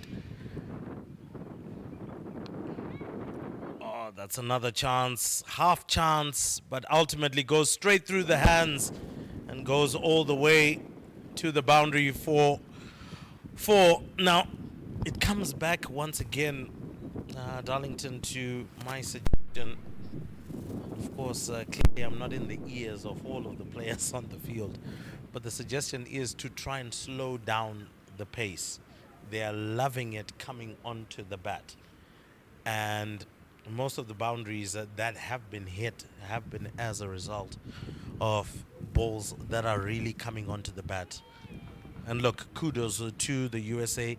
They've played their shots, every loose delivery, every over pitch delivery. They've sent it through. And that one was also just a slight nudge, but look at how quickly it went to the fielder there. So my general thought, once again, is maybe just to slow it down. Yes, as a seam bowler, I think there are only so many slower balls that you can bowl in and over. You can't bowl those 6. So this then calls in for maybe your spinners to actually come in now. Yeah, I think this is probably the time. It was the experiment. Well, I wouldn't call it experiment. She's a frontline bowler. And there it is. Rovimbo, you beauty. You called it. It was the slower ball. And she deceived it, who had been going along very nicely.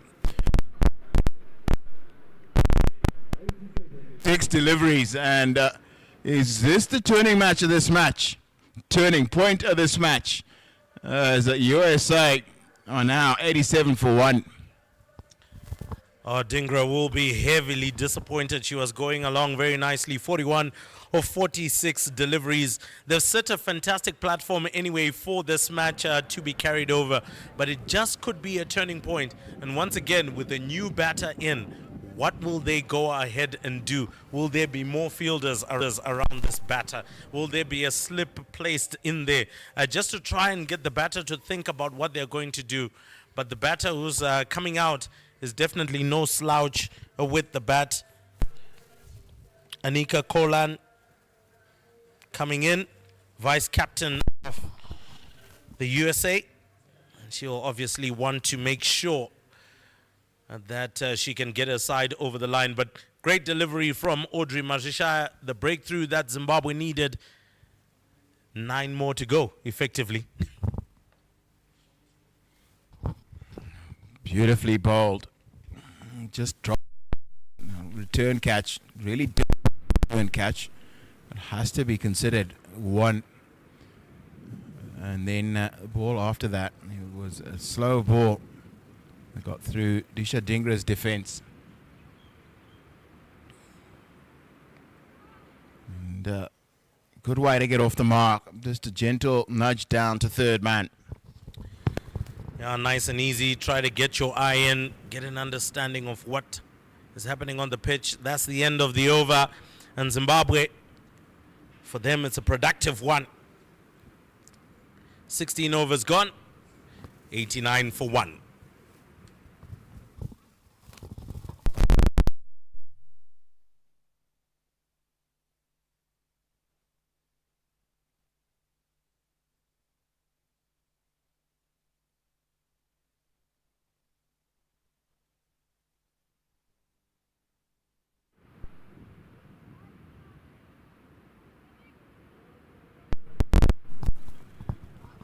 One of the other things that you tend to see, Darlington, is whenever you've got a low score, every boundary seems like you're bowling rubbish. But when you actually look at the figures of the ladies, they've actually been very good. Josephine Como, yes, she doesn't have a wicket, but she's only gone for 23 runs in 6 overs in any format, or rather in any 50-over match. Those are fantastic bowling figures, to say the least. Audrey Majishaya, the one with the breakthrough, 1 for 26 over her 6. Oh, that one stays low. And there you go, that invariable bounce coming back again. But we're talking about bowling figures. I say like a nightmare whenever it goes for a boundary. But the ladies are doing their very best. But it's always about context. And when you're defending a score of 180, run rate required just around 3.5, then you start to see that those figures are actually on the expensive side. And that's been the problem. And it has allowed the Americans to get themselves into a very good position.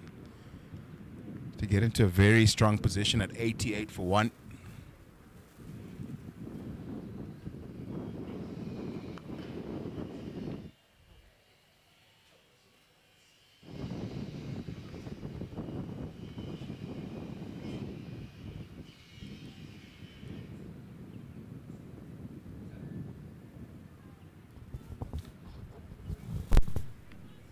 So Josephine Como trying to keep it as tight as possible. 3 dots so far. Just through the gully and point region for a single. And Anika Kolan is doing what any new batter would do. Just have a feel.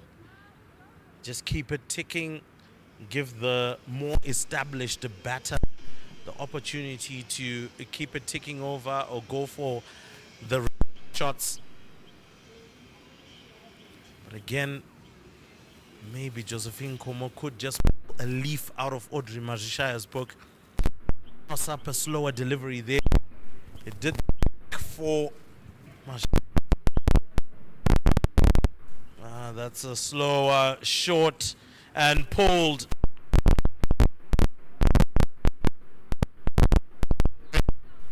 When I did suggest the slower ball, I didn't say drop it short. That one was dropped short, and it was pulled away effectively. So another 4 runs gets the USA closer and closer to their target. 1 delivery left, and what had so far a very good over.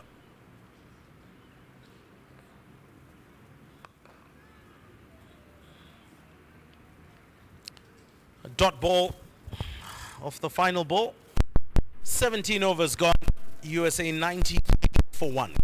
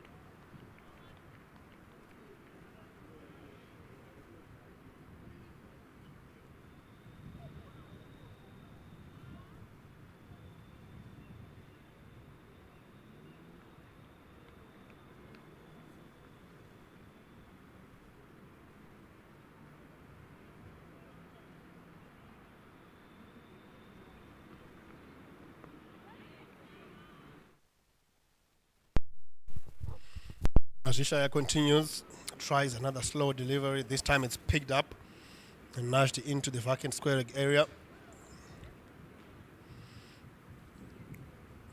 A very important breakthrough. 86 runs still required in 32 overs. That doesn't sound complicated, but cricket is a funny game. Very odd as well. I've seen many dire situations turn around and become very competitive. So that's what the Zimbabwean ladies need to keep believing here, that this situation is not dire and it's not lost, and they can be able to pick something up. If not, they can be able to pick up some momentum and some confidence into the next game. Oh, nicely bowed. Nicely bowed. A little bit of a heck across the line. It doesn't get the bounce she's looking for, Gadi Bogo. And that's something that is always supposed to be in the batter's mind. You know, the Americans bowled first. They saw and analyzed this wicket and how it was playing, how much bounce there was or lack of. And when they come out to bat, it's important that every one of them from here on understand what's required on this particular wicket. Yes, I know that sometimes in terms of ability, it might not be exactly something that you're used to. But this is a wicket that's going to crush your toes from a back of a length. If you are not aware and you're playing accordingly, you could find yourself in a difficult situation. Pulled away. Sean Myers, a deep square leg, will clean that up.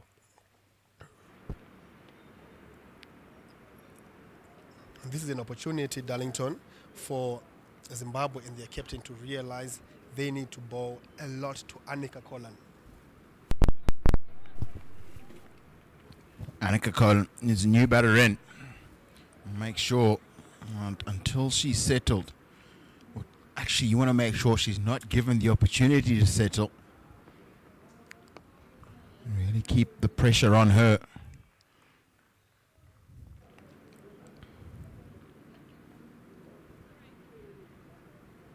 Three from 7. Strike rate 43. As any new batter comes in, there's going to be a slowing in that scoring. That's 18 gone and 95 for 1.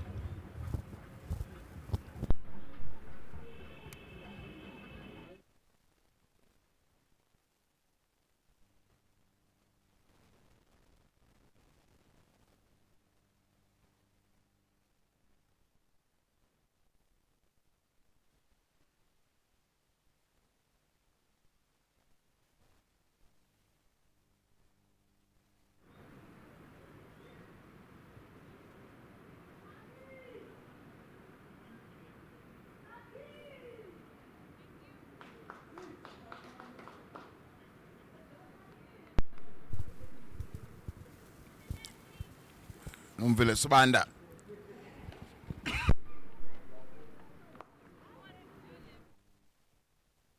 Does appear as if taking the pace off for the seam bowlers is the plan the Zimbabweans are going to use during this stage of the game.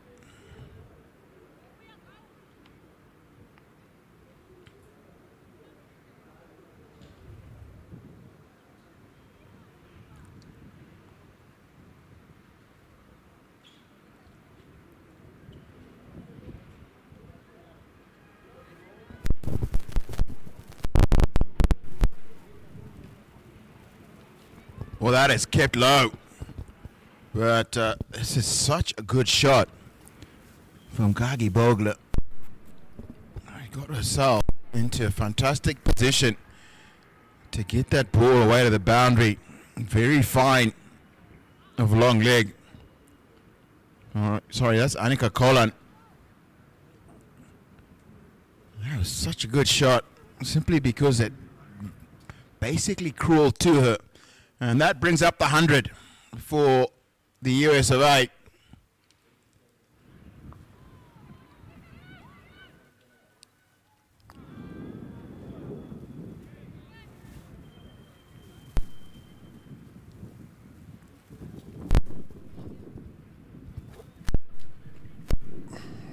Quick single. I think the fielding can definitely improve. The intensity out there can definitely improve. It's a hot day. And That's why it's difficult to maintain that, but it's an experienced side. Zimbabwe ladies need to understand that they will need to create something out of nothing. Nicely bowled.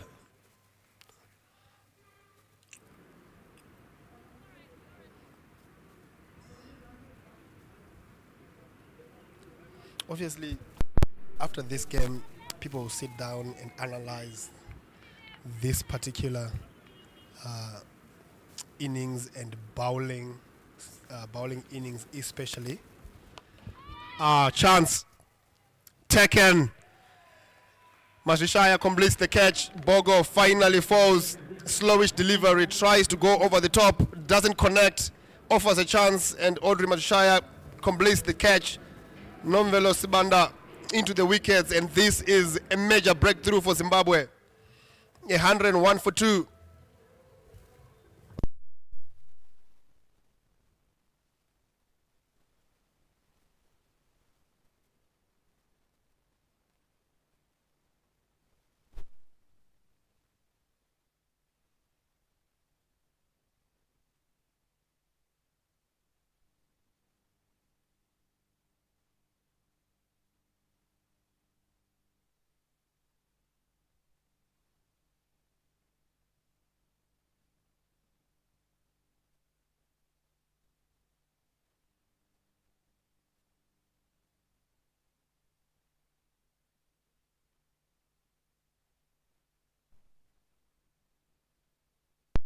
Brings Ella Claridge to the crease.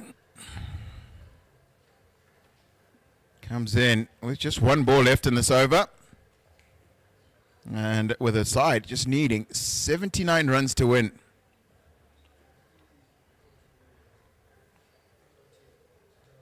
Burglar done a lot of the hard work. Many of our viewers who watched the Zimbabwean innings must have heard us at least complaining about the fact that 4 Zimbabwean batters got starts, got into double figures, and then weren't able to continue to carry on and get themselves big scores. US of A doing something that is almost similar. Burglar got a start and really should have batted until they won this match.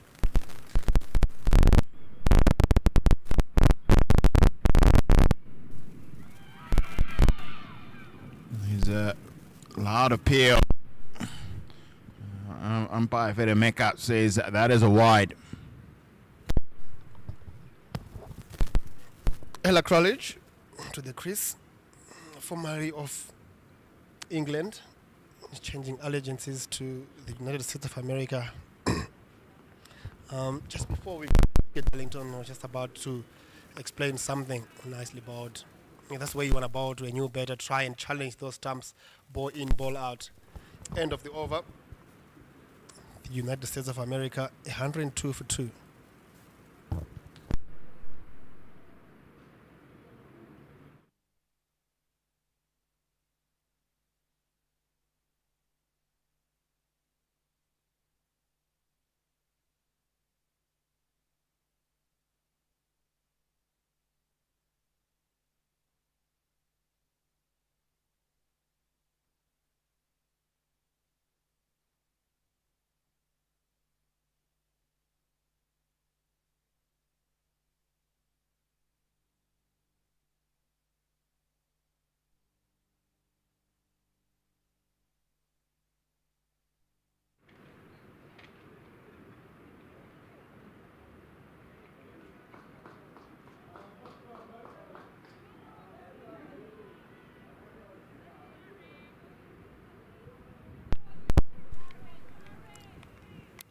Change of bowling for the first time in this match. We'll have a look at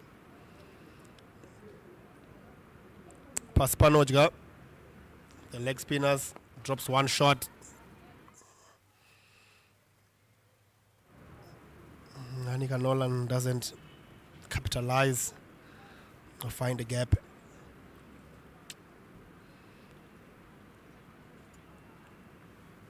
Again, short, wide, no bounce. There's a quick consultation from Aino Chabi from to the square leg umpire, just double checking if that ball had not bounced twice before the popping crease. So she gets away with it. She's only punished for the wide. Again, another one. Yeah, this is not been a great start from Olinda Chare on debut. Darlington, I was saying before we got that wicket, someone somewhere will look back at this game and analyze the bowling effort, which has been subpar, and the fielding thereof, which has been very poor, if I'm very honest. But then you look back at the batting performance that we were able to amass today, and that put us in this particular situation. Modesta Mupachikwa, 34 of 59. That's a start. He faced 59 balls as a top order batter, very experienced, probably the highest run scorer for Zimbabwe in ODIs. You give up that chance to make it big. Sean Myers, understandable. 14 of 19. Caught behind, you can forgive. Chipo Mugei Tiripano, 28 of 46. Both Modesta and Chipo managed to put 40-50 runs together. One of those two needs to get 50 and 100. You then look back at Ashley Ndiraya, last recognized specialist better in the side, before the all-rounders of Josephine, Dunyararo and Christabel come in. Again, after a break, gives up the chance. Oh, brilliant catch. What a wicket. A little bit of a consultation. She doesn't need that, is Olinda Chare. She's 100% sure she got that wicket. But I know Chabi will go around and consult with her counterpart. But Claridge is already on her way.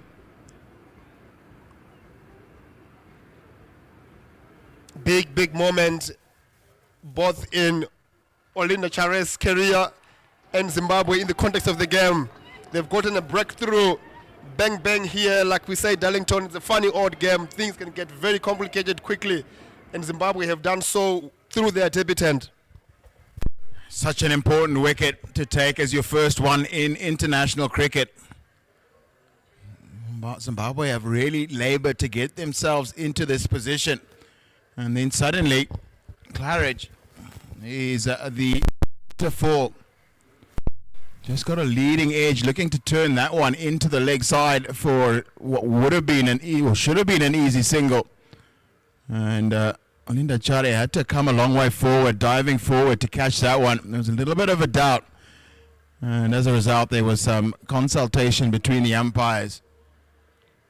And it is Sri Harsha who replaces Claridge as the USA find themselves at 105 for 3.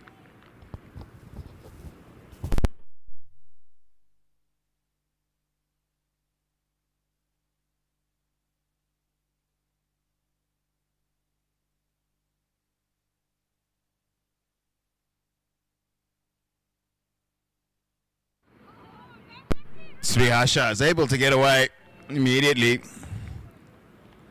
There's Novelo Sibanda does the fielding at point.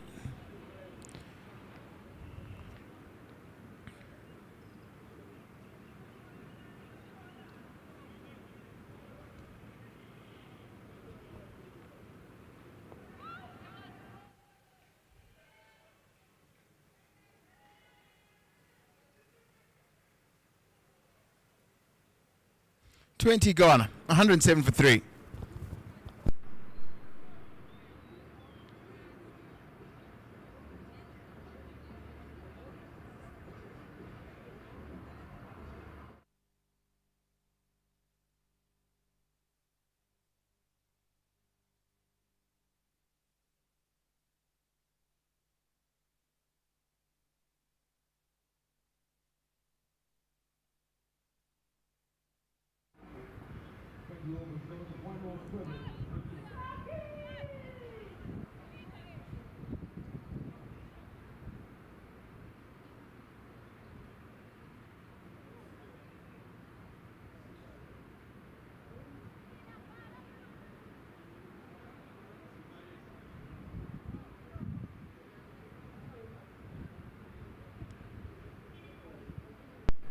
Srihasha got off the mark.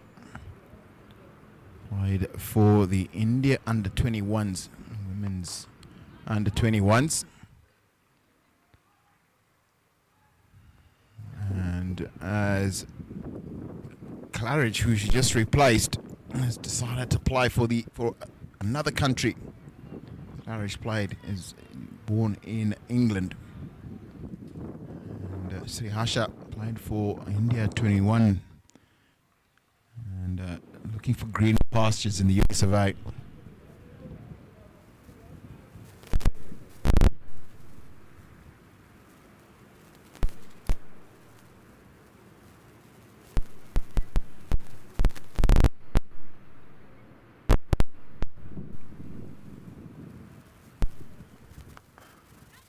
And that is a glorious, really wonderful cricket shot. Bisected the two. Chatonzwa and Josephine Nkomo in the covers. And Srihasha gets her first boundary. Yeah, lovely shot, Darlington. Just leaning into that one, picking up the gap. And perhaps not our best cover fielder over there. And that has been an issue really with the Zimbabwean fielding. You find that there is athletic fielders down at long leg, down at third man, fielders that can maraude that cover line with a little bit more agency and agility. But nonetheless, the US profits full and straight. So like I was saying, Wellington, Zimbabwe will need to be very careful in their analysis of how they find themselves in this position. 111 for 3 with the Americans needing 69 to win, just under 30 overs. 4 pulled away, doesn't really connect. Isidu still get a single.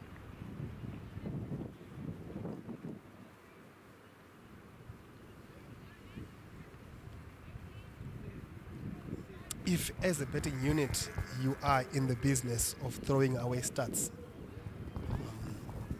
and obviously many a times we've seen that the Zimbabwean bowling attack always finds ways to win games from difficult circumstances. There will come a day where the two openers like today came in, Dingra and Bogo, and everything went their way, which made it very difficult for a total that on other days you'll be able to defend becomes a very difficult one to deal with, especially in today's 112 for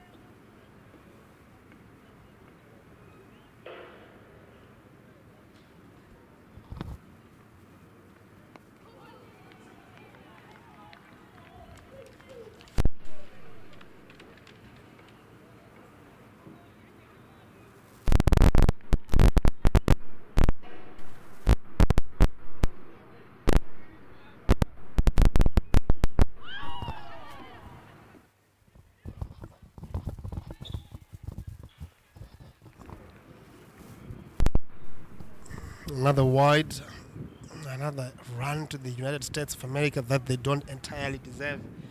And they won't mind Darlington because ball by ball they get closer and closer to that elusive number of 118. 114 for 3. Wide once more.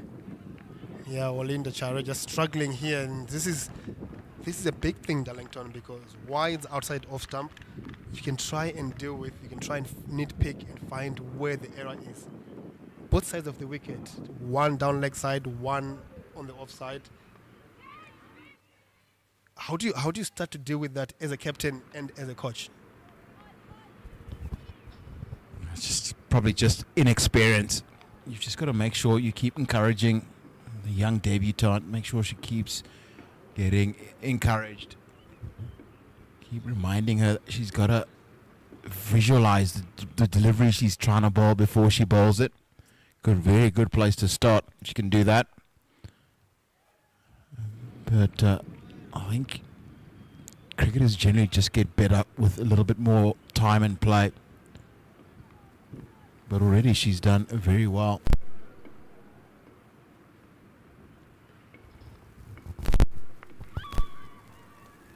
Nicely bowled this time. Nolan trying to manufacture a push shot. The length is not entirely there, and with the nature of the wicket that we are playing on today, especially where there is not much bounce, that shot becomes very difficult and provides an opportunity for Chare. Nicely played. That's a much better shot. And Darlington, 2 new batters at the crease. And obviously, you've got a debutant bowling. 22 overs gone, 116 for 3. We're going to continue with the debutant bowling. And you've got 2 new batters in. You've got 60 runs to play with. Is that entirely a clever idea to have all your sweepers out when you are trying to defend and also attack at the same time? Gotta have at least one catcher in, and then just an extra fielder inside the 25-yard circle, just to make that pressure. Those runs are too easy for the US of A at the moment. If those sweepers are all out, what you want to try and do is force new batter to have to hit through the field. We were just talking earlier on, just between the overs, where I says, I think there's a feeling I get that once the ball gets a little old, it really slows up and starts to hold up in the pitch. It requires a very different sort of batting technique to actually score quickly when the ball is doing that. It's much easier when the ball is new and hard and coming onto the bat. And so really so much more important to make sure that all your fielders are in the circle when the scoring is difficult to score quickly. Absolutely, and if you look back in the Zimbabwean innings, this is what we're speaking about. Even in the 48th over, we had literally everyone in the ring trying to stop any single in the ring, and even down to sweepers, and that made a big difference, because if you look back, the dot ball percentage of the Zimbabwean innings, in this particular innings, perhaps Zimbabwe has allowed a single or two, just like that, down to sweepers way too easily, and that has become, something that the US have used as a reliever of a little bit of that pressure that Zimbabwe is trying to build.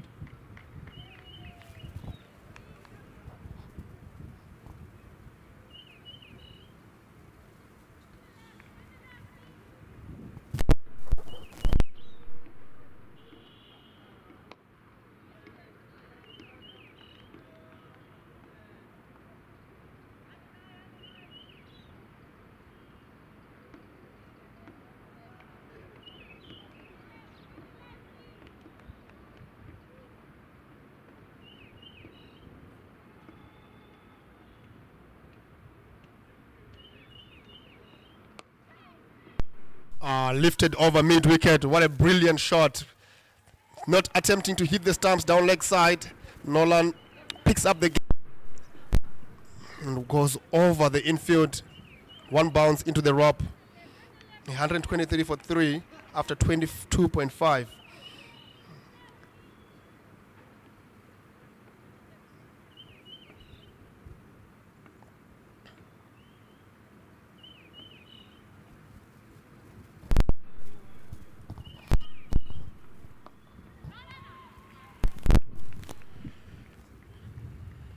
Twenty-three gone. 123 for 3.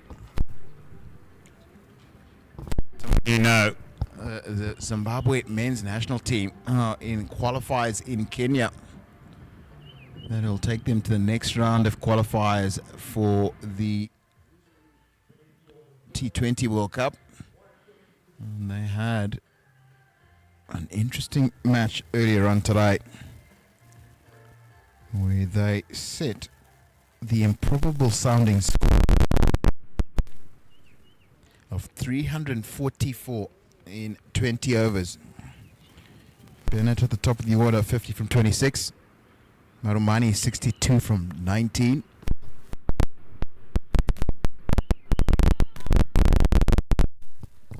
The captain Skandaraza 133 from 43. And Clive Madande 53 from 17.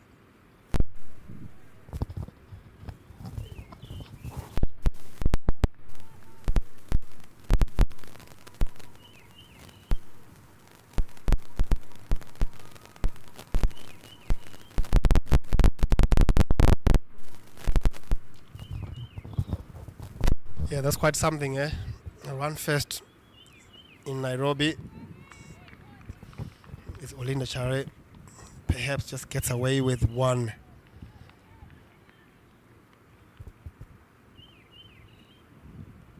.55 of 162 deliveries. Finds the edge.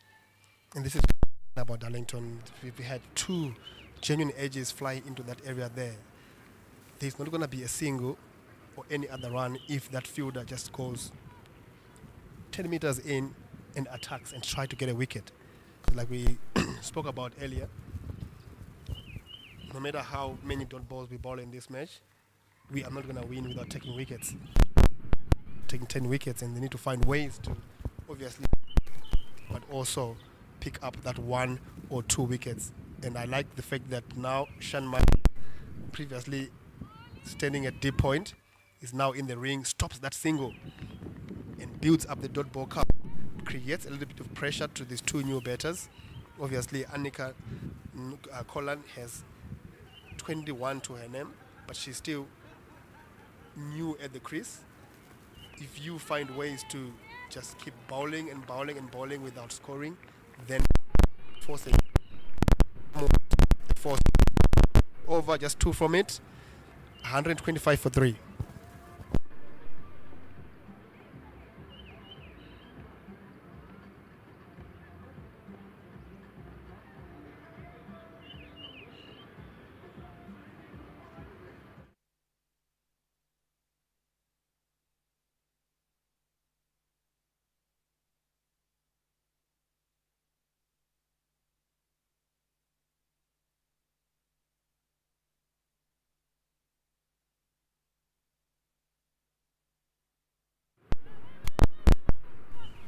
So just as we're getting to the half mark, 125 for 3.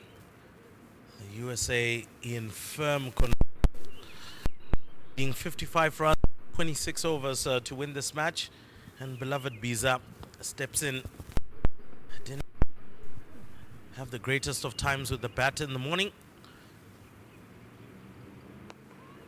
but she will obviously look to make an impact with the ball. Got a very good strike rate, especially when she does a ball as well.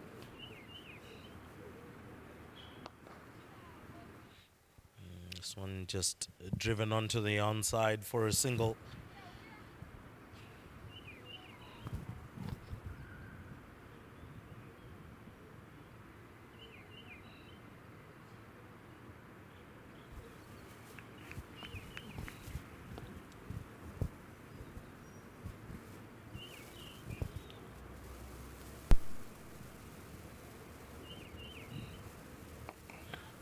Very open field set. It does have a packed offside, but interesting to note, no shortish third man, no third man at all. Very vacant area, and it does, of course, gives you the risk, rather, that if you do ball wide, all you have to do is get it past the wicket keeper and it could be gone all the way for 4. But, Again, bowling to a field set quite nicely and building up a little bit of dot ball pressure. Only one run from the over so far. And this one most likely will be the final delivery. Oh, and that's another dropped opportunity. Zimbabwe will need to work on their fielding after this particular ODI. Yes, we do know that there have been a couple of half chances, but there have also been a couple of very good chances in the field. And I think, Tinashe, this might become a cause of concern, particularly for the fielding coach. 25 gone at the halfway mark. The United States of America 126 for 3. And beloved Biza guilty of dropping a sitter by her own standards and by the standards of the team. And if you look into the situation of the game, you want to take those, Ruvimbo, and this is something that the Zimbabwean technical team will need to nip in the bud, because this is the 4th catch dropped in this innings. And when you only have 180 runs to play with, you want to be a little bit more ruthless. And we haven't seen that as yet.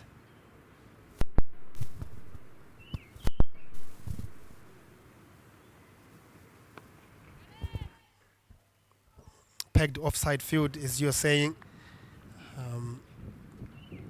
just gives a reinforcement for the bowler to keep bowling to a field set and making sure that there's no runs scored. The 3rd dot ball in a row. If we are looking into the last 3 overs, there's only been 3 runs rather scored, and that scoreboard pressure will start telling. And obviously, just like that, that dot ball pressure just pushes Anika Nolan to run down and provide an opportunity. Yes, it's a great shot straight down the ground, but it provided an opportunity for a wicket. Well, also looking at the other end of things at Tinashe, that was a loosener as well after building up so much pressure. Would have wanted Olinda Chare to continuously bowl like this, because clearly the ball is not much bounce off the pitch, off the deck. So it hard in the pitch. It just keeps on going at its trajectory, goes past the fielder there, beloved Biza. Well, to be fair, that would have been a take if she was on. 6 overs done and dusted, and the USA 128 for 3.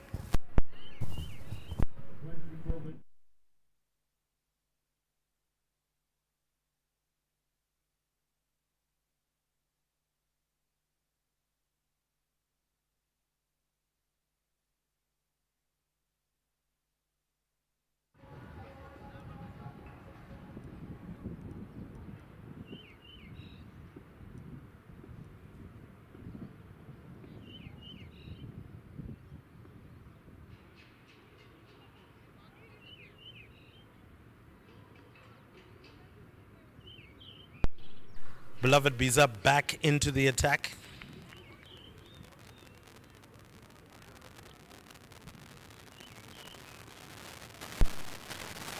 Tosses that one, goes down leg side, and I don't think that field was on that one.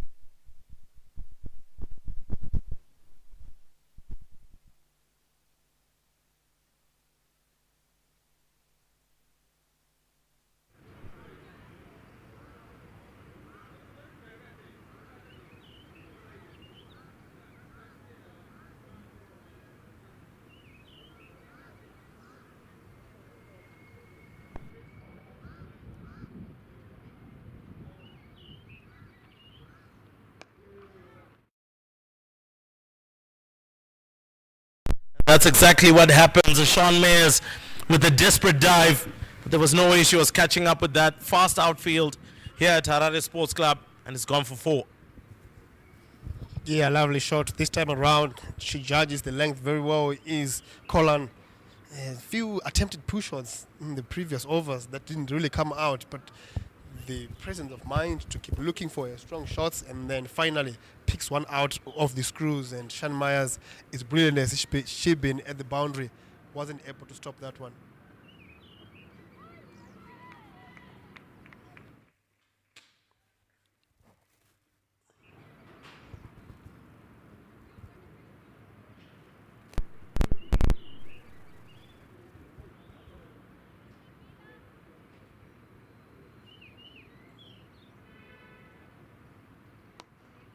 Nicely played. Back of a length. Rocks back, straight bat, punches it down to long on. It's an important shot in a batter's toolbox. That one, being able to use the crease, get deep and find gaps.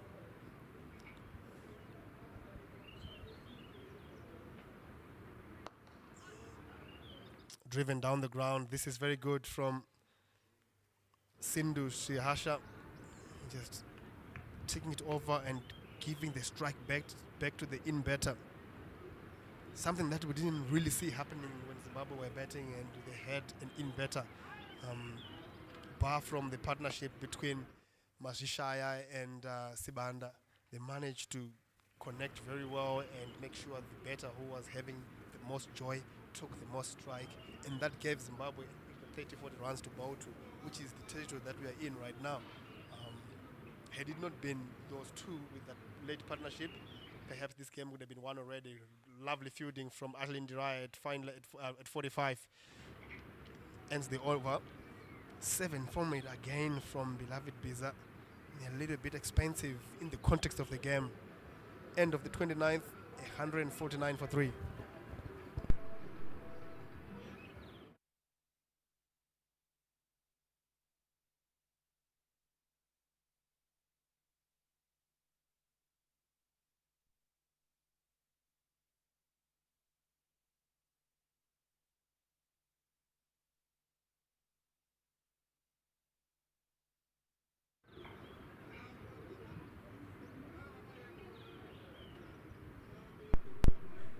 So we come back, of course, as trying to do everything to wrestle this match out of the hands of the USA. They have a strong grip on it. Oh, edged. Nobody there.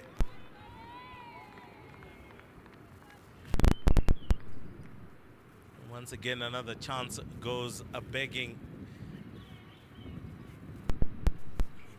A smart idea to put a slip in there, very close to the wicket keeper, straight down. Good fielding off her own bowling. Oh, good to see no harm, no foul between bowler and batter. Tend to be enemies of the field of play, but good camaraderie there. So Chare tosses that one up and it's driven. No way anybody is going to catch up with that one.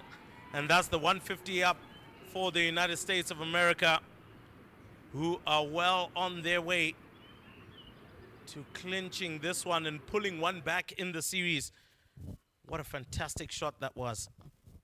Brilliant shot.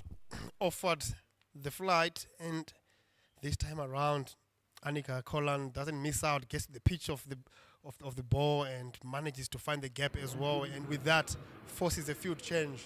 And this is the importance of putting away bad balls, because now she's got long on and long off up, and she's able to just do that and try and get a 1, albeit by a misfield this time around, but that was her idea, to try and hit the sweepers on the long boundaries. Brilliant batting from the captain. That was brilliant batting, and once again just showing how an innings needs to be constructed, and hopefully for Zimbabwe they'll be able to take a couple of lessons from USA. That one short, pulled into the leg side, easy single. slowly but surely ticking the runs over. 25 runs to win with just 20 overs left.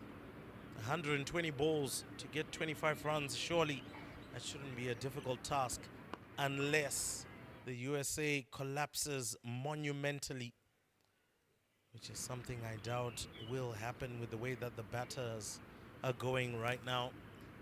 And of course, Anika Colin moves on. Series rather is on 11 in no need of any rush. It looks like at this moment we are going to take another drinks break, a much needed drinks break for Zimbabwe, a bit more refreshing for USA, but the equation is very simple. It is now just only 20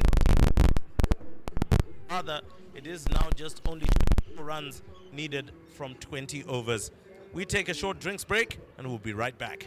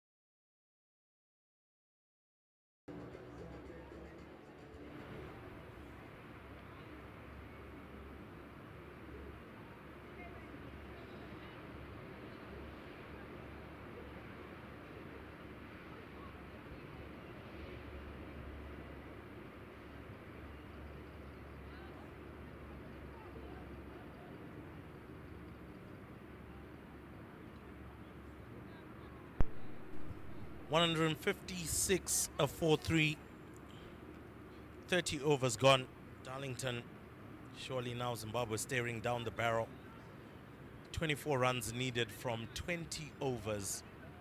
Zimbabwe needs 7 wickets effectively in order to prevent the USA from winning this one and pulling one back, keeping the series alive, whilst the USA need this one to keep the series alive and hopefully try and topple Zimbabwe in the next match.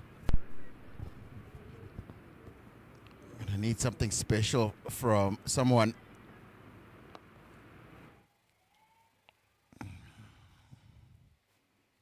Really, to get 7 wickets in for less than 25 runs. Something. But what it also has done keeps the excitement in the series, because if Zimbabwe had won today, then there's the last 2 matches are essentially dead rubbers. What this has done is it's just made it so that the next match in the series, match number 4, is going to be very, very important. Both sides are going to want to win that one. should set up some really exciting cricket.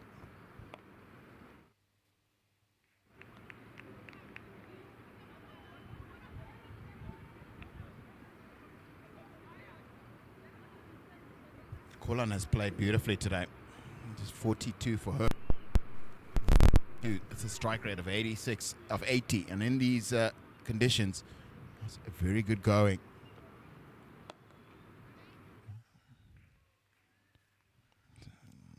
Zimbabwe, he made an effort to really slow the game down.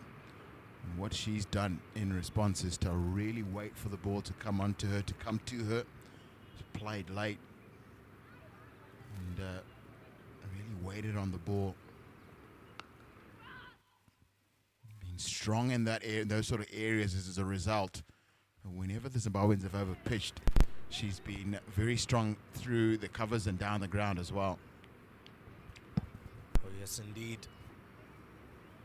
Very, very good in terms of her batting. Also, more importantly, has not been afraid to rotate strike. Done really well in that regard. So, nudged it, but waiting right there. Looks like Gary Tiripano, if I'm correct. Just taking Anita Kolan balls and only 5 boundaries in that 42.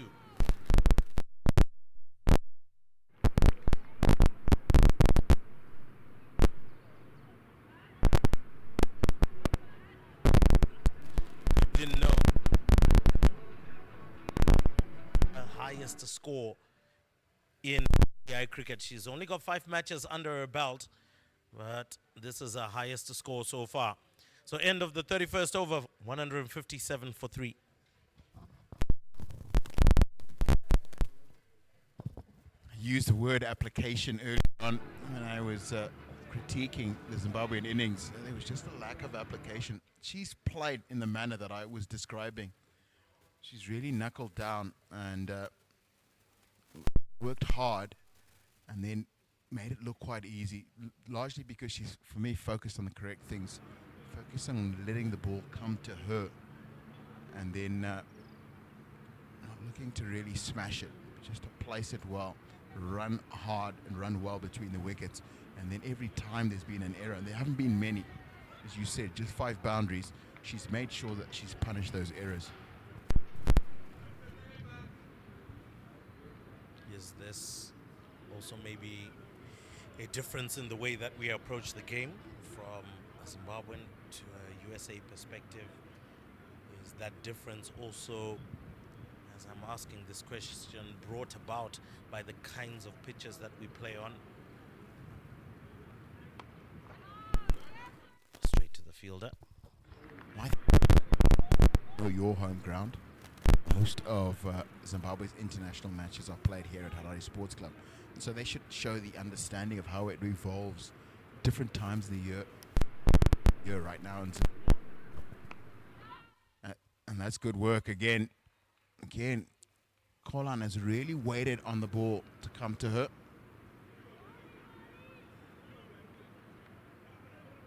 Sean Myers had to get the dive in to make sure she kept it down to just 1 run.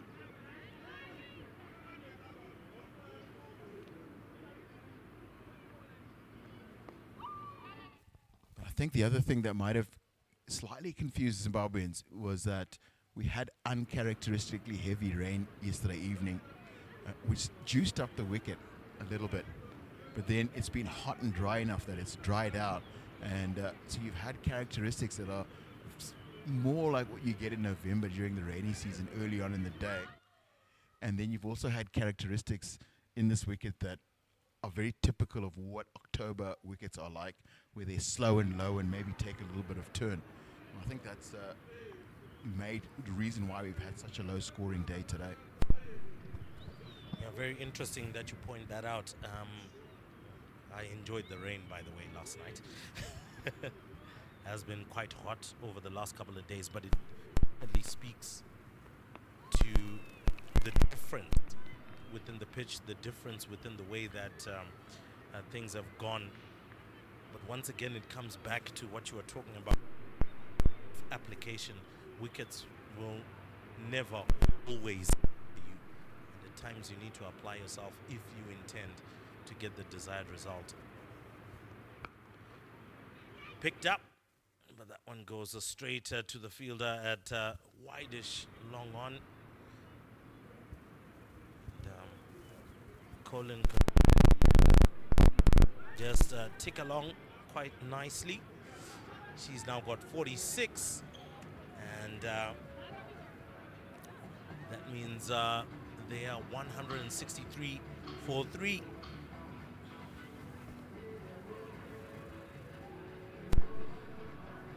And it looks like Josephine Como will be coming back into the attack. Also sensing that this match is slowly slipping out of the grip of Zimbabwe. Maybe as a captain, you take it upon your shoulders and you try and wrestle this match back, but one would feel it's a little bit late in the game at the moment. Zimbabwe now somewhat even hands on some of the fielders, ambling along to the end of the match.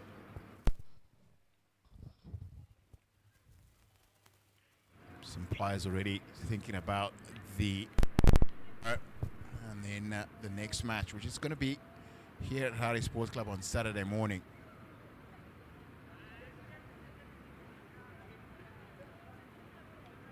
Just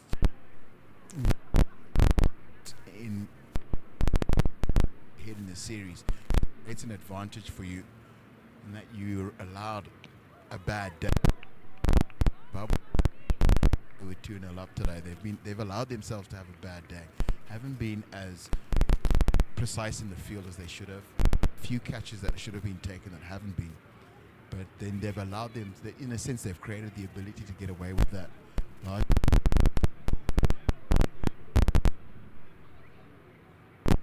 Just need to win one. To win.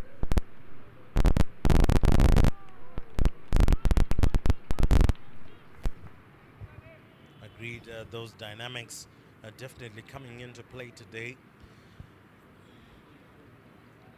But for me, I would say there should be a lot more thinking from the senior players. Obviously, it may feel like and seem like we're hammering on them, but they also need to shoulder some of the responsibility for today's performance, in particular with the bat, where some soft dismissals just allowed the US to get a foothold, get the wickets that they needed at regular intervals, and ultimately put Zimbabwe on the back foot from the word go.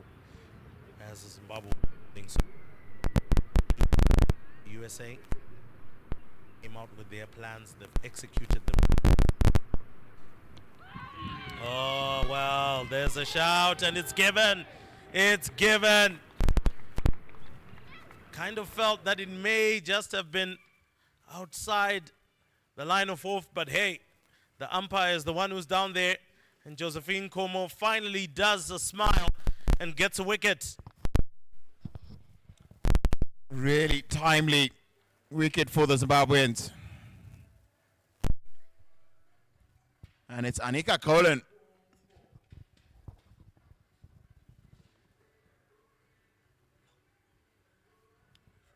Anika Colin is the batter dismissed.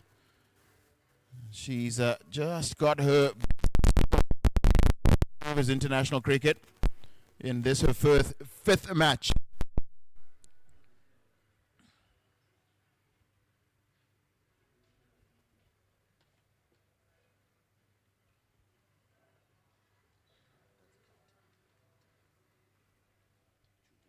And it is the captain, Aditiba Chudasama, who has now got the responsibility of seeing this match to its conclusion.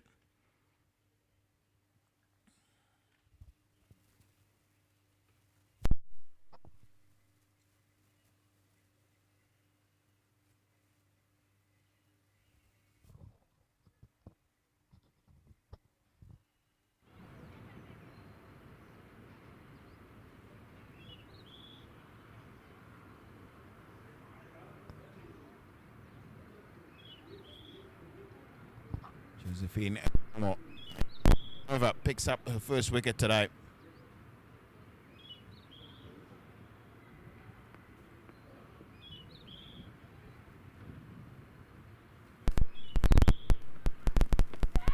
And that is another good appeal, and it's been given. This one is a little bit fuller, a little bit quicker, and it's hit the front foot. Is there going to be some drama here at Harare Sports Club? Well, Josephine Nkomo is writing the script. She's gotten rid of her compatriot. That is, of course, Aditiba Chudasama. First ball right on the money and wrapped on the front foot. There was no way she was going to escape that one. And the umpire had no choice but to stick that one up. And so, of course, so 2 wickets and 2 balls. She is on a hat-trick. And what a hat-trick could do for Zimbabwe today, would take them into what we would call utopian state, which is where they could again believe that they can wrestle this match away from the USA. But she's obviously going to have to wait for the next over to try and complete that hat-trick. The over is done and dusted, and the USA 164 for 5 after 33. 16 runs to win. Olinda Chare comes back in. They're just tapped away by Siri Harsha. It is Vagela who has come on. Vagela, I'm sure, wouldn't be called upon under such pressure situations too often.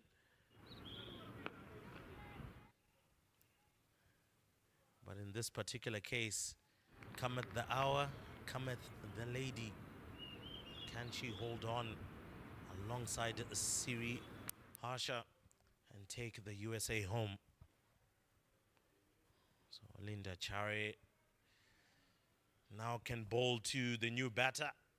Vagela trying to make sure she has got an understanding for surroundings.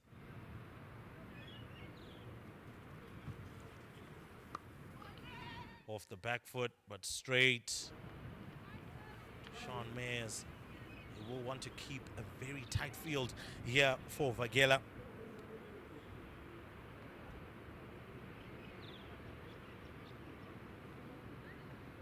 Short, straight to the fielder once again. So those are small ounces of pressure can ultimately push a wicket here.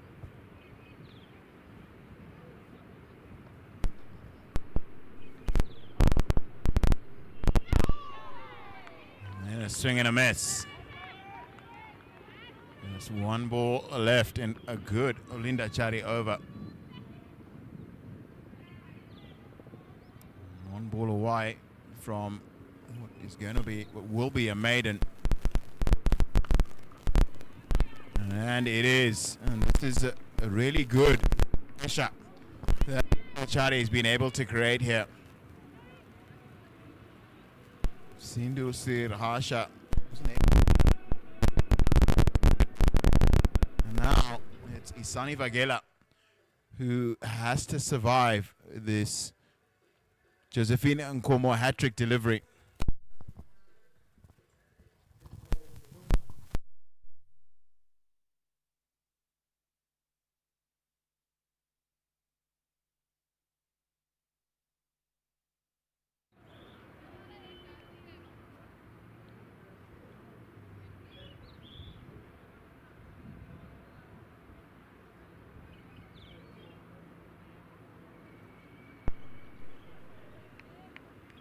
Sani Vag has to face what is a hat-trick delivery.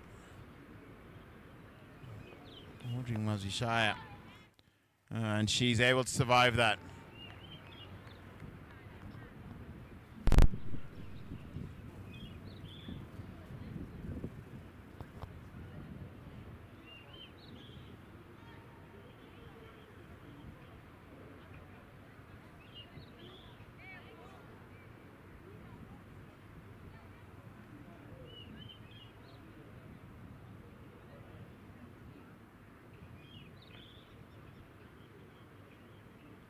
14 runs.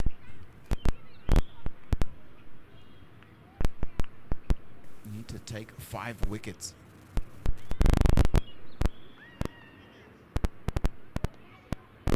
Down the leg side. Well, the last thing that you need as you're trying to put on the screws are extras. Wide does not help the cause. Need to keep the lines, the lengths tight. This is a new batter, still yet to get off the mark. And again, leg side. Mupachikwa just needs to calm down here. Rein in the horses.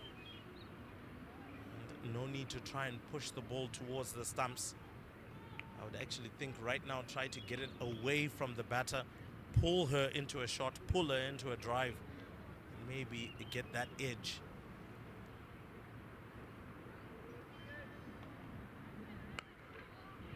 A better delivery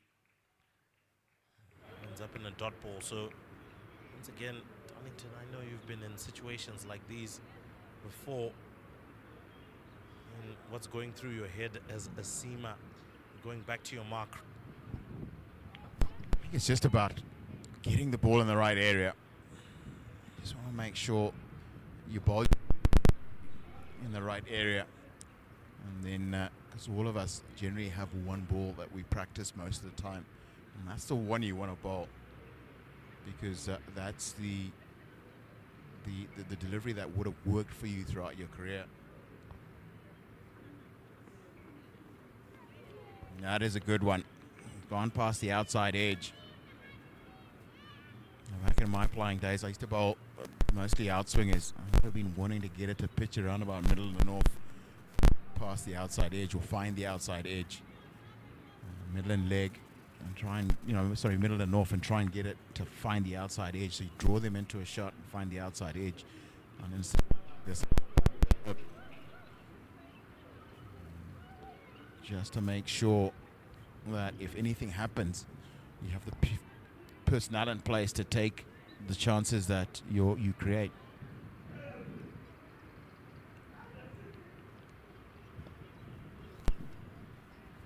Well, we do have a gully in place, a little bit deep in my opinion. I doubt Mupachikwa has got enough pace to force especially a new batter to be able to edge it in that direction and that far. So I would then be tempted to bring them in a little bit closer. Just get the batsman thinking there's somebody that's there for the catch. So maybe let me try and play in front of me. And that's when you then force the lofted drives. And that's the end of the over. 35 overs.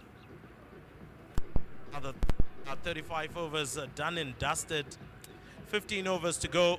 USA 168 for 5 and in need of just 12 runs to win the third ODI in this 5-match one-day international series between Zimbabwe and the USA. The USA coming down for the very first time. That's the ladies team to participate in an ODI series. Very historic here at Darlington.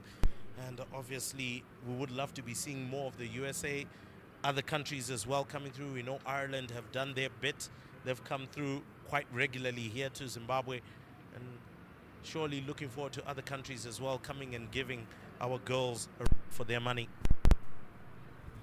First bilateral series between these two nations. Not the first time they've played each other. Played each other in qualifier. I think it was here at Takashinga in Harare, south of Harare Sports Club. And there was a fantastic 40-run partnership for the 9th wicket, I think it was. And got a win for Zimbabwe there.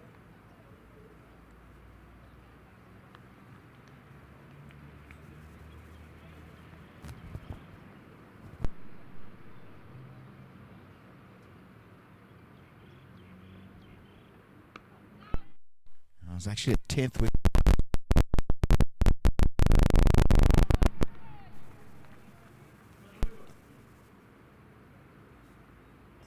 sorry, not Olinda. Audrey Mazishai was one of the players involved in that partnership.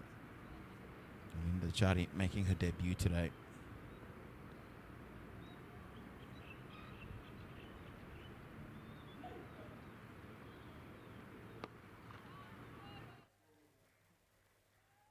The Americans just chipping away at the now 11 runs they need to win.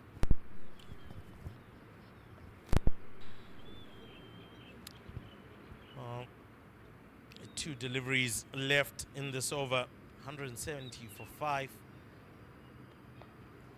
Sweep shot. Goes straight to the player that's out there, Christabel Chatonzwa. Has been a while since we've called her name in the field. Hasn't seen too much action, in particular after that over that didn't go quite too well for her.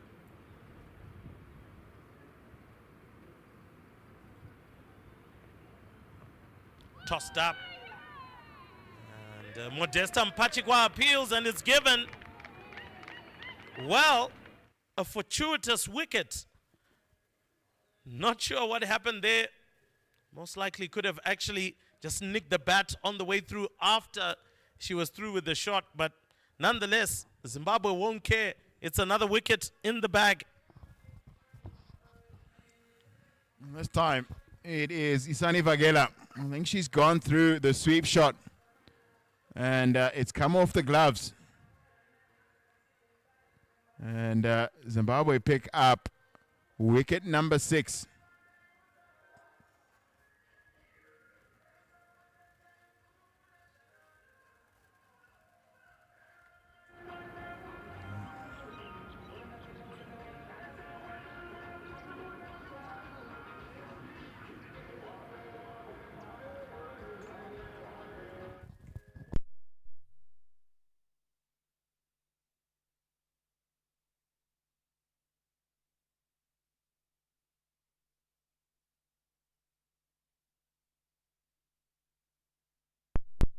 So Tara Norris walks out after a very interesting, for lack of a better word, a weird wicket.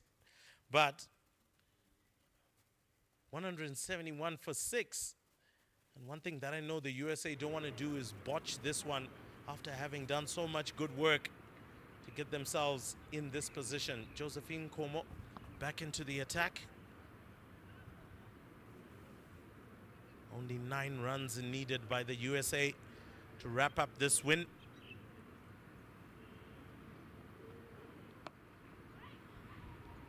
Straight to point. No run. So Vagela and Norris well, it looks like Siri Asha is still in, so Vagela was the one who was attempting that sweep shot. Tara Norris coming in. Now see the USA home.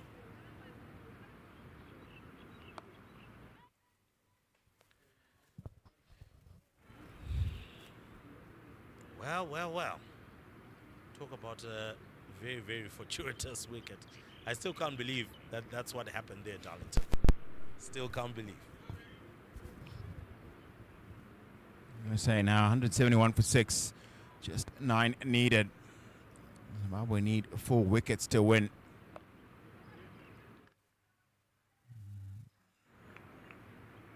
Srihasha just gets a single. And it's going to get Tara Norris to face the first delivery of her innings today. Well, she's a left-hander. Just as much as she's a left-handed seamer, or left-arm seamer, she's a left-handed batter. And interesting field set. She does have fine leg right on the boundary. Third man right on the boundary. A packed offside. Deep square leg. Mid-wicket.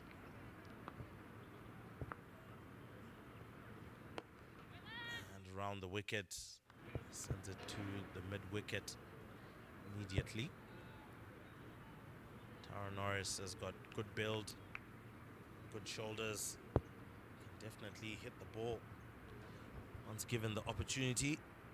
Tara Norris has a higher score of 31, so she'll be expecting to call and summon on that capacity and capability to be able to see the team home. Only 8 runs needed here, 172 for 6. One delivery left for us to get into the 37th over. I think generally the way that the USA has gone about the innings has been quite good. Of course, a wobble here and a wobble there, but the platform set by the opening batters was what has sent them into this very powerful position. And Josephine Como just adds one more to the total with a wide.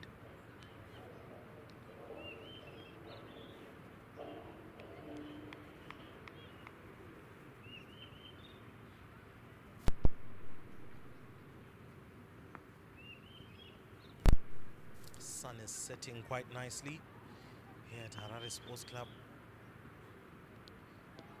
And again another wide, Josephine Como.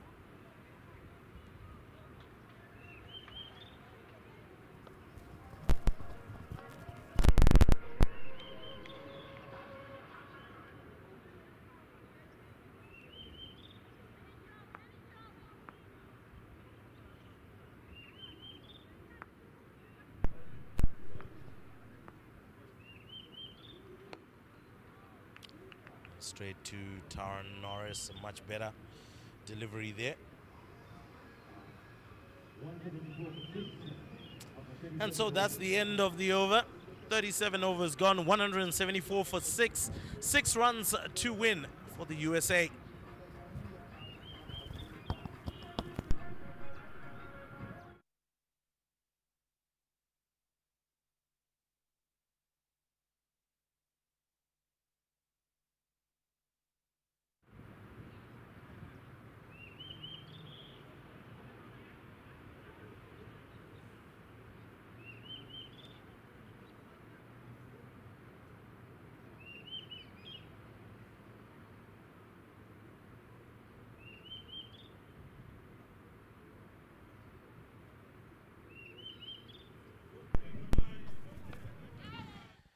Linda Chare, this one has pierced the gap and gone to the boundary. Well, that does a world of good, because as it stands, the USA now just needs 2 runs to win, and effectively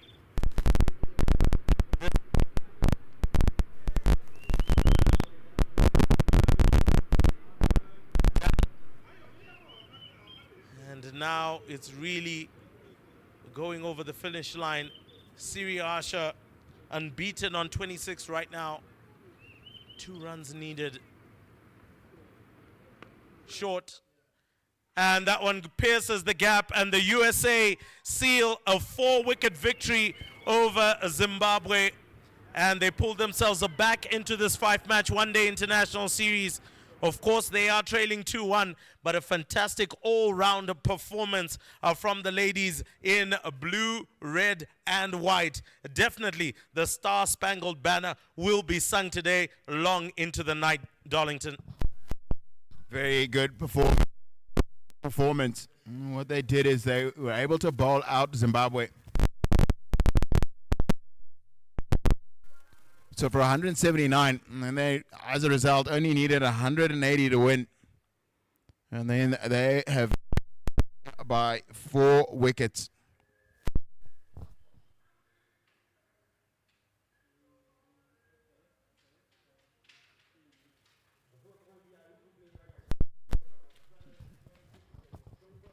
And so, of course, it is dusted. The USA walk away with a 4-wicket win over Zimbabwe. So just quickly going through the scorecard, it was the USA which won the toss earlier on this morning and sent Zimbabwe into bat. Zimbabwe in all sorts of trouble managed to amble along and then finally got to 179 all out in the 49th over. And of course, that was courtesy of some of the top scores that came through. 34 from Modesta Mupachikwa, 28 from Chipom Geri Tiripano, all of them starts, but not necessarily going through. It was a decent cameo from Audrey Mazishaya, right down in the low order there, 26 of 41 deliveries, but really, it was really to no avail.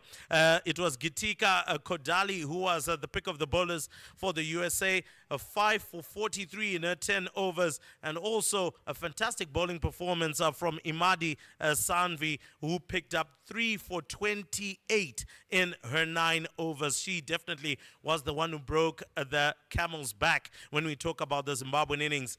And of course, when the USA got down to business, really that 87-run opening stand between Disha Dingra as well as Agaji Bogle was the one that set the USA up. Anika Kolan then top scoring with 43 or 59 deliveries, was going on quite nicely before she was bowled LBW by Josephine Nkomo.